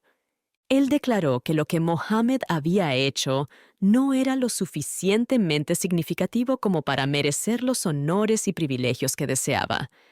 Pero, aunque se negó a cumplir con la solicitud de Mohammed, expresó su disposición a tratar al sultán con el debido respeto. Envió a su embajador para acompañar al embajador de Mohammed en el viaje de regreso, con instrucciones de entregar la respuesta del califa de manera cortés. Mohammed recibió al embajador del califa con gran respeto. Aunque se sintió enojado por la respuesta del califa, mantuvo sus emociones ocultas frente al embajador. Una vez que el embajador se fue, Mohammed convocó una reunión del consejo con todos los líderes importantes, generales y ministros de su reino. Les informó de su decisión de reunir un ejército y marchar hacia Bagdad, con la intención de destituir al califa y convertirse en el nuevo gobernante. Las personas importantes en el consejo estaban ansiosas por unirse a este plan porque sabían que si tenía éxito, recibirían muchos honores y mucho tesoro. Así que todos ayudaron entusiastamente al sultán a crear y preparar su ejército. Eventualmente, la expedición estuvo lista y el sultán comenzó su viaje. Sin embargo, hubo retrasos en los preparativos, y cuando el ejército finalmente comenzó a moverse, ya era demasiado tarde en la temporada. Las fuerzas se movieron lentamente después de comenzar su marcha, y el invierno llegó mientras estaban en los pasos montañosos. El invierno fue muy duro, y las tropas sufrieron mucho por el frío y la lluvia, así como otras dificultades que enfrentaron. Como resultado, el sultán no pudo continuar y tuvo que regresar y empezar de nuevo. La peor parte fue que el califa ahora conocía sus planes y podría tomar las medidas adecuadas para defenderse antes de la próxima temporada. Cuando el gobernante se enteró de los problemas que había tenido el ejército del rey y cómo apenas escapó de una invasión peligrosa, se sintió realmente feliz. Decidió iniciar una guerra contra el rey rebelde. Durante la planificación de la batalla, ideó un plan para persuadir a Genghis Khan de lanzar un ataque sobre las tierras del rey desde el este, mientras él lanzaría un ataque desde el oeste. La capital del gobernante, Bagdad, estaba ubicada en la parte occidental del país del rey, mientras que el imperio mongol estaba situado en el este. Pero cuando el gobernante presentó su plan a sus asesores, algunos de ellos se opusieron firmemente. El gobernante y la gente de su nación eran seguidores de la fe musulmana, mientras que los mongoles adherían a una religión diferente. Los musulmanes se referían a los mongoles como no creyentes o infieles. Los asesores que se oponían a la propuesta del gobernante plantearon una preocupación moral. Argumentaron que invitar a los enemigos de Dios a su país, incluso para defenderse de una amenaza presente y a corto plazo, sería éticamente incorrecto. Temían que esta decisión pudiera llevar al final de su religión y su imperio. Consideraban sacrílego traer a un gran grupo de no creyentes incivilizados para hacer la guerra contra sus propios creyentes. El califa respondió que la emergencia era tan crítica que estaban justificados en usar cualquier medio disponible para salvarse de la ruina con la que eran amenazados. Para abordar las preocupaciones sobre que Genghis Khan pudiera convertirse en un enemigo si se le permitía entrar en su país como aliado, el califa aconsejó tener cuidado. Aconsejó mantenerse alerta e implementar medidas de protección para guardarse contra esta potencial amenaza. Además, preferiría tener a un no creyente abierto como Genghis Khan como oponente en lugar de un traidor y rebelde musulmán como el sultán. Además, expresó su creencia de que el emperador mongol no tenía ninguna animosidad o mala voluntad hacia los musulmanes o su religión. Esto era evidente, ya que tenía muchos musulmanes en sus territorios y les permitía vivir allí pacíficamente. Incluso tenía oficiales musulmanes de alto rango en su corte. Entonces, finalmente decidieron enviar un mensaje e invitarlo a unirse al líder en la guerra contra el sultán.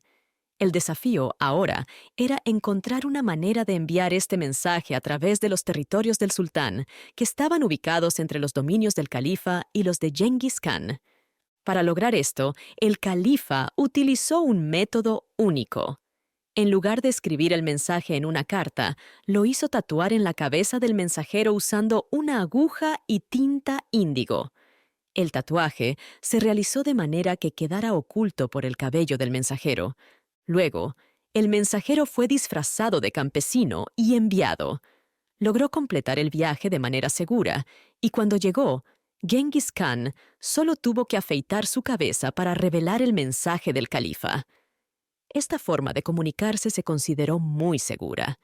Incluso si el hombre fuera detenido y registrado, los hombres del sultán no habrían encontrado nada sospechoso para confirmar sus sospechas. Es poco probable que hubieran pensado en buscar una carta en su cabello. Genghis Khan se complació al recibir las propuestas del califa. Sin embargo, respondió que no podía iniciar ningún ataque contra el sultán en ese momento debido al Tratado de Paz y Comercio recientemente establecido con él. Mientras el sultán siguiera el tratado, Genghis Khan se sentía obligado a honrarlo. Sin embargo, sabía que la naturaleza inquieta del sultán no permitiría que la situación permaneciera sin cambios por mucho tiempo. Anticipó que tan pronto como se presentara una oportunidad, el sultán iniciaría una guerra contra él. La situación era así cuando el gran grupo de comerciantes y diplomáticos que Genghis Khan había enviado llegó a las fronteras de las tierras del sultán. Después de cruzar la frontera, el primer lugar importante al que llegaron fue una ciudad llamada Otrar. El gobernador de esta ciudad los recibió cálidamente y estaban contentos de tener la oportunidad de descansar después de su largo viaje. Parece que el gobernador no era amigable con sus invitados. Rápidamente envió un mensaje al sultán, informándole que un grupo de personas había llegado del país mongol. Estos individuos afirmaban ser comerciantes y embajadores, pero el gobernador sospechaba que eran espías. Hicieron muchas preguntas sobre la fuerza militar y las defensas del país. El gobernador creía que habían sido enviados por Genghis Khan para recopilar información para una posible invasión. Una historia implica que el gobernador compartió sus preocupaciones con el sultán porque se sintió irrespetado. Esto fue después de que un embajador de Otrar, que conocía al gobernador antes de su ascenso al poder, le habló de manera demasiado informal. Según otra versión, el gobernador tenía como objetivo sabotear la expedición. Su motivo era apoderarse de los valiosos bienes y regalos llevados por los comerciantes y embajadores para sí mismo. En cualquier caso, escribió al sultán acusando a todo el grupo de ser agentes extranjeros y espías. Poco después, recibió una respuesta del sultán instruyéndole a matarlos a todos o manejarlos como él considerara apropiado. Por lo tanto, invitó a todo el grupo a una lujosa fiesta en su palacio. Luego, en una señal específica, probablemente cuando la mayoría de ellos estaban intoxicados e incapaces de defenderse, un grupo de sus guardias irrumpió y los mató a todos. O intentaron eliminarlos a todos, pero uno de los hombres del grupo de comerciantes logró huir durante la confusión. Regresó al territorio mongol e informó a Genghis Khan sobre los eventos que habían ocurrido. Genghis Khan estaba muy enfadado cuando escuchó esta noticia. Rápidamente reunió a sus hijos, así como a todos los señores y jefes importantes de su corte. Les contó la historia de la masacre de los comerciantes de una manera que los hizo sentir a todos enfadados y llenos de un fuerte deseo de venganza. También informó rápidamente al sultán que, debido a tal acción terrible, había roto todos los acuerdos que habían hecho. Desde ese momento, se declaró enemigo del sultán y buscó venganza por su traición y crueldad, atacando su país con fuego y armas. Este mensaje fue enviado por 3 embajadores, cuyas personas deberían haber sido consideradas sagradas según cada principio del derecho internacional. Pero el sultán, tan pronto como entregaron su mensaje, ordenó que les cortaran la cabeza. Esta reciente masacre hizo que Genghis Khan estuviera extremadamente enfadado. Se dice que durante 3 días no comió ni durmió, y parecía casi loco con una mezcla de frustración, tristeza y enojo. Después, trabajó incansablemente día y noche para reunir su ejército y prepararse para la marcha. No descansó hasta que todo estuvo listo. Genghis Khan. Capítulo 10. La caída de Bokhara. La máquina de guerra de Genghis Khan. Genghis Khan se preparó para una guerra a gran escala. Envió mensajeros a todos los príncipes, khanes, gobernadores y otros jefes de su imperio. Los mensajeros explicaron la razón de la guerra y les ordenaron que reunieran sus tropas en los lugares de encuentro designados. Dio instrucciones específicas sobre cómo los hombres debían estar armados y equipados. Las armas requeridas eran el sable, el arco con un carcaj de flechas y el hacha de batalla. Además, se instruyó a cada soldado que llevara una cuerda, ya que las cuerdas y cordajes eran frecuentemente necesitados por personas que vivían a caballo y en tiendas de campaña. Los oficiales debían llevar armadura y portar armas. Aquellos que pudieran permitírselo debían conseguir un traje completo de armadura de malla. Los demás solo debían llevar cascos y petos para protección. Los caballos también debían estar blindados, ya sea con hierro o cuero resistente, para protegerlos de las flechas. Cuando los soldados que fueron convocados llegaron al lugar de encuentro designado, Genghis Khan descubrió, según cuenta la historia, que tenía un ejército de 700,000 hombres. Cuando Genghis Khan reunió a su ejército, estableció ciertas reglas y regulaciones similares a los artículos de guerra para sus tropas. Una regla importante era que ningún grupo de soldados debería retirarse sin antes luchar, sin importar cuán inminente fuera el peligro. Genghis Khan emitió una orden estricta respecto a la disciplina de batalla. Ordenó que si alguna unidad menor dentro de un grupo más grande, como una compañía dentro de un regimiento o un regimiento dentro de un batallón, rompía filas y huía sin una orden oficial de retirada, los soldados restantes debían cambiar su enfoque. En lugar de continuar luchando contra el enemigo, debían atacar inmediatamente y eliminar a los soldados que huían. El emperador también planificó la posibilidad de morir durante la campaña. En ese caso, se convocaría una gran reunión de todos los khanes y jefes del imperio. La constitución y las leyes del imperio, establecidas por el emperador, serían leídas frente a los Khan y sus hijos. Después de eso, la asamblea elegiría a un nuevo Khan, siguiendo los procedimientos descritos en la constitución. Después de organizar todos estos asuntos, Genghis Khan puso en movimiento a su ejército. Tuvo que dividirlo en varias divisiones grandes y enviar cada división por diferentes rutas y a través de diferentes partes del país. Un grupo tan grande no puede permanecer junto durante una marcha larga debido a la enorme cantidad de alimento necesaria tanto para los caballos como para los soldados. Este alimento debe provenir principalmente de la tierra por la que pasan, ya que ni los caballos ni los soldados pueden llevar suficiente comida para más de unos pocos días. Genghis Khan puso una gran división bajo el mando de su hijo Yugi, quien se distinguió en los conflictos que ayudaron a su padre a ascender al poder. Se le dijo a Yugi que avanzara con su grupo a través de Turquestán, donde el príncipe Kushluk había buscado seguridad. Todavía había gente en Turquestán que no estaba contenta con Genghis Khan. El propio Genghis Khan, con la mayor parte del ejército, tomó un camino diferente para ir directamente a las tierras del sultán. Mientras tanto, el sultán mismo no estaba inactivo. Reunió todas las fuerzas que pudo comandar y cuando se contaron, había 400,000 hombres. Este era un gran ejército, pero aún menor que el de Genghis Khan.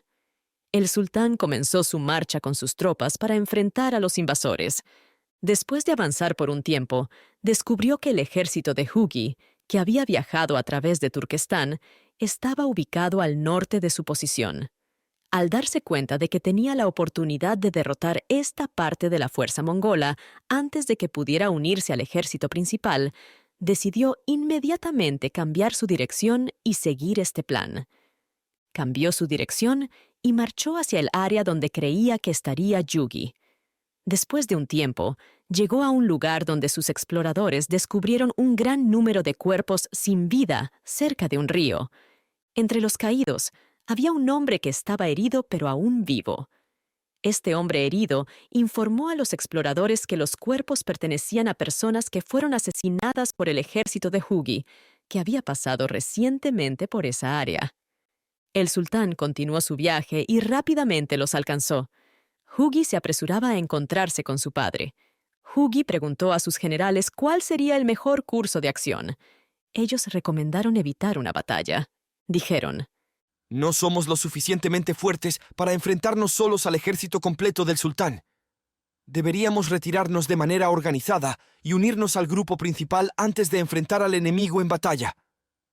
Alternativamente, si el sultán intenta perseguirnos, su ejército probablemente se dividirá en grupos más pequeños en el camino.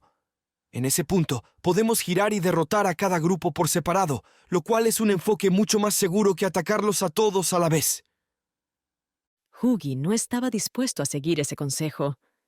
Hugi respondió: ¿Qué pensarán mi padre y mis hermanos cuando nos vean acercarnos, huyendo del enemigo sin haber luchado contra él, en contra de sus órdenes directas?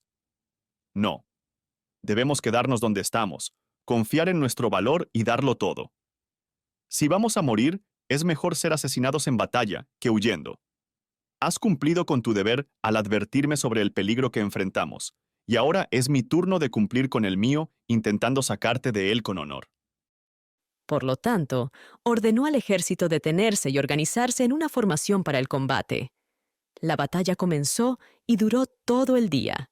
Los mongoles, a pesar de ser menos en número, estaban mejor disciplinados y eran más valientes que sus enemigos. Tenían la ventaja, pero no ganaron de manera decisiva. Hacia la noche, las tropas del sultán comenzaron a mostrar signos de retirada y los oficiales tuvieron dificultades para convencerlos de mantener su posición hasta que oscureció. Cuando se hizo demasiado oscuro para ver, ambos ejércitos se retiraron a sus campamentos e hicieron fuegos para la noche.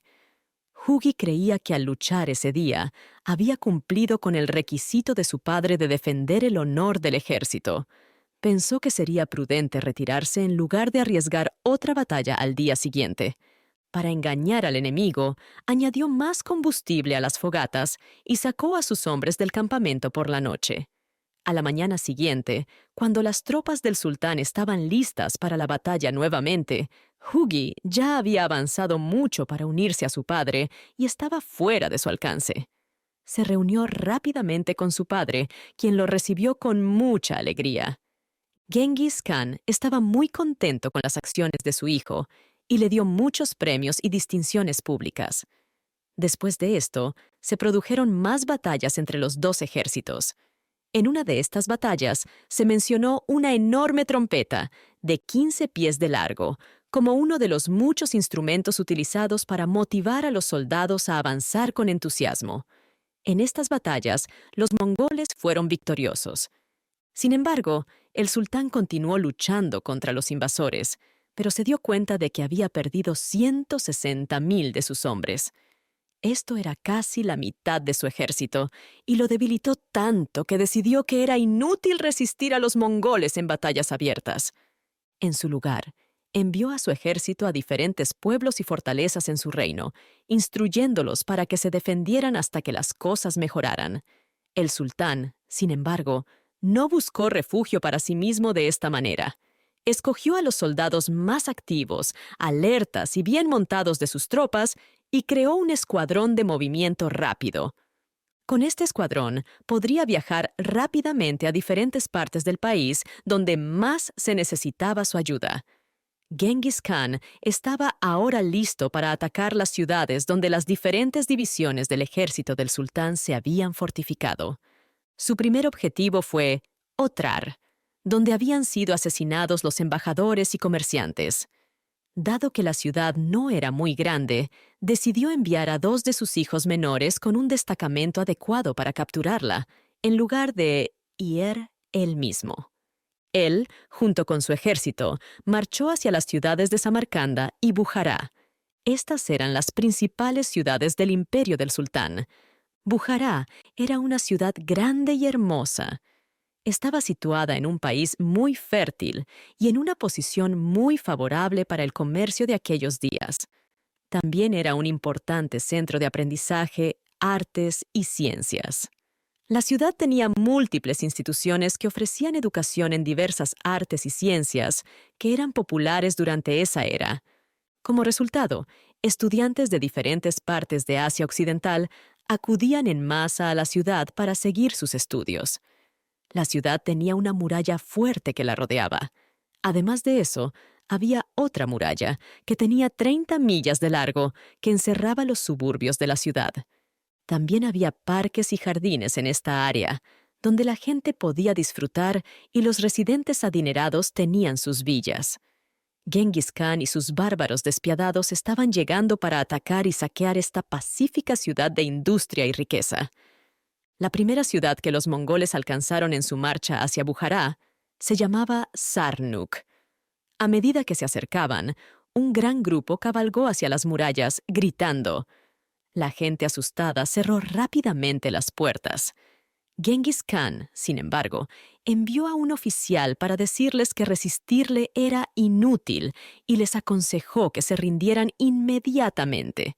Se les instruyó para que destruyeran su fortaleza y enviaran a todos los hombres jóvenes y capaces de luchar a Genghis Khan.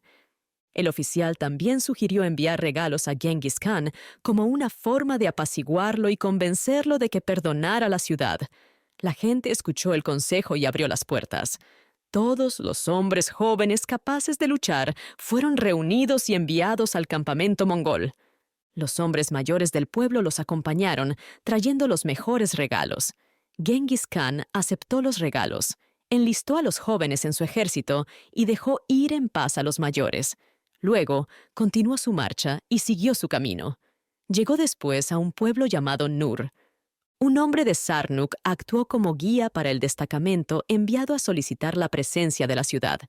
Nur era considerada una ciudad sagrada con numerosos lugares santos que atraían a muchos peregrinos y devotos. La gente de Nur cerró las puertas e inicialmente se negó a rendirse. Sin embargo, eventualmente se dieron cuenta de que resistirse era inútil, por lo que abrieron las puertas y dejaron entrar a los mongoles. Genghis Khan, para castigar a los habitantes por su mero pensamiento de resistirse a él, apartó un suministro de ganado y otras provisiones para evitar que se murieran de hambre. Luego permitió que sus soldados dividieran entre sí el resto de la propiedad encontrada en la ciudad como botín. El ejército llegó a la gran llanura donde estaba ubicada Bujará y estableció el campamento. Bujará era una ciudad muy grande y concurrida, evidente por su muralla exterior que tenía 30 millas de circunferencia. Genghis Khan sabía que sería difícil y tomaría tiempo conquistar la ciudad. Sin embargo, estaba decidido a sitiarla y capturarla debido a su riqueza e importancia, así como a la creencia de que el sultán estaba dentro con su tesoro. Sin embargo, esto fue un error. El sultán no estaba allí. Inicialmente fue allí y se llevó consigo sus tesoros más valiosos. Pero antes de que llegara Genghis Khan, se trasladó secretamente a Samarcanda, pensando que sería más seguro allí. En realidad, el sultán comenzaba a sentirse muy desanimado. Además de otras cosas que ocurrieron para perturbar su mente, se encontraron y le llevaron ciertas cartas, como si hubieran sido interceptadas. Estas cartas contenían información sobre un complot entre sus oficiales para abandonarlo y unirse al bando de Genghis Khan. Las cartas no estaban firmadas y el sultán no pudo averiguar quién las escribió, pero la supuesta conspiración que revelaron lo hizo sentir ansioso y angustiado. Al final, era solo un complot falso porque las cartas fueron escritas por un hombre en el campamento de Genghis Khan, con el permiso o acuerdo de Genghis Khan. Este hombre había sido seguidor de Mahoma y había trabajado para el sultán anteriormente. Sin embargo, el sultán había matado a su padre y hermanos por un supuesto delito. Esto lo enfureció tanto que dejó al sultán y se unió a Genghis Khan. Ahora, estaba decidido a causar tanto daño como fuera posible a su antiguo gobernante. Su conocimiento detallado de las personas y cosas relacionadas con la corte y el ejército del sultán le permitió escribir estas cartas de una manera que engañó completamente al sultán. Ya era mediados de verano cuando el ejército de Genghis Khan atacó Bujará. Les llevó hasta la primavera siguiente romper la muralla exterior fuertemente fortificada y conquistarla. Una vez que rompieron la muralla, los mongoles destruyeron las afueras de la ciudad, arruinaron los jardines y terrenos y saquearon las villas. Luego rodearon la muralla interior y comenzaron el asedio propiamente dicho de la ciudad. El sultán había dejado a 3 de sus principales generales a cargo de la ciudad. En lugar de esperar a que Genghis Khan atacara las murallas, estos generales decidieron lanzar un ataque sorpresa contra los sitiadores desde las puertas. Atacaron a los mongoles cuando menos lo esperaban, durante la noche. Desafortunadamente, su plan falló y fueron obligados a retroceder hacia la ciudad, sufriendo grandes pérdidas. Los generales habían decidido tomar un gran riesgo con este intento desesperado. Si fallaba, planeaban abandonar la ciudad inmediatamente. Así que, cuando fueron empujados hacia la ciudad a través de un conjunto de puertas, marcharon directamente y salieron por el otro conjunto de puertas. Esperaban que al retirarse de esta manera, pudieran salvarse a sí mismos y a la guarnición, y eventualmente reunirse con el sultán. Inicialmente se dirigieron hacia el sur desde la ciudad hacia el río Amur. Los generales llevaron consigo a sus familias y a las familias de los principales oficiales de la guarnición. La noche estaba oscura y lograron salir de la ciudad sin ser observados. Sin embargo, por la mañana, todo fue descubierto, y Genghis Khan envió un fuerte destacamento de tropas bien montadas en su persecución. Estas tropas, después de aproximadamente un día de persecución, alcanzaron a la guarnición fugitiva cerca del río. No había salida para los pobres fugitivos, y los mongoles despiadados mataron a casi todos ellos cabalgando sobre ellos, pisoteándolos con las pezuñas de sus caballos y cortándolos en pedazos con sus espadas. Mientras este grupo perseguía a los soldados, Genghis Khan se dio cuenta de que no había más tropas en la ciudad para defenderla, y que todo allí estaba en completo caos. Decidió lanzar un ataque final. Sin embargo, mientras sus hombres preparaban las armas para derribar las murallas, una procesión de funcionarios, líderes religiosos y muchos ciudadanos importantes salió de una de las puertas. Llevaban consigo las llaves de la ciudad y se las ofrecieron a Genghis Khan como señal de rendición, suplicándole que les perdonara la vida. El emperador recibió las llaves y les dijo a los ciudadanos que les perdonaría la vida si entregaban a cualquiera de los soldados del sultán que estuvieran escondidos en la ciudad. También les pidió que capturaran y le entregaran a cualquier ciudadano sospechoso de ser leal al sultán. Los ciudadanos prometieron hacer esto y tomaron un juramento solemne. Los soldados que se quedaron en la ciudad no fueron entregados. Mayormente fueron al castillo, que era como una fortaleza, y siguieron las órdenes del gobernador del castillo. Él era un hombre fuerte y decidido que dijo que nunca se rendiría. Había muchos jóvenes del pueblo, hijos de ciudadanos importantes, que también fueron al castillo y estaban decididos a no rendirse al conquistador. Después de que Genghis Khan obtuvo las llaves de la ciudad, abrió las puertas y sus tropas entraron y tomaron control. Había prometido a los ciudadanos que sus soldados les perdonarían la vida y no saquearían sus hogares si los magistrados entregaban pacíficamente los suministros públicos de alimentos para su ejército. También solicitó que cualquiera que hubiera ocultado oro, plata u otros tesoros los devolviera o revelara su lugar de ocultamiento. La gente acordó cumplir estas promesas. Tras llegar al pueblo, Genghis Khan cabalgó por las calles con sus guardias. Entraron en un edificio grande y hermoso con puertas anchas. Sus tropas y otros soldados lo siguieron al interior. Algunos magistrados del pueblo también lo acompañaban durante su recorrido por la ciudad. Después de que todos en la comitiva entraron al edificio, Genghis Khan miró a su alrededor y preguntó sarcásticamente si ese era el palacio del sultán. Ellos respondieron: No, mi señor, es la casa de Dios. El edificio era una mezquita. Al oír esto, Genghis Khan se bajó de su caballo y se acercó a un lugar sagrado donde usualmente se sentaban los sacerdotes. Faltó al respeto subiendo donde los sacerdotes y tomó una copia del Corán que estaba allí, arrojándola bajo los pies de los caballos. Procedió a cometer varios actos de profanación. Esto incluyó permitir que sus soldados llevaran provisiones al templo y comieran y bebieran allí, ignorando completamente su sacralidad y los sentimientos de la gente del pueblo. Estas acciones ofendieron profundamente a la gente del pueblo. Unos días después, Genghis Khan reunió a todos los funcionarios y ciudadanos importantes del pueblo.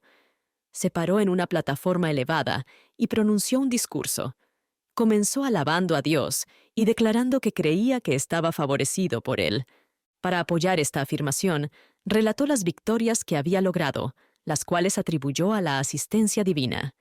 Luego criticó las acciones engañosas del sultán, acusándolo de hacer un tratado de paz y luego traicionarlo matando a los comerciantes y diplomáticos de Genghis Khan. Afirmó que el sultán era un gobernante terrible y que Dios le había dado la tarea de eliminar a tales líderes crueles. Al final, prometió perdonar sus vidas y evitar que sus soldados tomaran sus pertenencias si entregaban voluntariamente todo su dinero y posesiones valiosas. Sin embargo, si alguien se negaba a cumplir o a revelar el paradero de sus tesoros, usaría la tortura para obligarlos a confesar.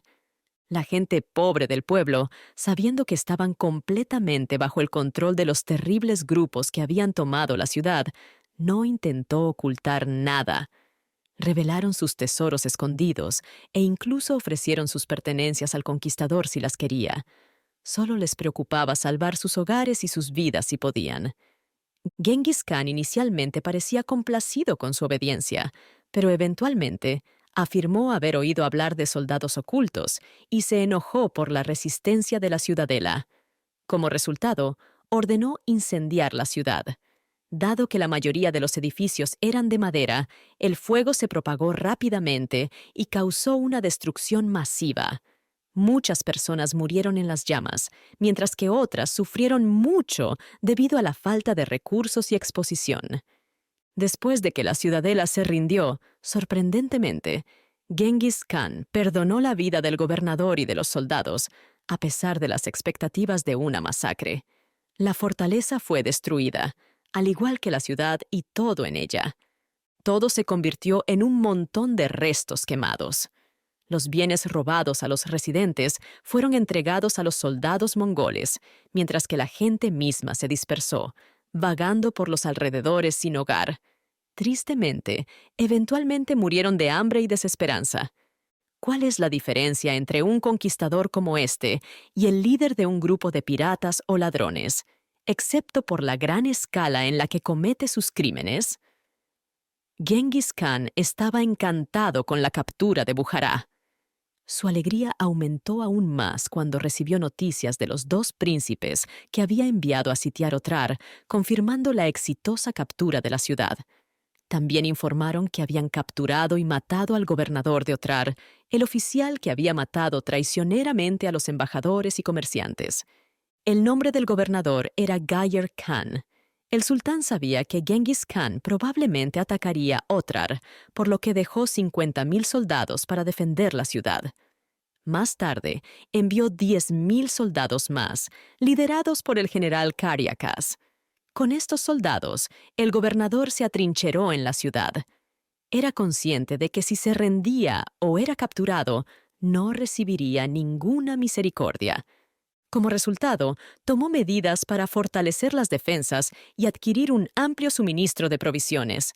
Estaba decidido a luchar hasta el final. El capitán de la guardia que vino a ayudarlo no tenía la misma motivación para defender obstinadamente la ciudad. Esta diferencia en las circunstancias de los comandantes causó problemas al final, como veremos en breve. Los príncipes mongoles comenzaron a atacar Otrar, llenando las zanjas alrededor de la muralla exterior de la ciudad, donde querían colocar sus arietes para romper las murallas. Los defensores de la ciudad les dificultaban la tarea lanzando ataques sorpresa por la noche, en grandes números y con intensa furia. A menudo lograban destruir algunas de las máquinas o prenderles fuego antes de ser repelidos hacia la ciudad. Esto continuó por un tiempo hasta que finalmente los príncipes mongoles se desanimaron. Enviaron un mensaje a su padre, que en ese momento asediaba Bujará, informándole sobre la fuerte defensa establecida por la guarnición de Otrar. Solicitaron su permiso para cambiar el asedio por un bloqueo. Esto significaba que se retirarían de las inmediaciones de las murallas y se centrarían en rodear la ciudad por todos lados. Su objetivo era evitar que alguien entrara o saliera hasta que la ciudad se quedara sin provisiones y la guarnición se rindiera por inanición. De esta manera, dijeron, se salvarían las vidas de un gran número de tropas. Pero su padre les dijo que no hicieran eso, sino que continuaran y entraran en la ciudad por la fuerza, sin importar cuántos hombres murieran. Así que los príncipes comenzaron de nuevo con renovado entusiasmo. Con intensa energía, impulsaron sus esfuerzos. En menos de un mes, destruyeron la muralla exterior y las defensas de los sitiados que estaban destinadas a la protección. Las torres fueron destruidas, los parapetos se hicieron añicos y se crearon muchas aperturas a través de las cuales los atacantes podrían entrar en la ciudad en cualquier momento. Consecuentemente, los sitiados se vieron obligados a abandonar las murallas exteriores y retirarse a las líneas interiores. Los mongoles tomaron control de las afueras. Saquearon todo lo que pudieron usar y destruyeron todo lo demás antes de avanzar para atacar las defensas interiores. La batalla entre los atacantes y los defensores se intensificó. Los defensores resistieron durante 5 meses, utilizando diversos métodos para protegerse desde las murallas. También lanzaron feroces contraataques para destruir las máquinas de los mongoles y matar a sus soldados. Finalmente, Cariacas, el capitán de la guardia, que había sido enviado para ayudar al gobernador a defender la ciudad, comenzó a creer que era hora de detener la matanza y rendir la ciudad.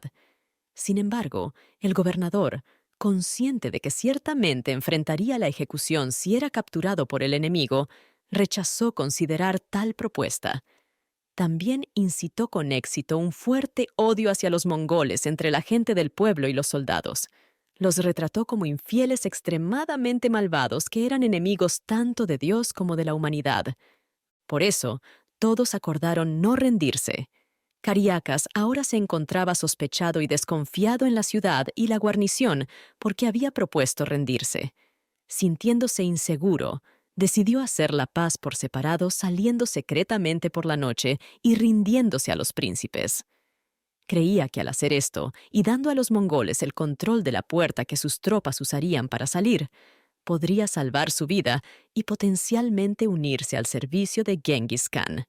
Pero estaba equivocado respecto a esto. Los príncipes dijeron que si un hombre traicionaba a sus compatriotas, también los traicionaría a ellos si tuviera la oportunidad. Por lo tanto, ordenaron que él y sus oficiales fueran asesinados y que los hombres fueran repartidos entre los soldados como esclavos. Aún así, tomaron control de la puerta por la cual los desertores habían salido, permitiéndoles entrar a la ciudad. El gobernador escapó a la ciudadela con todos los hombres que pudo reunir y se atrincheró dentro. Durante un mes, luchó ferozmente, liderando a sus hombres en ataques frecuentes y empleando todo acto posible de valentía para frustrar y repeler a los atacantes. Sin embargo, todos los esfuerzos fueron inútiles. Al final, las murallas de la ciudadela fueron severamente dañadas por las armas atacantes. Eventualmente, los mongoles lanzaron un asalto feroz y coordinado desde todos los lados, logrando irrumpir.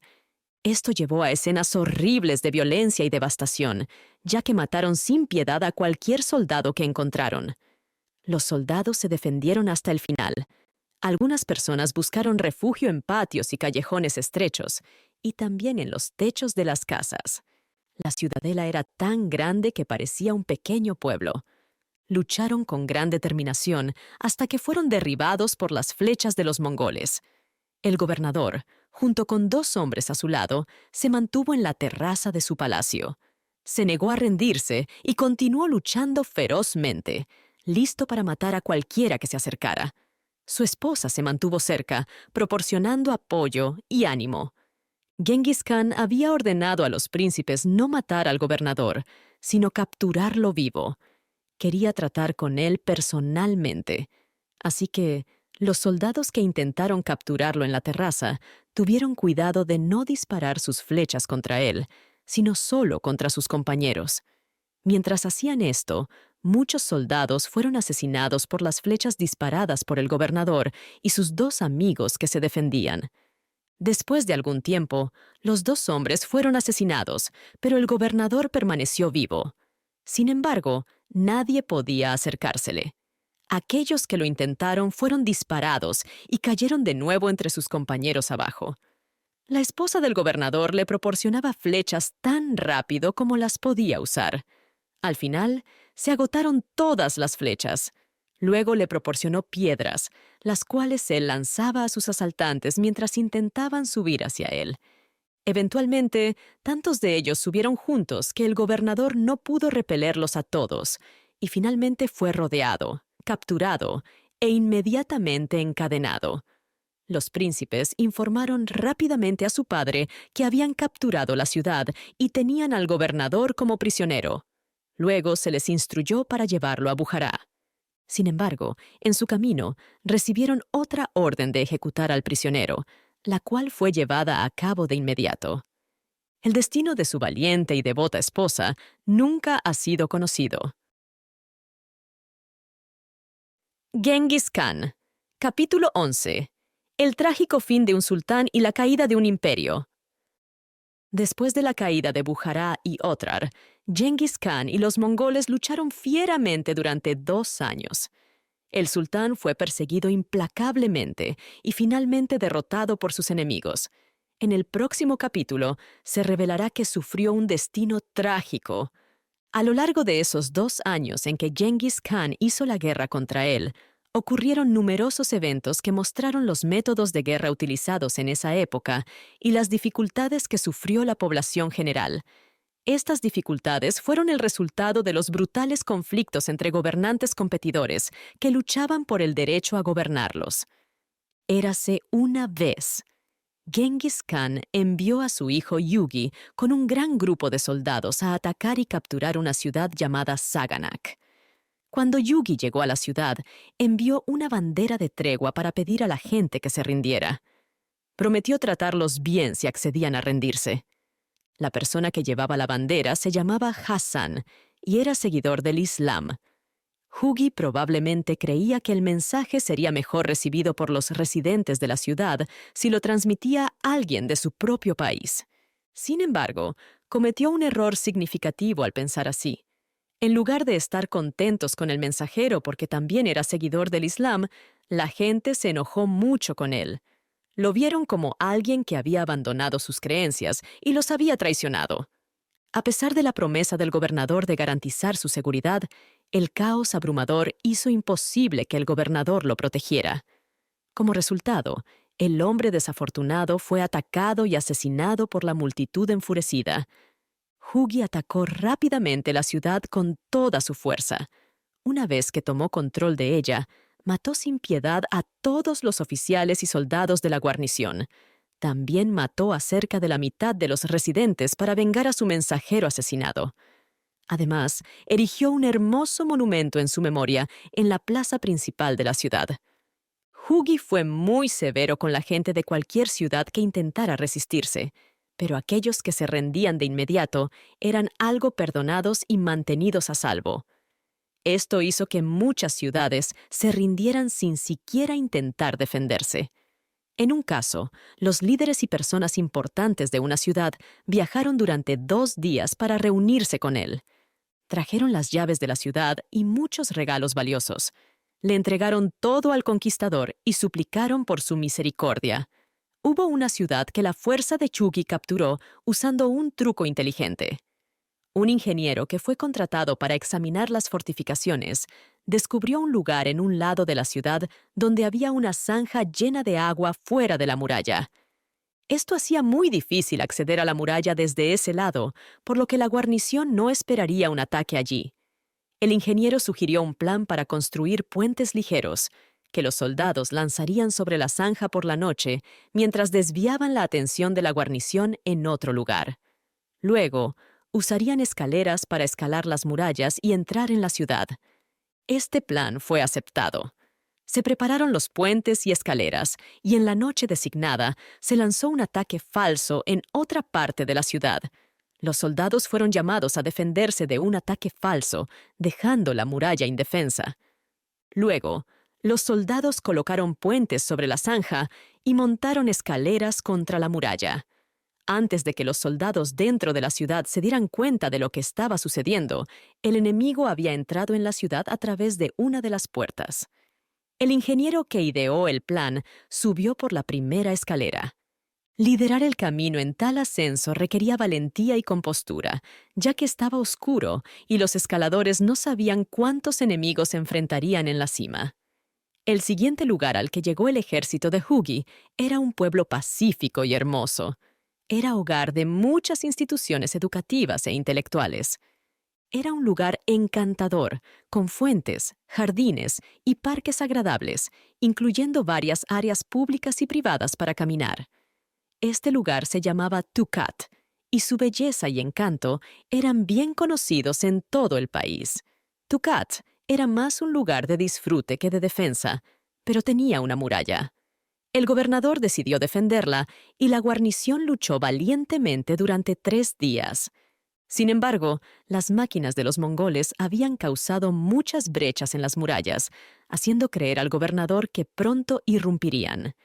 Él envió un mensaje a Yugi pidiendo términos de rendición, pero Yugi se negó a negociar. Era demasiado tarde. El gobernador debería haberse rendido antes. Así que el ejército mongol invadió la ciudad y mató a todos los soldados. Luego, Hugi ordenó a todas las personas, incluyendo hombres, mujeres y niños, que se reunieran en un lugar determinado fuera de las murallas. La gente estaba asustada y pensaba que serían asesinados. Sin embargo, más tarde se dieron cuenta de que Yugi quería que abandonaran sus casas para que los soldados pudieran robar fácilmente de ellas. Después de ser mantenidos alejados de la ciudad por un tiempo, se les permitió regresar. Cuando volvieron a sus casas, descubrieron que sus hogares habían sido saqueados y todo lo que los soldados pudieron llevarse había sido robado. Había otra ciudad grande e importante llamada Kojend. Estaba ubicada a 200 o 300 millas al norte de Samarcanda, sobre el río Sir, que desemboca en el lago de Aral. El gobernador de esta ciudad era Timur Melek.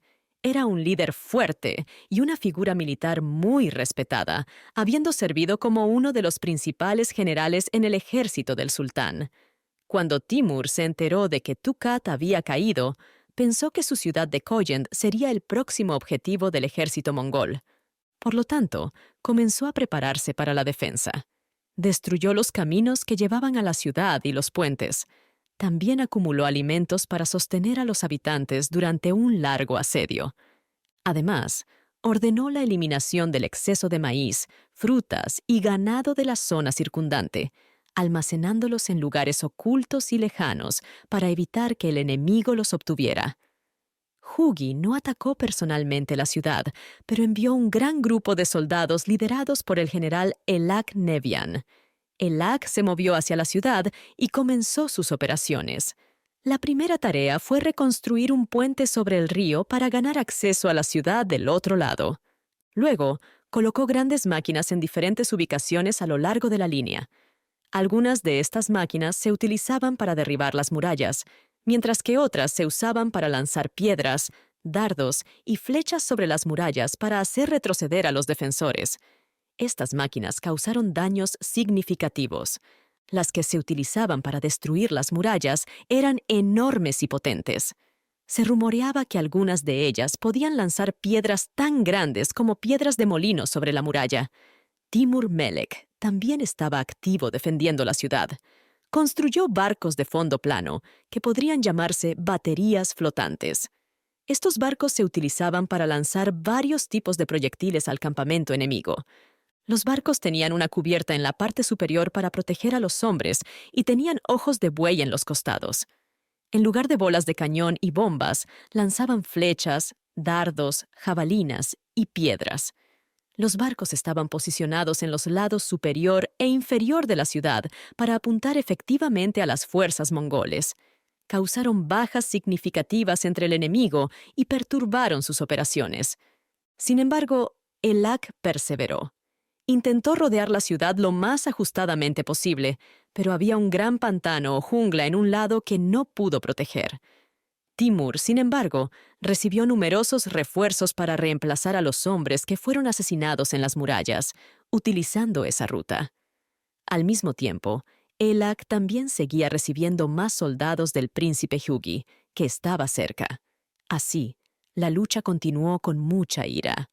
Finalmente, Timur ideó un plan inteligente para intentar engañar a su enemigo.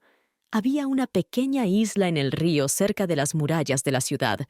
Antes de que comenzara el asedio, Timur había construido una fortaleza en la isla como una especie de puesto avanzado y había estacionado alrededor de 1000 soldados allí. Para distraer a los mongoles de la ciudad misma, Timur envió a algunos hombres de la ciudad que pretendían ser desertores y fueron directamente al campamento mongol. Por supuesto, Elak les preguntó sobre las defensas de la ciudad para descubrir cuáles eran sus puntos débiles para atacar. Los supuestos desertores propusieron un ataque a la fortaleza de la isla, afirmando que era vulnerable y podría ser capturada con facilidad. Enfatizaron la importancia estratégica de la fortaleza, explicando que capturarla llevaría a la rendición de la ciudad.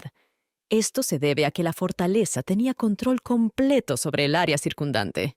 Así que Elak trasladó sus principales máquinas a la orilla del río, frente a la isla, y utilizó todos sus esfuerzos y municiones para disparar contra la fortaleza. Sin embargo, el río era ancho y las murallas de la fortaleza eran gruesas y altas, por lo que no tuvo mucho impacto. Eventualmente, se quedó sin piedras que eran usadas como balas de cañón en ese entonces. Dado que la ciudad estaba ubicada en una zona sin piedras, tuvo que enviar a alguien a obtener más munición desde una ubicación a 10 o 12 millas de distancia. Todo esto tomó mucho tiempo, permitiendo que la guarnición se recuperara y fortaleciera sus defensas. Las operaciones de asedio estuvieron mayormente pausadas mientras los soldados recolectaban más piedras. Todas las tropas disponibles estaban ocupadas transportándolas. Eventualmente, se recolectó una gran cantidad de piedras. Sin embargo, el general mongol cambió su plan. En lugar de lanzar las piedras desde sus máquinas hacia la fortaleza en la isla, que se había demostrado que estaba fuera de alcance, decidió construir un muelle en el río hacia ella. Esto le permitiría posicionar sus máquinas más cerca de las murallas, aumentando sus posibilidades de causar daños. Ordenó a sus hombres que prepararan fardos de madera, balsas y fascinas. Estas piedras serían cargadas y hundidas en el río para crear una fundación para el banco propuesto. Los hombres llevarían las piedras al banco a mano. Luego, los jinetes que esperaban en el borde tomarían las piedras y las colocarían en la silla de sus caballos. Cabalgarían sus caballos hasta la ubicación designada y dejarían caer las piedras allí. Después, volverían por más piedras.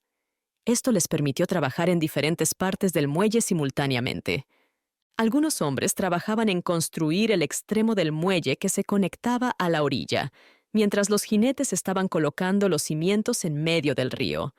La tarea de los jinetes era extremadamente desafiante y arriesgada debido a la presencia de hoyos en el lecho arenoso del río, lo que causaba que se hundieran constantemente. Además, los soldados en las murallas obstaculizaban activamente el trabajo disparando flechas, jabalinas, piedras y proyectiles en llamas a los trabajadores. Los mongoles, sin embargo, continuaron a pesar de la oposición de la guarnición. Hicieron progresos con la construcción del muelle, y Timur se dio cuenta de que pronto tendrían una posición fuerte contra la cual no podría defenderse. Decidió intentar escapar abordando sus barcos con sus hombres y navegando río abajo por la noche.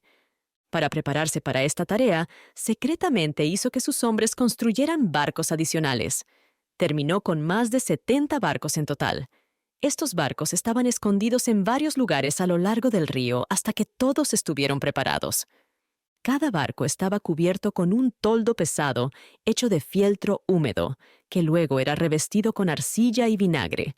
Esta cobertura servía para proteger a los hombres de los proyectiles y evitar que los barcos se incendiaran.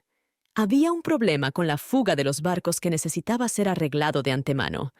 Era un puente construido por los mongoles a través del río, justo debajo de la ciudad, cuando llegaron por primera vez para sitiarla.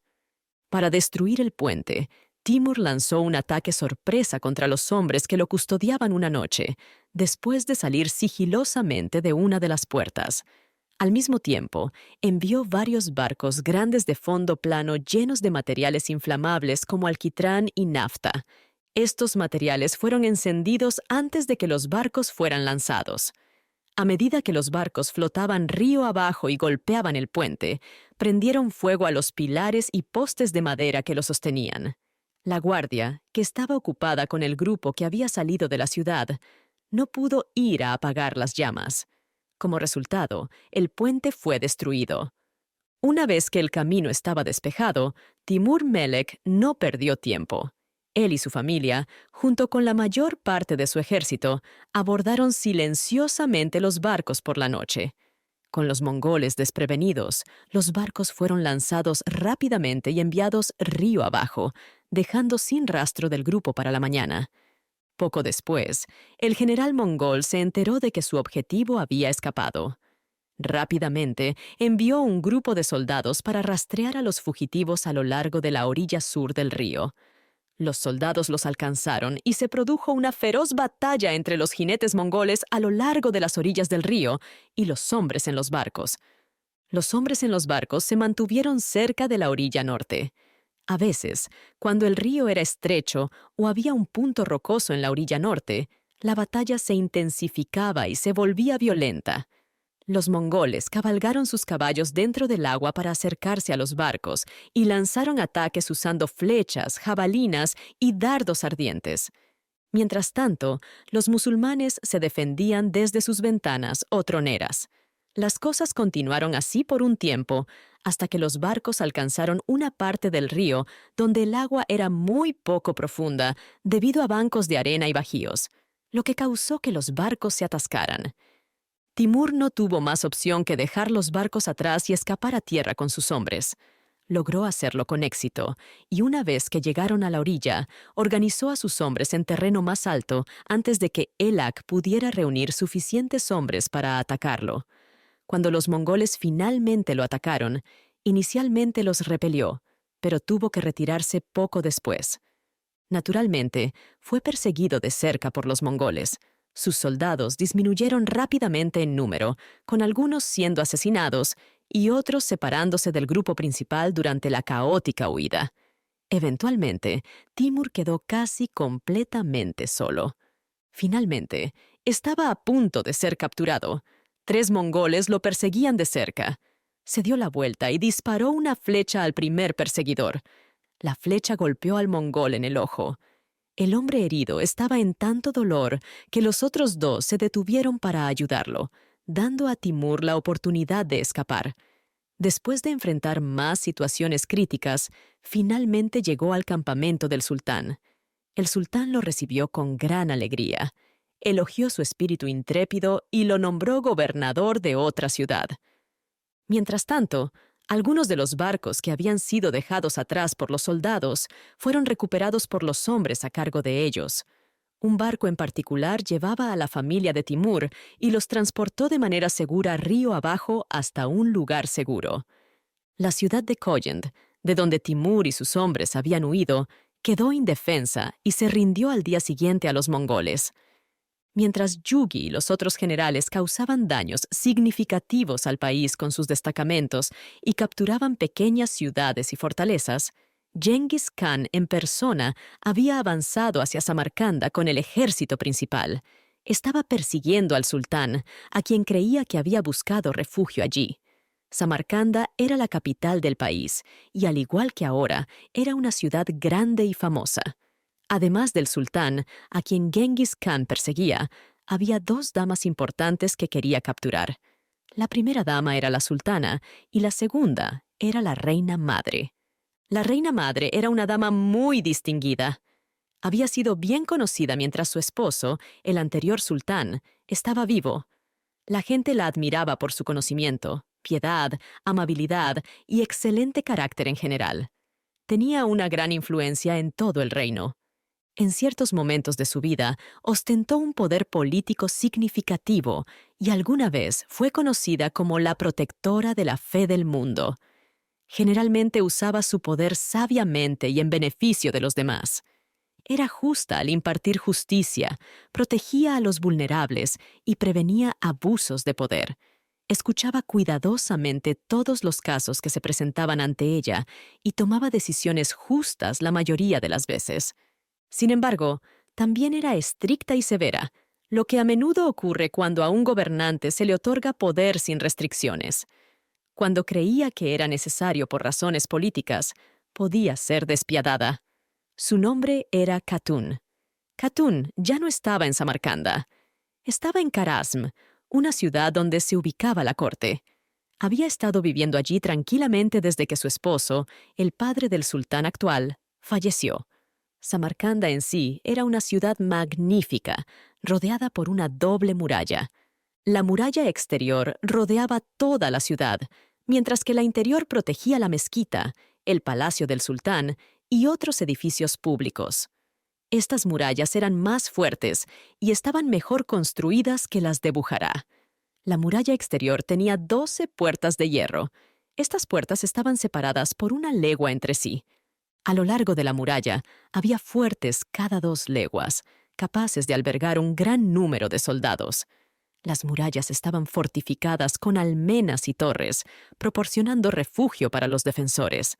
También estaban rodeadas por un foso ancho y profundo, impidiendo que los enemigos se acercaran demasiado para socavarlas o destruirlas. La ciudad contaba con un excelente sistema de suministro de agua. El agua era traída desde un arroyo a través de tuberías de plomo y distribuida a cada parte de la ciudad. Cada calle principal tenía un pequeño arroyo que la atravesaba, y cada casa tenía una fuente en el patio o jardín. Además, había un montículo en una plaza pública o parque donde el agua brotaba en el centro y fluía en pequeños arroyos y cascadas por todos los lados. Las puertas y torres mencionadas anteriormente eran parte de la muralla exterior. Más allá de ellas, había muchos campos, jardines, huertos y terrenos bien mantenidos. Estas áreas producían diversas frutas que eran exportadas por los comerciantes a países cercanos. La ciudad misma estaba mayormente oculta a la vista debido a la presencia de estos jardines y huertos. Solo se podían ver los minaretes y algunos de los techos más altos de las casas, sobresaliendo por encima del dosel de los árboles. Muchas personas acudían a Samarcanda desde las áreas circundantes en busca de refugio y protección cuando escuchaban que Genghis Khan venía. La ciudad estaba casi desbordada de gente. El sultán también envió más de 100.000 tropas y 30 generales para defender la ciudad. También se trajeron 20 grandes elefantes junto con el ejército para ser utilizados en diversas tareas durante el asedio. En lugar de entrar inmediatamente en la ciudad, el ejército estableció un campamento alrededor de ella. Fortalecieron su posición cavando un foso profundo y usando la tierra del foso para construir un reducto para defenderse de los mongoles. Pero cuando Genghis Khan llegó, fueron rápidamente expulsados de este lugar y tuvieron que buscar refugio dentro de las murallas de la ciudad. Se defendieron con gran fuerza y determinación, lo que hizo muy desafiante para Genghis Khan capturar la ciudad.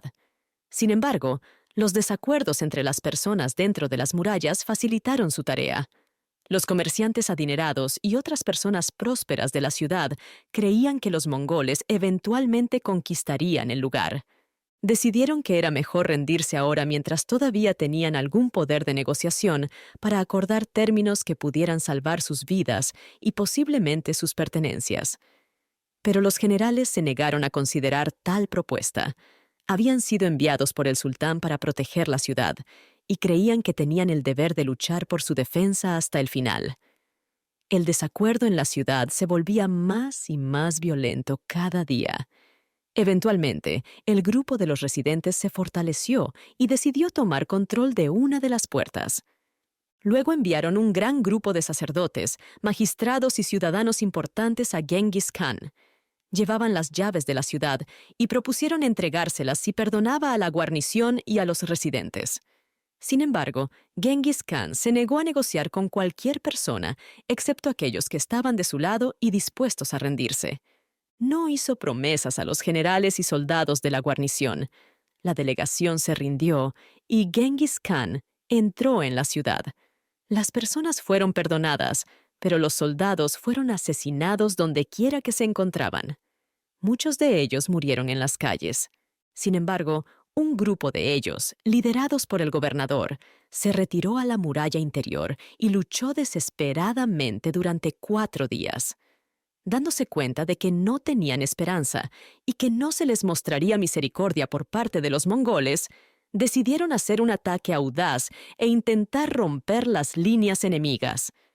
El gobernador lideró un grupo de 1,000 jinetes y, de manera inesperada, cargó a través del campamento mientras los mongoles no estaban preparados, escapando al campo abierto.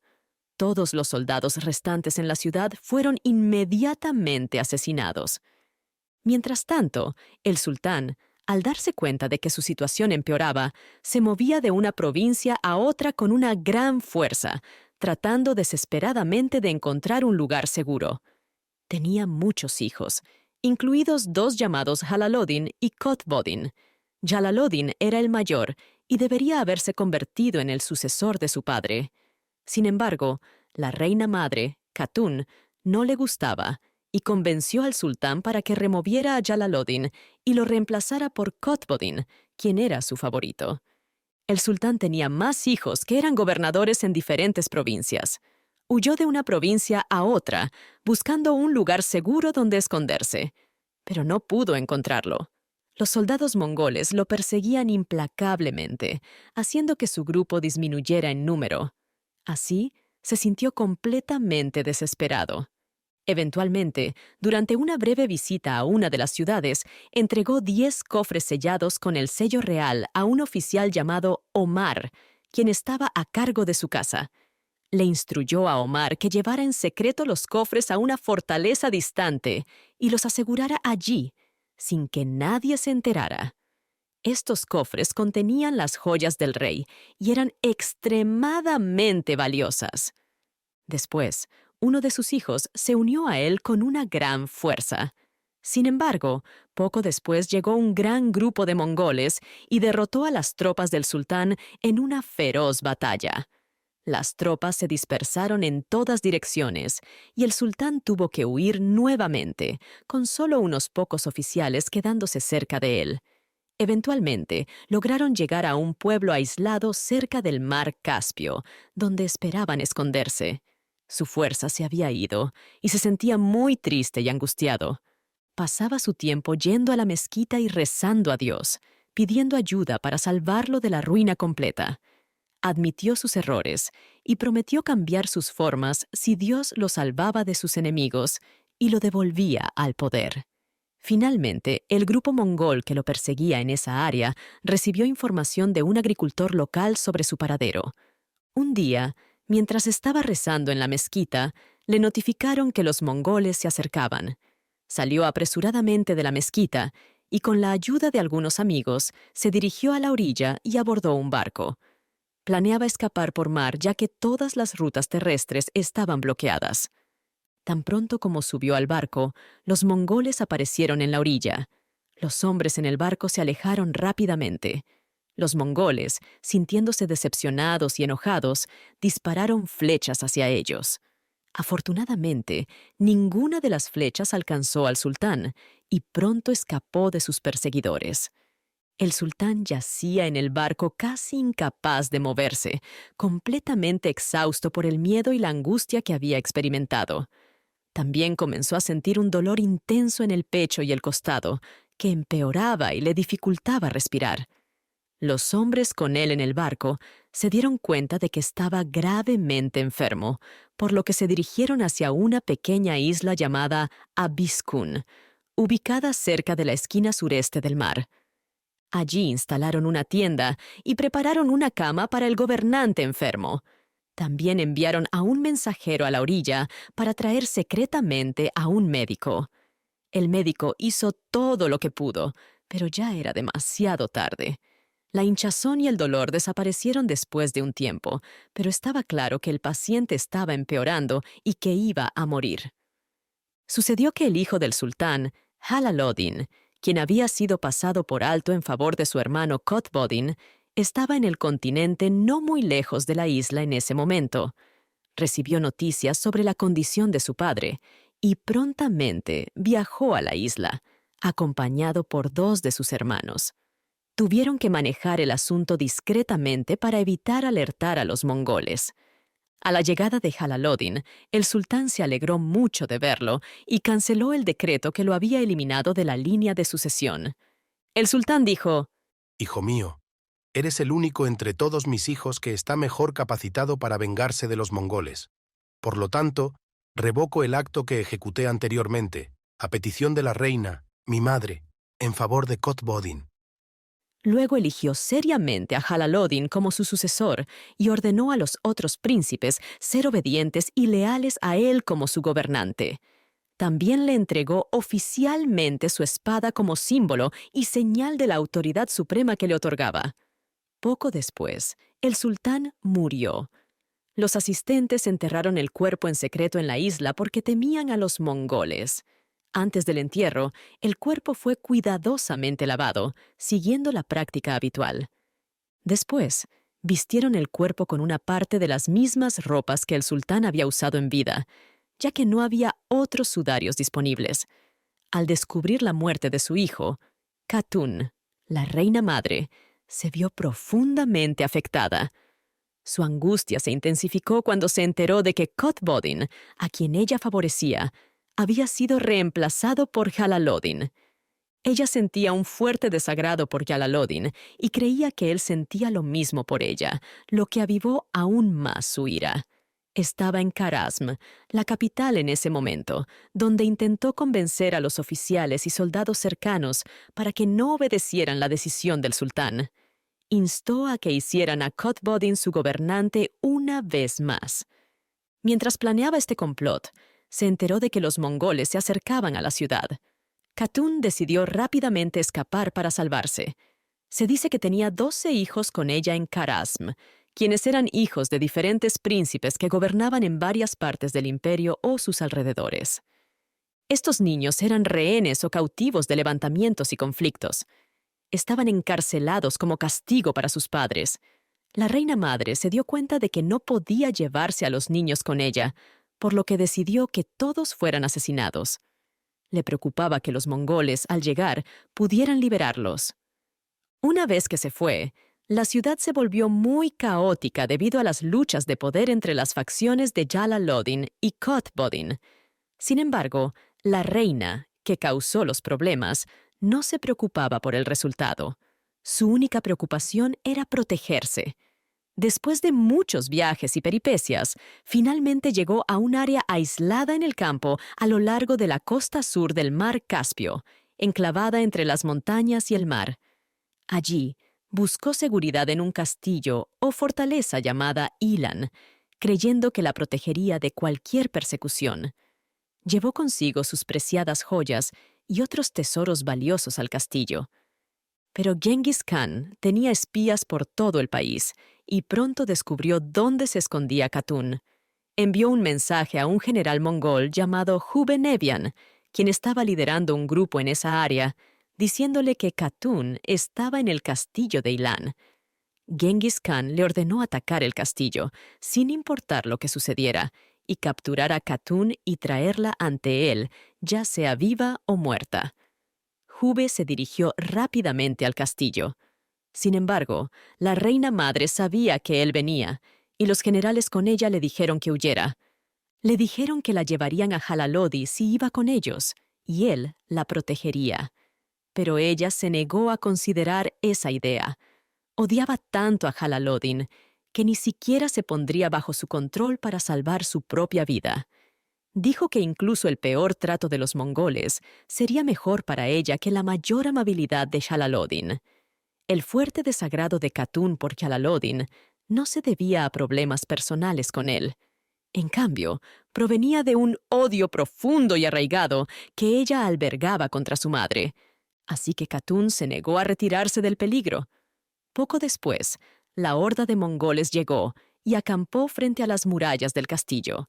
Durante 3 meses, Hube y sus mongoles intentaron romper las murallas de la fortaleza utilizando arietes y otras máquinas, pero fracasaron. La fortaleza era demasiado fuerte. Finalmente, Genghis Khan se enteró de la situación e instruyó que dejaran de intentar romper las murallas. En cambio, les dijo que rodearan la fortaleza, impidiendo que nadie entrara o saliera. De esta manera, dijo, la guarnición eventualmente se rendiría debido al hambre. Cuando el gobernador del castillo vio que Hube seguía la orden haciendo estos arreglos, se sintió confiado. Tenía suficiente comida almacenada en el almacén y siempre había abundante agua de lluvia en las montañas para proporcionar un suministro de agua suficiente. Pero el gobernador cometió un error en sus cálculos sobre la lluvia. Normalmente, llovía muy a menudo en esa área. Sin embargo, cuando la fortaleza estaba bloqueada, no llovió en absoluto durante 3 semanas. La gente local creía que esta falta de lluvia era un castigo del cielo por los crímenes de la reina, incluido el asesinato de niños. Esto era inusual porque normalmente la lluvia era tan frecuente que la gente de esa región dependía de ella para su suministro de agua y nunca tenía que buscar manantiales ni cavar pozos. La gente dentro de la fortaleza sufrió mucho porque no tenían suficiente agua. Muchos de ellos murieron con mucho dolor. Finalmente, también comenzaron a quedarse sin comida. Katun no tuvo más opción que permitir que el gobernador se rindiera. Los mongoles rápidamente capturaron a la reina y tomaron control de sus valiosas pertenencias. También capturaron a todos los generales, damas y mujeres que estaban con ella, así como a algunos de sus bisnietos que habían venido con ella. Todas estas personas fueron enviadas a Genghis Khan bajo estricta vigilancia. Genghis Khan mantuvo a la reina como prisionera durante un tiempo y la trató con mucha dureza. A veces, después de terminar de comer, la hacía llevar a su tienda solo para insultarla y burlarse de ella. Durante estos momentos, le lanzaba restos de comida de la mesa, como si fuera un perro. Le quitó todos sus hijos excepto uno, al cual dejó con ella por un corto tiempo para consolarla. Sin embargo, un día un oficial llegó y tomó a este niño de ella mientras lo vestía y peinaba.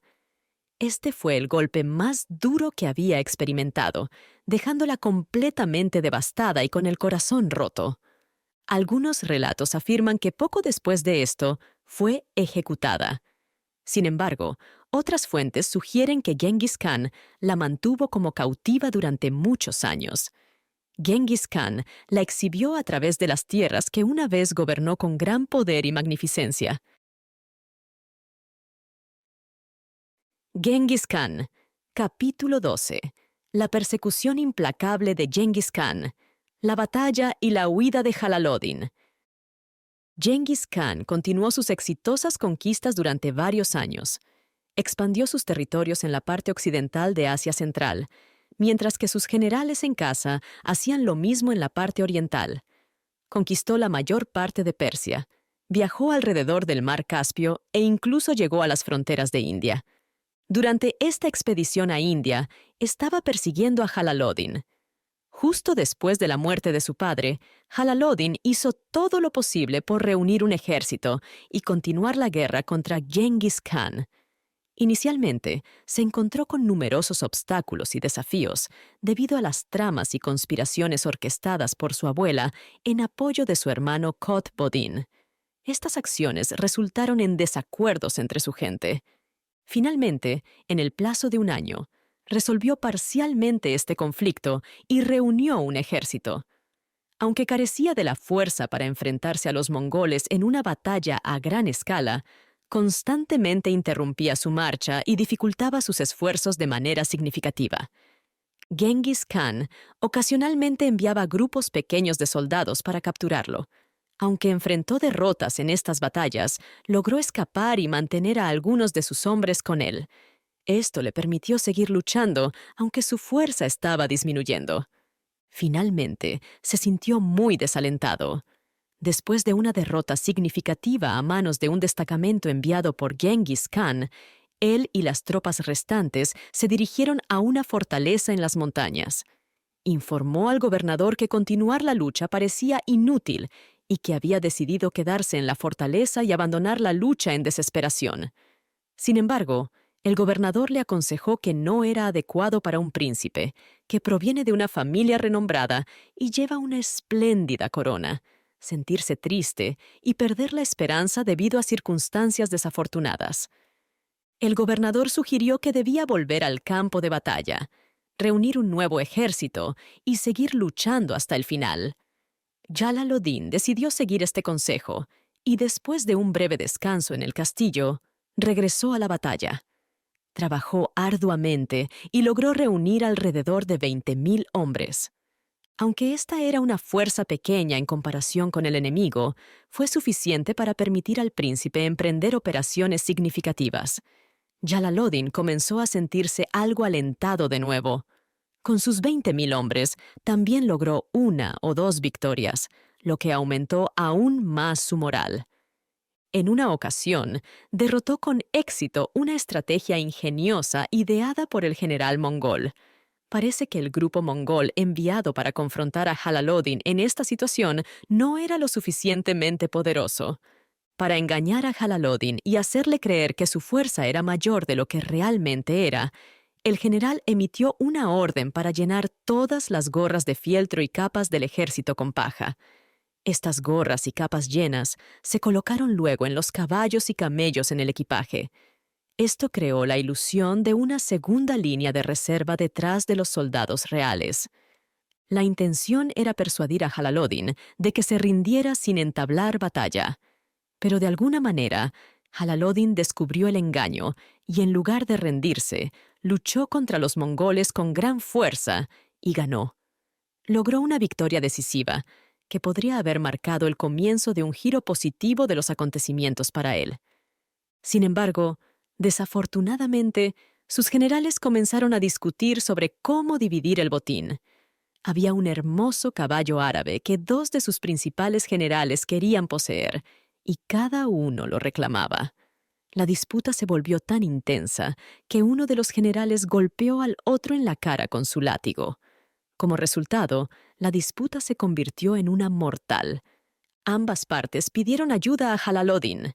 No quería enemistarse con ninguno de los dos generales al tomar partido, así que trató de encontrar un término medio. Sin embargo, no tuvo éxito en hacerlo. Uno de los generales, profundamente ofendido, se fue durante la noche, llevándose con él a todas las tropas bajo su mando. Jalal-od-Din hizo todo lo posible para atraer de vuelta al general descontento. Sin embargo, antes de que pudiera hacerlo, Genghis Khan llegó con un gran grupo de soldados y les impidió reunirse. Jalal-od-Din tuvo que retirarse. Genghis Khan lo siguió, y eventualmente ambos ejércitos llegaron a las orillas del Indo, cerca de India. Jalal-od-Din, siendo perseguido de cerca, se posicionó en un paso estrecho junto a la ribera y se libró una gran batalla entre las rocas y los acantilados. Se dice que Jalal-od-Din tenía solo 30.000 hombres, mientras que Genghis Khan lideraba un ejército de 300.000. Es probable que las cifras reales sean mucho menores, pero la proporción podría ser precisa. Solo una pequeña parte del ejército mongol pudo entrar en el paso estrecho donde estaban posicionadas las tropas del sultán. Los soldados del sultán lucharon con gran determinación, matando supuestamente a 20.000 mongoles antes de rendirse. Lucharon ferozmente durante todo el día, como animales salvajes. Al caer la noche, Jalal-od-Din se dio cuenta de que había perdido. Muchos de sus seguidores fueron asesinados y algunos intentaron escapar cruzando el río, pero se ahogaron en el proceso. Los soldados restantes estaban cansados, desmoralizados e incapaces de seguir luchando al día siguiente. Jalal-od-Din había luchado abiertamente, con la esperanza de que lo mataran. Sin embargo, Genghis Khan ordenó explícitamente que lo capturaran vivo.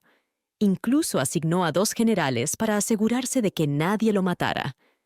Genghis Khan quería capturarlo vivo para exhibirlo como prisionero en todo el país, mostrándolo a sus antiguos súbditos. Ya estaba haciendo lo mismo con su abuela, la vieja reina Khatun. Pero Jalal-od-Din estaba decidido a evitar que su conquistador experimentara esta alegría. Decidió intentar salvarse nadando a través del río. Exhausto y cubierto de tierra y sangre de la batalla, primero fue rápidamente a despedirse de su madre, esposas e hijos. Era costumbre en esas regiones y épocas que lo acompañaran en su expedición militar. Los encontró en su tienda, llenos de preocupación y miedo. Se despidió de ellos con tristeza y lágrimas, tratando de asegurarles que se volverían a ver en tiempos mejores. Luego se quitó la armadura y las armas para no tener dificultades al cruzar el río, manteniendo solo su espada, arco y un carcaj lleno de flechas. Entonces montó en un nuevo caballo y cabalgó hacia el río. Cuando llegó a la orilla del río, el caballo encontró la corriente muy fuerte y el agua muy turbulenta. No quería avanzar, pero Jalal-od-Din lo instó a seguir. No había tiempo que perder porque en cuanto llegó a la orilla, el propio Genghis Khan y un grupo de mongoles aparecieron, viniendo a capturarlo. Se detuvieron en la orilla cuando vieron a Jalal-od-Din cabalgando en el agua entre las rocas y los remolinos. No se atrevieron a seguirlo, pero se quedaron junto al agua para ver cómo terminaría su peligrosa aventura. Tan pronto como Jalal-od-Din se dio cuenta de que estaba fuera de su alcance, se detuvo en un lugar donde su caballo encontró apoyo. Se volvió hacia sus perseguidores con miradas de odio y desafío. Luego, sacó su arco y comenzó a dispararles flechas. Siguió disparando hasta que se le acabaron las flechas. Algunos de los mongoles más valientes sugirieron a Genghis Khan que debían nadar e intentar capturarlo. Sin embargo, Genghis Khan se negó a dejarlos ir, afirmando que el intento sería inútil. Genghis Khan dijo: No hay nada que puedan hacer con él. Un hombre con tal valentía fría y decidida resistirá y superará todos sus intentos. Cualquier padre estaría orgulloso de tener un hijo como él, y cualquier hijo estaría orgulloso de descender de un padre así. Cuando se le acabaron las flechas, Jalal-od-Din volvió al río. Su caballo luchó con fuerza contra las fuertes corrientes y los peligrosos remolinos, pero finalmente logró llevar a Jalal-od-Din al otro lado. Genghis Khan y su grupo observaron con gran interés desde la orilla hasta que ya no pudieron verlos. Tan pronto como Jalal-od-Din aterrizó, miró alrededor y pensó en qué hacer a continuación. Estaba solo en un lugar apartado que temía podría tener tigres y otros animales peligrosos, como los que se encuentran en las selvas de India. Se estaba haciendo de noche y no había señales de casas o refugio. Entonces, ató su caballo a un árbol y subió a las ramas para pasar la noche. A la mañana siguiente, caminó a lo largo de la orilla del río en busca de algo. Se sentía muy preocupado y alterado. Luego, se sintió extremadamente aliviado y feliz cuando inesperadamente encontró un pequeño grupo de soldados y oficiales que también habían cruzado el río después de la batalla. 3 de estos oficiales eran sus amigos cercanos y se sintió extremadamente feliz al verlos. Cruzaron el río en un bote que encontraron cuando el ejército fue derrotado. Pasaron toda la noche en el bote, enfrentando peligros de áreas poco profundas, rocas y la fuerte corriente. Finalmente, por la mañana, desembarcaron cerca del lugar donde Jalal-od-Din los encontró. Poco después, encontró un grupo de 300 jinetes que habían logrado cruzar el río nadando en un lugar cercano con aguas más tranquilas. Le informaron que, a unas 6 millas río abajo, había un grupo más grande de alrededor de 4,000 hombres que también habían escapado utilizando el mismo método. Después de reunir a estos hombres, Jalal-od-Din se encontró liderando una fuerza significativa una vez más. Los hombres necesitaban comida y otras necesidades con urgencia. Afortunadamente, uno de los oficiales de la casa de Jalal-od-Din, en el otro lado del río, fue considerado y leal y ayudó a proporcionarles lo necesario. El nombre de este oficial era Jamal Rasad. Al enterarse de que su maestro había cruzado el río, se dio cuenta de la urgencia de la situación. Sabía que muchas tropas que también habían intentado cruzar pronto necesitarían provisiones y suministros. Actuando rápidamente, cargó un gran bote con artículos esenciales: comida, armas, dinero y materiales para hacer ropa para los soldados. Logró partir en el bote antes de que los mongoles descubrieran su plan. A la mañana siguiente, llegó a la otra orilla y proporcionó a Jalal-od-Din muchas provisiones para sus necesidades inmediatas. Jalal-od-Din estaba muy contento con la forma en que Jamal Rasad manejó esta situación. Como resultado, lo promovió inmediatamente a una posición prestigiosa e importante en su servicio y le otorgó un nuevo título de honor. Mientras tanto, Genghis Khan, al otro lado del río, capturó el campamento de Jalal-od-Din a la mañana siguiente. Naturalmente, la familia del sultán fue capturada también. El emperador ordenó la ejecución de todos los hombres, pero perdonó a las mujeres para otro propósito. Una de las víctimas fue un niño de 8 años, el hijo mayor de Jalal-od-Din. Jalal-od-Din había ordenado que su tesoro fuera arrojado al río, probablemente con la intención de recuperarlo más tarde. Sin embargo, Genghis Khan de alguna manera descubrió su ubicación y envió buzos para recuperarlo, añadiéndolo así a su colección de botines. Después de esto, Jalal-od-Din permaneció en India durante 5 o 6 años. Se unió a algunas de las fuerzas de los príncipes allí y luchó en muchas campañas. Eventualmente, cuando surgió una buena oportunidad, regresó a su propio país y continuó luchando contra los mongoles. Sin embargo, nunca pudo obtener un poder significativo. Genghis Khan continuó sus conquistas en los países musulmanes de Asia Occidental durante 2 o 3 años, expandiendo sus territorios en todas las direcciones. No es necesario entrar en los detalles de sus movimientos. Solo sería una repetición de la misma historia de saqueos, pillajes, asesinatos y destrucción. A veces, una ciudad se rendía inmediatamente a la llegada del conquistador. Enviaban una delegación de funcionarios y figuras clave, junto con las llaves de la ciudad y regalos lujosos, con la esperanza de apaciguar al conquistador. A menudo lograban que los soldados mongoles se contentaran con saquear y desvalijar la ciudad sin dañar a los residentes. En ocasiones, el pueblo intentaba resistir. Los mongoles entonces construían máquinas para derribar las murallas y lanzaban grandes piedras a las personas dentro. A veces era difícil para ellos encontrar suficientes piedras porque el suelo donde se encontraba la ciudad estaba formado por sedimentos depositados por el agua. En esos casos, cuando se quedaban sin piedras cercanas, los atacantes talaban grandes árboles de los caminos que conducían a la ciudad o de los bosques cercanos. Luego cortaban los troncos en piezas cortas y los usaban como munición para las máquinas. Estos grandes troncos hechos de madera pesada, cuando eran lanzados sobre las murallas, podían causar casi tanto daño como las piedras. Durante los asedios, los mongoles usaban prisioneros de guerra como esclavos para cortar árboles en troncos y llevar piedras para sus máquinas. La cantidad de trabajo requerida era inmensa. Por ejemplo, durante el asedio de Nishapur, donde los habitantes apoyaban secretamente a Jalal-od-Din después de rendirse a los mongoles, el ejército mongol utilizó 1,200 de estas máquinas. Estas máquinas se construyeron en una ciudad lejos del asedio, transportadas en partes por los esclavos y ensambladas por ellos bajo las murallas. Mientras los esclavos trabajaban, a veces eran protegidos por escudos de madera cubiertos con pieles crudas. Estos escudos eran llevados delante de ellos por otros esclavos para bloquear y apagar los dardos y flechas incendiarias que les disparaban desde la muralla.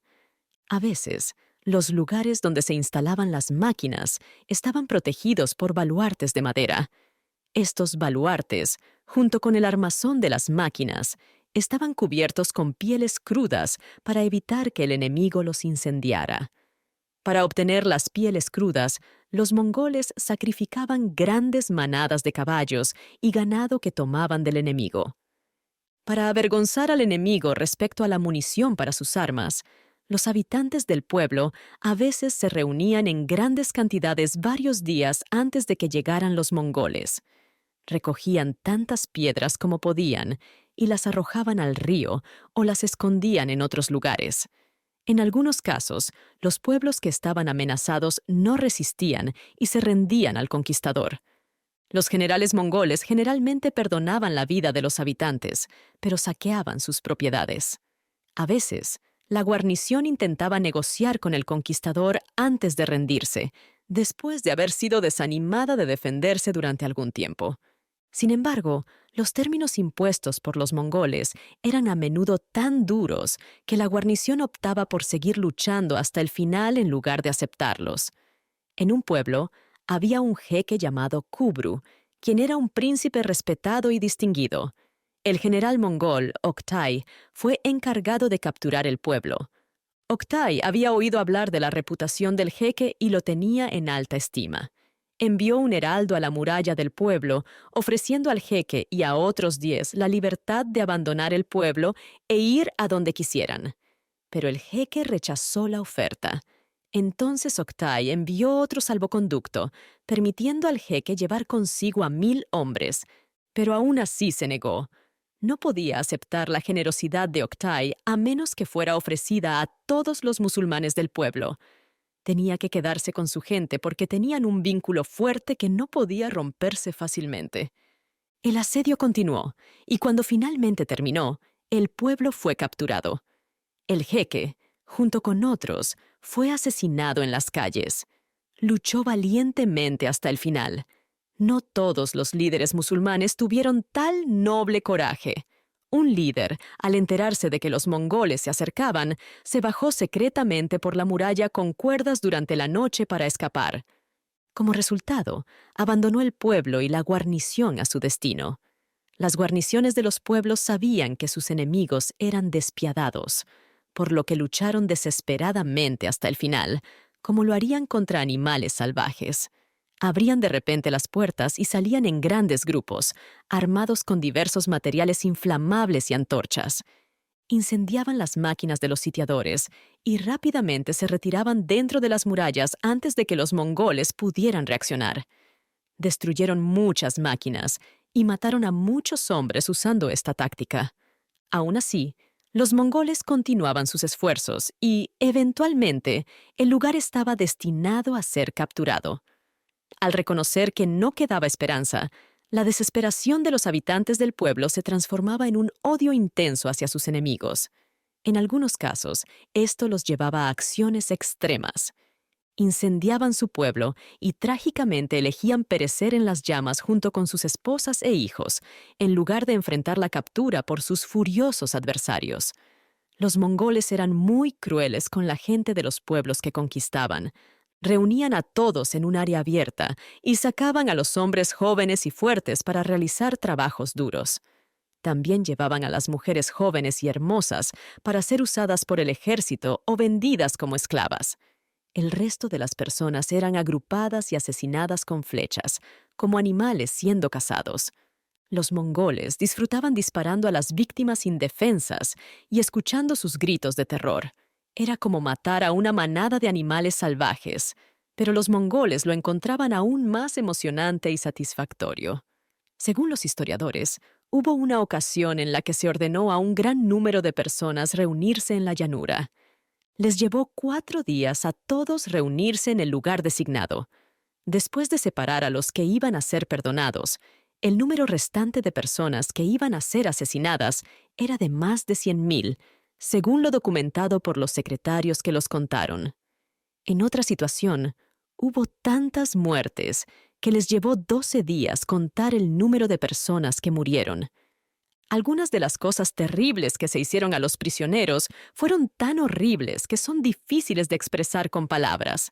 Por ejemplo, hubo un caso en el que una anciana suplicó a los mongoles que le perdonaran la vida y les ofreció una perla muy valiosa si estaban de acuerdo.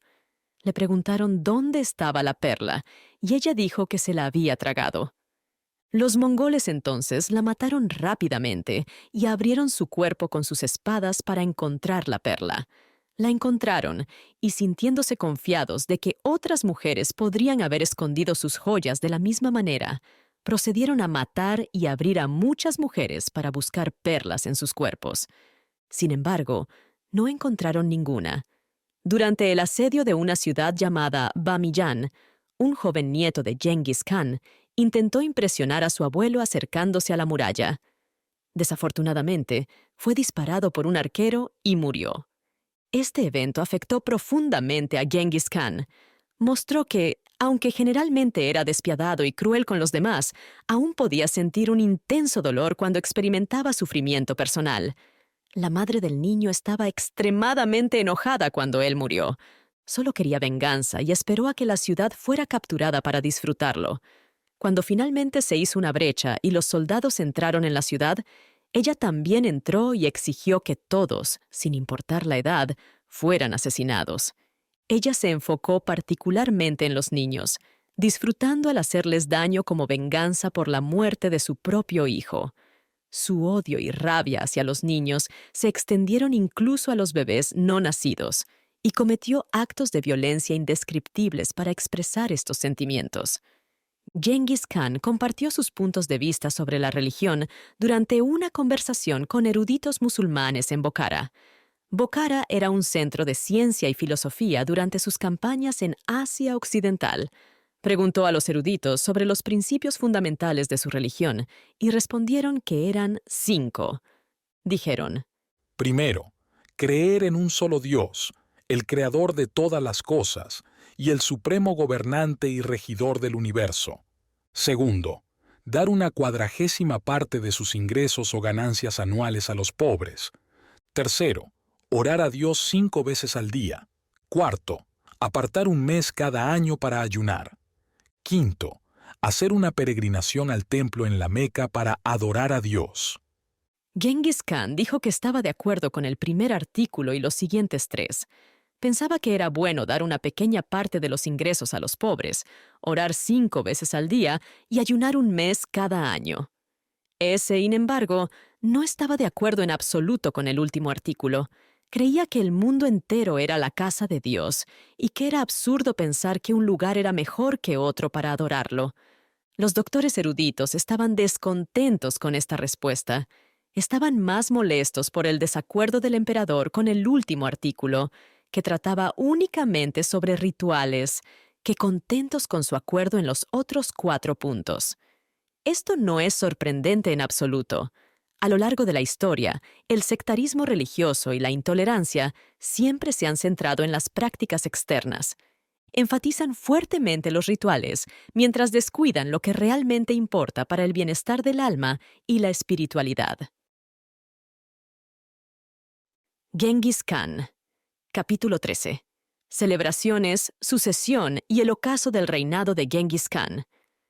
Cuando Genghis Khan se dio cuenta de que sus conquistas en Asia Occidental estaban algo seguras, celebró su victoria y la expansión de su imperio con 2 eventos impresionantes. El primero fue una gran caza. El segundo fue una reunión formal de todos los representantes de su vasto reino en una especie de foro de discusión o asamblea. Los relatos de los historiadores sobre ambas celebraciones probablemente están muy exagerados. Describen la caza de la siguiente manera. Después de que la campaña terminó en 1221, la caza tuvo lugar mientras el ejército estaba en los cuarteles de invierno. El propósito de la caza era mantener a los soldados ocupados y evitar la relajación de la disciplina.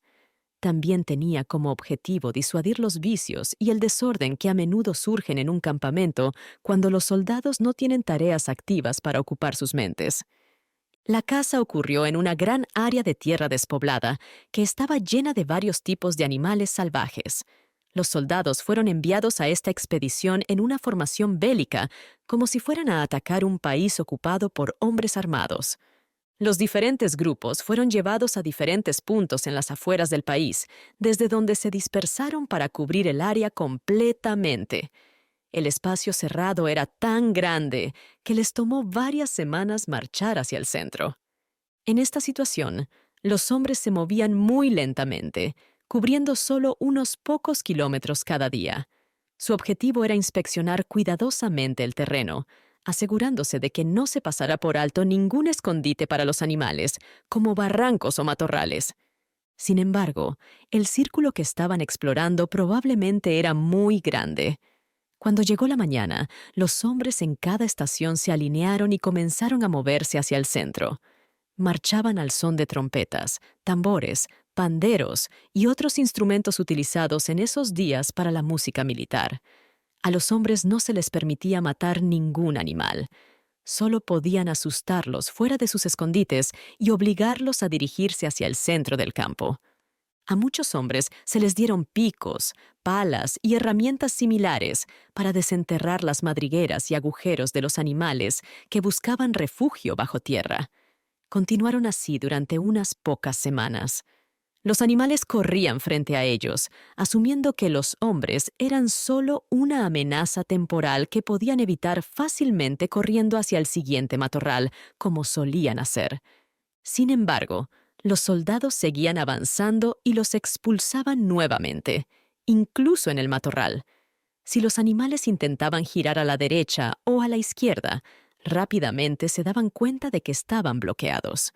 A medida que el círculo se encogía y el espacio cerrado disminuía, los animales comenzaron a mezclarse en grandes cantidades. Se volvían irritados y enojados, y en muchos casos se atacaban entre sí. Los fuertes atacaban y mataban a los débiles. Muchos animales fueron asesinados, pero no por los soldados. Finalmente, los números se volvieron muy grandes y los animales estaban extremadamente asustados, lo que hacía muy difícil para los soldados moverlos hacia adelante. Las criaturas indefensas se dispersaron en varias direcciones. Su confusión y angustia eran evidentes. Los soldados los perseguían de cerca, asegurándose de que su escape fuera inútil. Gritaban y blandían armas cada vez que las criaturas intentaban cambiar de rumbo. Eventualmente, los animales fueron conducidos a un área más pequeña conocida como el Círculo Interior. Este espacio había sido marcado con anticipación. Las tropas formaron líneas dobles y triples alrededor del perímetro, sosteniendo picas y lanzas apuntando hacia el centro. Esto creó una barrera que mantenía a los animales contenidos. El plan era que los oficiales, canes y otras figuras importantes de la corte y el ejército entraran al círculo. Demostrarían su valentía y fuerza atacando y matando a los animales. Pero la valentía necesaria para tal aventura no era tan significativa como podría parecer. Inicialmente, los animales, recién despertados de sus madrigueras, mostraban un comportamiento salvaje y feroz. Parecían extremadamente agitados al notar el círculo de cazadores cerrándose sobre ellos. Sin embargo, con el tiempo, estos animales invariablemente perdían su coraje inicial. Se desanimaban y deprimían, volviéndose finalmente dóciles ante su situación. Esto se debía en parte a que se habían acostumbrado un poco a la presencia de humanos, pero más probablemente a la fatiga prolongada y la emoción. Además, habían sido privados de su comida y descanso habituales durante muchos días. Entonces, en este y muchos otros casos similares, los soldados y las personas comunes enfrentaban peligro y trabajo duro, mientras que los individuos poderosos llegaban después para llevarse todo el crédito. El propio Genghis Khan fue el primero en entrar al círculo para atacar a las bestias. Lo siguieron los príncipes de su familia y otros grandes jefes y canes. A medida que entraban, todo el ejército rodeaba el recinto, llenando el aire con el sonido de tambores, panderos, trompetas y otros instrumentos. También hacían gritos y alaridos aterradores para intimidar y dominar a las bestias, eliminando cualquier pensamiento o esperanza de resistencia.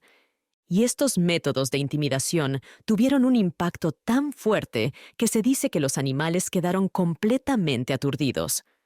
Estaban tan asustados que perdieron toda su fiereza.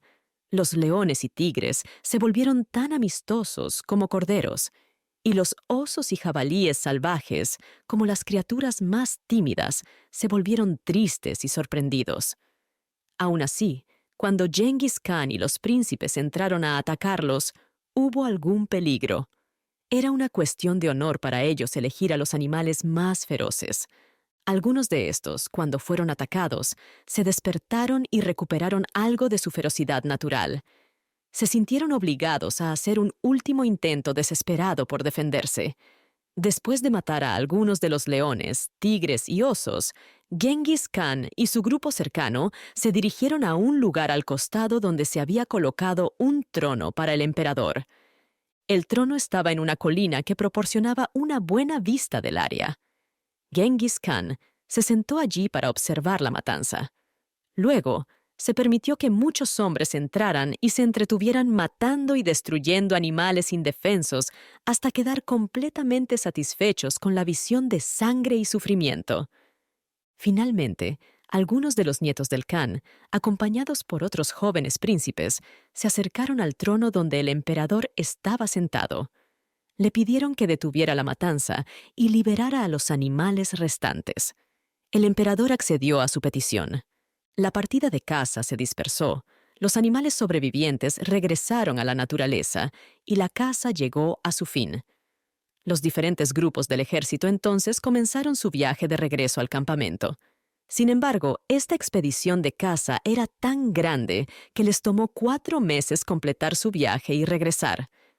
La gran reunión o asamblea de los estados del imperio de Genghis Khan ocurrió un par de años después de que se completara la conquista de Asia Occidental. Era seguro para los hijos del emperador y los grandes generales reunirse en la sede del emperador. El lugar elegido para esta reunión fue una enorme llanura cerca de la ciudad de Tukat, una de las ciudades conquistadas por Genghis Khan. Tukat era una ubicación central y conveniente para la asamblea. También era una ciudad rica y atractiva, capaz de proporcionar todo lo necesario para el evento. Sin embargo, la reunión no se llevaría a cabo dentro de la ciudad misma. En cambio, se llevaría a cabo en una gran llanura cerca de la ciudad, que tenía suficiente espacio para que todos los khanes y sus seguidores montaran sus tiendas.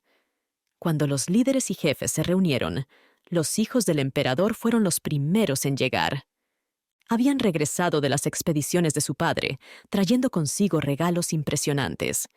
Estos regalos eran los tesoros y objetos valiosos que habían tomado como botín de las ciudades que habían conquistado. Los regalos de Chugi superaron en valor a todos los demás. Entre los otros, había un gran grupo de caballos que sumaban 100,000. Estos caballos habían sido capturados de los pastos de los países que fueron conquistados, y ahora fueron llevados al emperador para ser usados por sus tropas. Fueron organizados en grupos según sus colores: blanco, gris moteado, bayo, negro y moteado, con un número igual de cada tipo. El emperador recibió y dio la bienvenida a sus hijos felizmente y aceptó sus regalos con gusto. A cambio, les dio obsequios de su tesoro.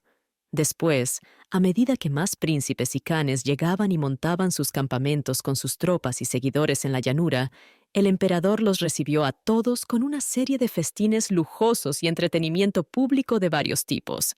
Entre otras actividades, se organizó una gran expedición de caza.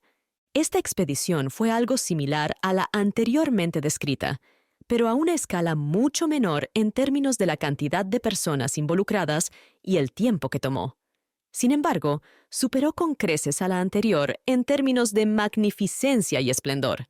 Se dice que se mataron varios miles de animales, así como una gran cantidad y variedad de aves que fueron capturadas por los halcones.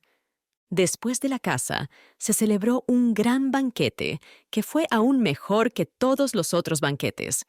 En las mesas de este banquete había una amplia gama de bebidas, no solo vinos finos del sur, sino también cerveza, hidromiel y sorbete, que el ejército había aprendido a hacer en Persia. Mientras tanto, la gran área abierta en la llanura designada para el campamento se iba llenando lentamente con la llegada de los canes. Eventualmente, en todas las direcciones hasta donde alcanzaba la vista, toda la llanura estaba cubierta con grupos de tiendas y largas filas de casas sobre ruedas. Los historiadores afirmaban que el campamento cubría una extensión de 7 leguas.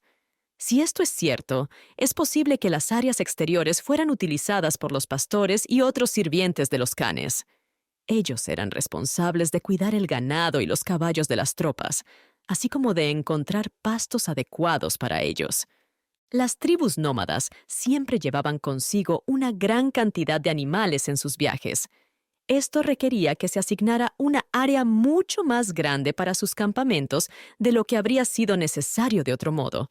Nos sorprende, a quienes estamos acostumbrados a pensar en vivir en tiendas como algo irregular y temporal, saber que en aquellos días esta forma de vida estaba organizada y bien planificada. En este caso, en el centro del campamento, se dispuso un espacio de 2 leguas de largo como una ciudad, con calles, plazas y mercados. Aquí estaban los aposentos del emperador, con tiendas lujosas para él y su familia cercana, y muchas tiendas más sencillas para sus sirvientes y seguidores. Las tiendas de los otros líderes importantes estaban cerca. Estaban hechas de materiales costosos y decoradas lujosamente, con coloridas banderas de seda ondeando en sus cimas. Además de estas, había una enorme tienda construida para que la asamblea celebrara sus sesiones. Era tan grande que podía acomodar a 2,000 personas. La tienda estaba cubierta de blanco, lo que la hacía muy visible. Había 2 puertas de entrada: la puerta imperial, utilizada exclusivamente por Genghis Khan, y la puerta pública, utilizada por los miembros de la asamblea y los espectadores. En la tienda había un gran trono para que el emperador lo usara durante las reuniones de la asamblea. Durante su sesión, la asamblea realizaba negocios importantes y el emperador emitía edictos significativos. La constitución y las leyes del imperio fueron restablecidas y se hicieron arreglos para gobernar las provincias cercanas y distantes. Después de completar todas estas tareas y finalizar los asuntos, el emperador se reunió con cada príncipe, can, general, gobernador y otras personas importantes individualmente. Se despidieron antes de regresar a sus propios países.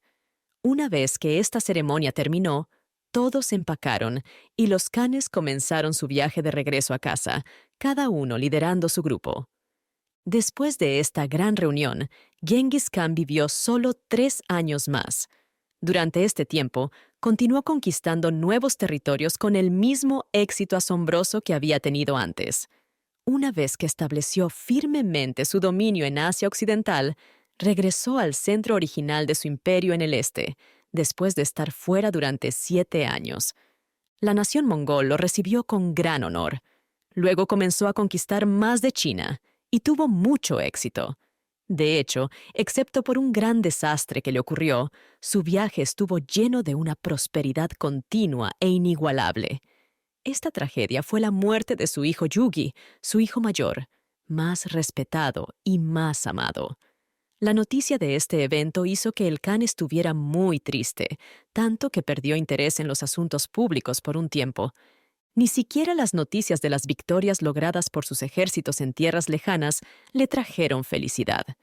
El Khan, que ahora tenía unos 64 años, estaba recuperándose lentamente de su dolor y continuando con sus preparativos de guerra. Había conquistado la parte norte de China y planeaba invadir la parte sur. Sin embargo, en la primavera de 1227, se enfermó. Luchó contra la enfermedad durante el verano, pero en agosto se dio cuenta de que su condición estaba empeorando y sintió que su fin estaba cerca.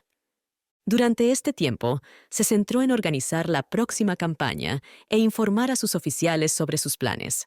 Quería asegurarse de que pudieran ejecutar los planes con éxito después de su fallecimiento. Estaba particularmente preocupado por la posibilidad de que los generales discutieran entre sí una vez que él se fuera. Constantemente les instaba a mantenerse unidos y evitar cualquier desacuerdo o división. Su hijo mayor, después de Yugi, era Yagatai, pero tenía una naturaleza gentil y amigable y no era tan capaz de gobernar un imperio tan grande como el siguiente hijo, llamado Oktai. El hijo después de Oktai, llamado Toli, estaba con su padre cuando su enfermedad finalmente tomó una forma más alarmante. Este empeoramiento ocurrió cuando el emperador viajaba con una parte de su ejército. Estaba siendo transportado en una litera porque estaba viejo y débil. Se detuvieron y montaron un campamento cerca del bosque.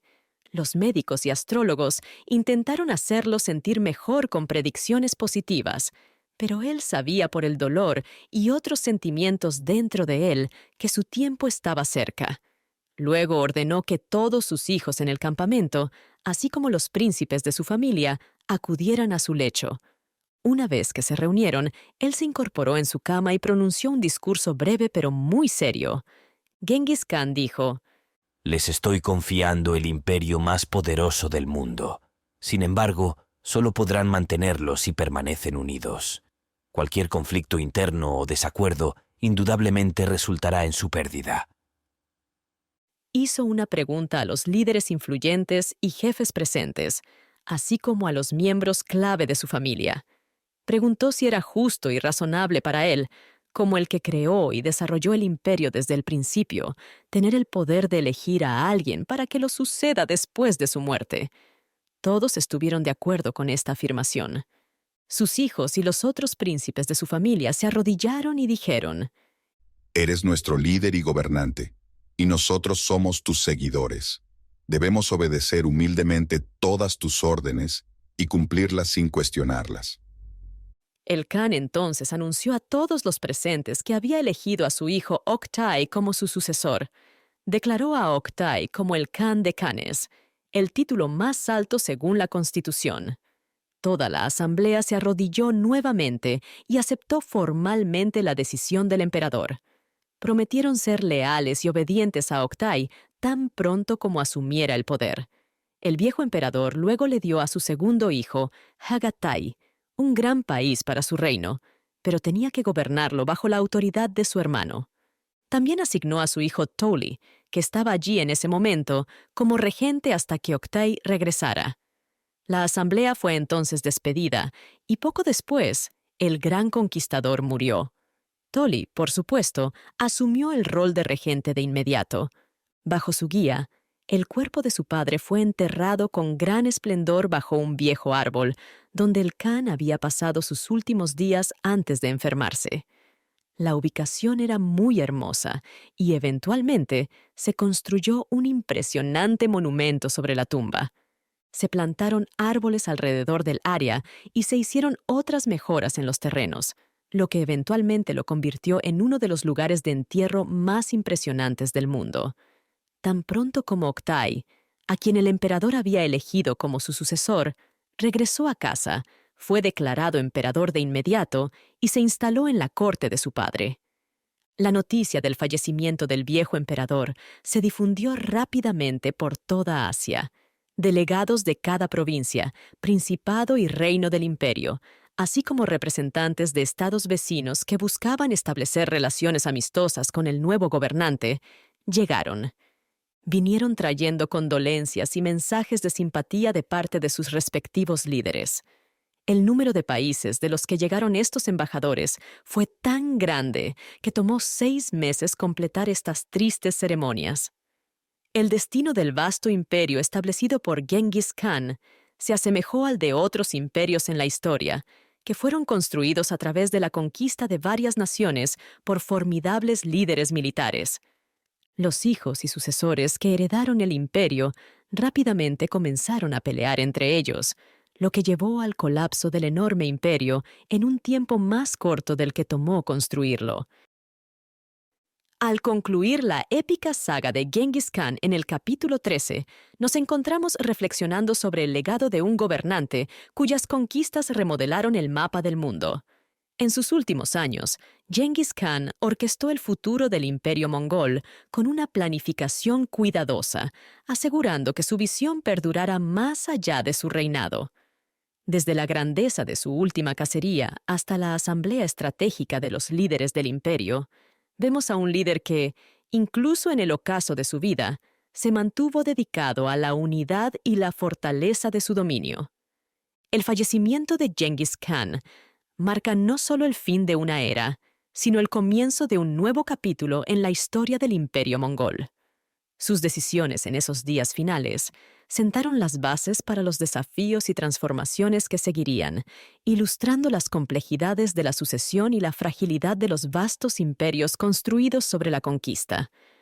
Únete a nosotros en Alexandria mientras reflexionamos sobre el viaje que hemos emprendido a través de la vida de Genghis Khan. Esta historia, rica en temas de poder, ambición y la condición humana, ofrece perspectivas sobre la creación de la historia y el impacto duradero de la búsqueda de un hombre por forjar un imperio. Quédate con nosotros, apoya nuestro canal y continúa explorando las historias que han moldeado nuestro pasado y siguen influyendo en nuestro presente.